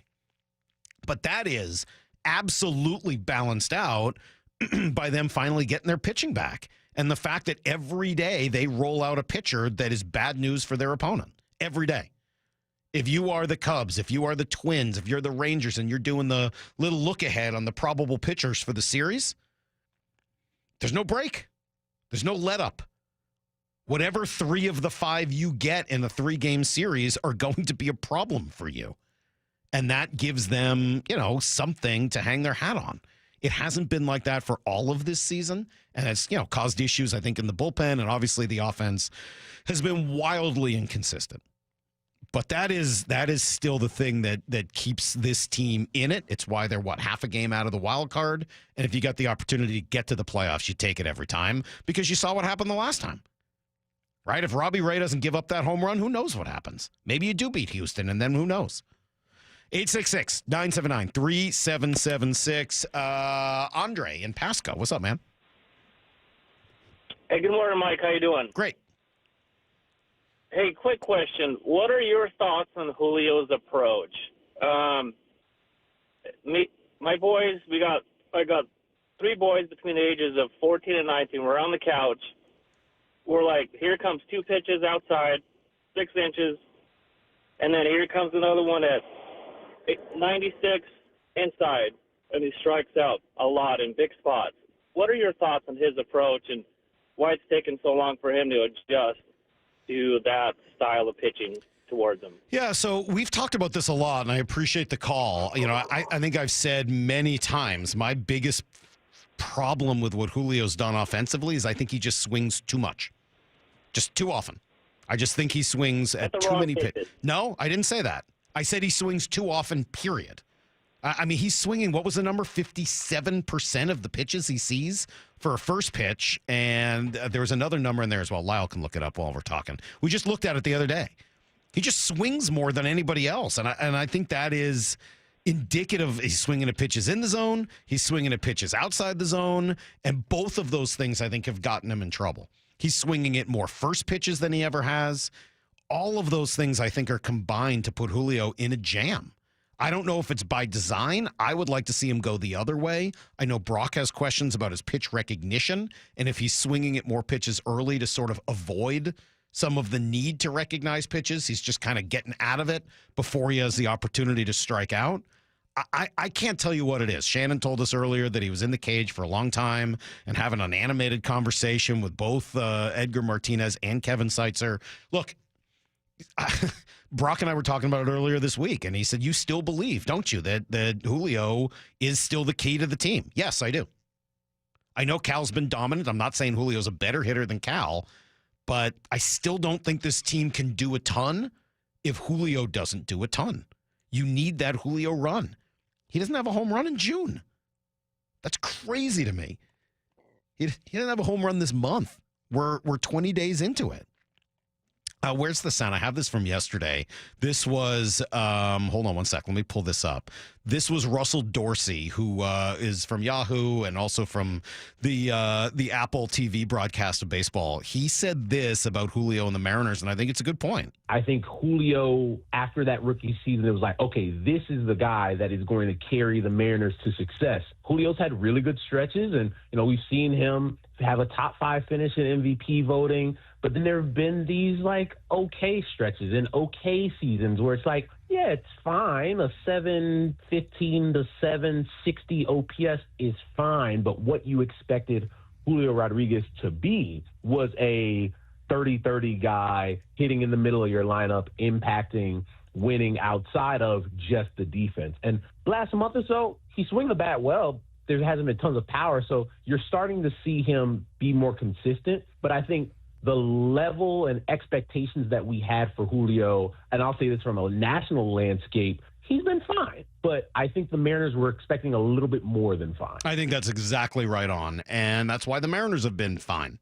But we're all expecting a little bit more than just fine. A guy with Julio's numbers in the minors, with Julio's scouting, comps, etc., he should be better than this. And he hits too many balls into the ground, specifically fastballs. I remember Hembo talking about this a couple weeks ago. Mm-hmm. His average launch angle on fastballs as of a couple weeks ago was 1.5. You gotta lift it. Yep. You gotta elevate. You gotta celebrate. And celebrate. There we go. Well, I think from a fan perspective too, because the team kind of did have those expectations, there was some hype put around him, Sure. just as far as branding and everything too. And so I think from the fan perspective now, they're looking for that payoff. I don't think it's just the fan perspective. I think it's from the Mariners' perspective. They bet on this. They built around Julio becoming a star. They're I'm not lucking, but it's working out right now that Cal's becoming a star even more so. Great. But really what you need to be like, if Julio was doing what Julio's capable of, if we still believe that Julio has this capability of being the kind of player that he projected as, and Cal was doing this, you'd be in first place right now. If Julio was hitting the way you expect Julio to hit, you would be in first place right now. It wouldn't even be a question. Those two guys consistently at the top of the order, and then everyone else kind of filtering in behind them, and everything else you've gotten this year, you're in first place. You're more than 5 games better than you are right now. But unfortunately, it just hasn't gone that way. 866-979-3776. Grab a couple more. Let me do Paul and Renton. Good morning, Paul. Hey, Mike. Longtime listener, longtime caller. I don't think Harry Ford's going to be playing in Seattle ever. I know there's a lot of people who are thinking I agree with you. He needs to come up. But, if you bring him up, you kind of take you tarnish the shiny new gift. Agreed. And it doesn't allow for you to sell that high trade chip. The only issue now is that there's really not a market, which you were saying earlier, and that's the bummer, because I think we're in a good position where we do have a lot of trade chips. We just have nothing to go out and buy. And he's one of the best of them. There's no doubt. I mean, a guy who is really just a call away from being a major league ready catcher with his athleticism. He's a valuable prospect. It may have to wait until this offseason, which is, I guess, a bummer. I think that's the kind of player that they were hoping to maybe deal this year. And maybe they still can. We don't know what's going to happen between now and the end of July when the deadline comes. But, yeah, I do think Harry Ford's valuable, and I do think he's more valuable to another team than he is to the Mariners. And I know everyone keeps saying call him up and play some Mitch Garver. Look, you could. If you're comfortable with him only getting a few at-bats a week, you could, and maybe that's fine. I personally would hesitate there. I know Garver's been awful. I know he has. I'm not blind to that. And I do think backup catcher is a bit of a need for the Mariners. But calling up a young player with the promise of a Harry Ford and asking him to just hit a couple times a week, I don't know. That one still just, it doesn't feel right to me. Maybe they'll do it, and maybe there's a way to swing it. And I know that there's some reason to, obviously, with Garver's struggles. And maybe you can't pull anything off at the deadline and you have to do it. But it would, I don't know. It still just doesn't feel quite like the right way to go for me. 866-979-3776. Trying to go through all of these Bills in Federal Way. Good morning, Bill. Yes. If ownership moves on from DePoto, do you think ownership should choose their next GM from the Brewers, the Guardians, or the Rays, knowing that ownership is a small budget team? I don't know. That's a good question. I don't think we're quite there yet. I appreciate the call. There's no indication that Jerry's not going to be back. I mean, I think that, as we sit here on June 20th, obviously the team is in a frustrating spot. If they don't make the playoffs and they finish 5 games back of first place again, or it doubles over the course of the next few months, that'll probably be a different conversation. For me, and I've said this always, I don't look at necessarily the place that a GM or a coach comes from. I'm just looking at that person and seeing what skills they have. I don't know what direction they would go next. I think that's, again, a little early for that. Let me grab Mailman Lance, also in Chi-Town. What's up, Mailman Lance? Hello? Hey, Mike. Thanks for taking my call. You got it, man. I appreciate you. I'm in Chicago, unfortunately not going to the game. I'm a diehard Cub fan, but I am a diehard Seahawks fan out here in Chicago, so I got to support my guys out here. But I wanted to ask you, I wanted to get your take on this. It always bothers me every time I turn on the NFL network. They just cut the Seahawks short. Every time you talk about them, we don't get the respect we need. When we had DK, when we had Tyler, Seahawks still weren't enough. Now that they're gone, these guys are, what are they doing getting rid of these guys? And the Seahawks are ridiculous. And if this were the Cowboys, if this were the Patriots or the Steelers doing this, they'd be like, how smart are these guys? Look at these guys. They're going to be an 11-win team this year. Seattle every year proves this league wrong. We're a winning team every year. We make everything that we have work. We do it all the time. We're like the staple of it. And yet here we are managing the payroll with a younger quarterback, doing the right moves, leaving ourselves for a great future. And yet, every time I see him winning 6 games. Yeah. And it's like, I just don't understand where the disrespect comes in. And I just wanted to get your take on it. Well, I'll give you my take on that. I love your take on things. Well, I appreciate that. Thank you, Mailman Lance. I do have a take on that. I think that this is that in-between gray area that so many people in the NFL struggle with. Yes, the Seahawks had some good players. Geno was a pretty good player. DK's a good player. Tyler's been a good player for a long time, maybe better than that for a while, though not the last year or so. Like, those are good names. They're good players. And the Seahawks were perfectly set up to continue to achieve similar results to what they've been getting. It was just going to be the same. If the Seahawks had signed DK and Geno and didn't get those extra second and third round picks, et cetera, do you think, there's an et cetera for you more, do you think that the Seahawks were going to be any better this year than they were last year? I don't. No, but I think what he's saying is that you would think their projections would be right around the same every year, and then people are like, they're going to win 5 games. Yeah, because it's weird that they don't stay right. Because people they're react to right names. On the edge of the playoffs, if not they react to names. Yeah, right, and those names were not good enough to get them anywhere beyond where they've been. Those names haven't won playoff games. Geno won 0. Tyler won, I think, 1. Did DK win 1 when he was younger? Maybe. I'm not sure DK ever won a playoff game here. Guys, they weren't set up to win. They were set up to be okay. And the national audience, they don't think through that. A national pundit's going to look at it and be like, well, I knew these names. I don't know these other names, so they're going to be down a few wins. Okay. But the names you knew were not set up to get them any farther than they've been, which is, as you just said, verge of the playoffs. Maybe you get in, but you're not going anywhere. You got to take some chances to get out of that zone. I think DK won. He won 1 playoff game because he went nuclear in Philly his rookie year. That's what it was. That sounds right. That's the game where they beat the 5th string quarterback who was 80 years old. It was Josh McCown. There you go. Yes, they beat Josh McCown. Okay, so he won 1. Good. They won 1. But let's be clear. That was not a team, nor have any of these been teams that have been running and gunning and getting real close to anything resembling a Super Bowl appearance. So. Good calls. Appreciate that. I think I understand why the national folks see it that way. I'm not saying I agree. I just think that explains it. Luke Raley's back. I'm looking forward to that. Again, not a savior, but somebody that fits what they want to do, and I think that's important. Looking forward to it. 3 games, all at 11:20 a.m. over the next 3 days. We'll be in on Monday to talk about all of it and see what direction this road trip is going. And I'm sure we'll be previewing the Heward wedding, of course, as well. Looking forward to that next weekend. Have a great solstice, everybody. Enjoy the naked people in Fremont. And we'll catch you guys Monday morning at 6 a.m. Until then, the hay is in the barn. See you, everybody. Get to the chopper!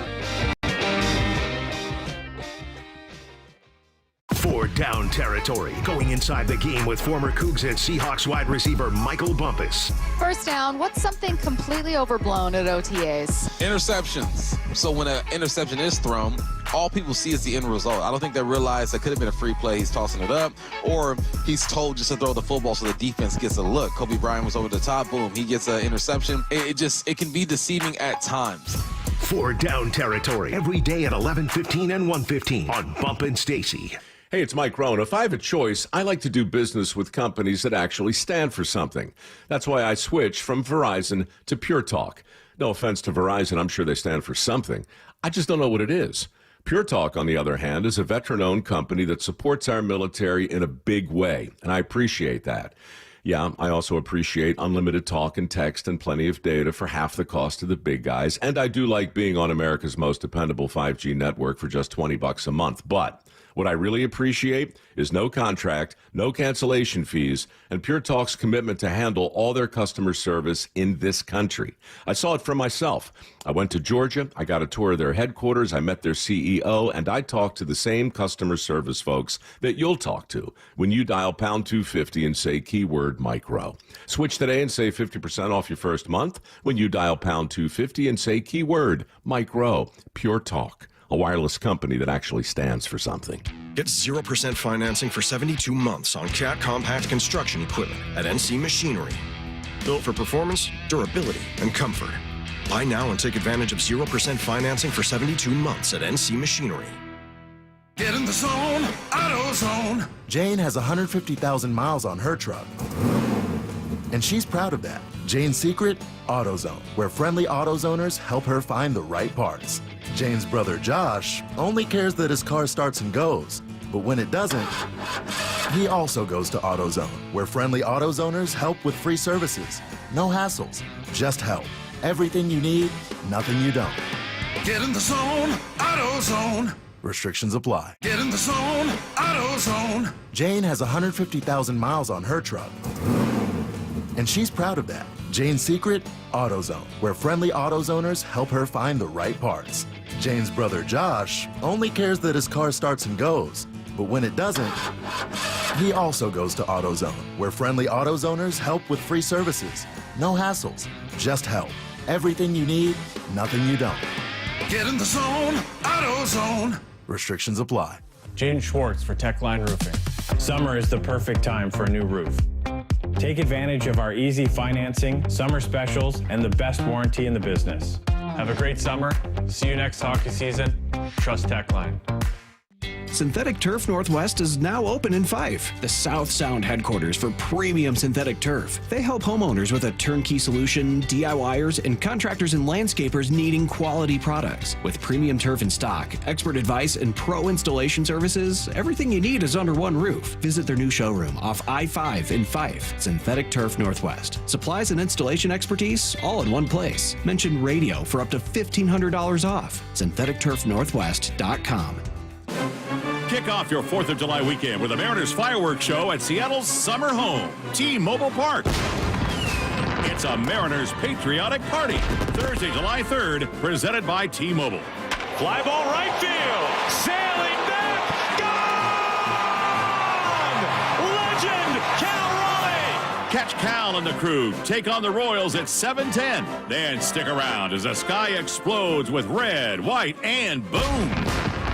Fireworks and Mariners baseball. That's 2 spectacular shows in one unforgettable night. J.P. Crawford with a walk-off single. Holy smokes, what a finish. Lock in your seats now at mariners.com/fireworks and check out the full fireworks lineup this summer, including an 80s night on July 18th and Show Tunes theme on August 1st. Plus, don't miss big-time giveaways like patriotic trucker hats on July 4th and J.P. Crawford basketball jerseys on July 5th. Mariners baseball. Tridents up. Imagine finding your dream home and moving in right away. No waiting to sell your old place first. Sounds perfect, right?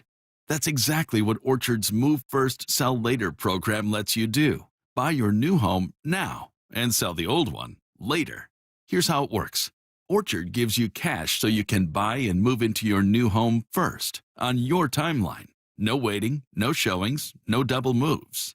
Then the Orchard experts take it from there. They handle repairs on your old home for you so you attract the right buyers. Once they're done, a local Orchard agent lists and sells your home for top dollar. Orchard's Move First program gives you the freedom to buy and move into your new home first and sell your old home later. Buy before you sell and get top dollar for your home with Orchard. Ready to find out how much your home is worth?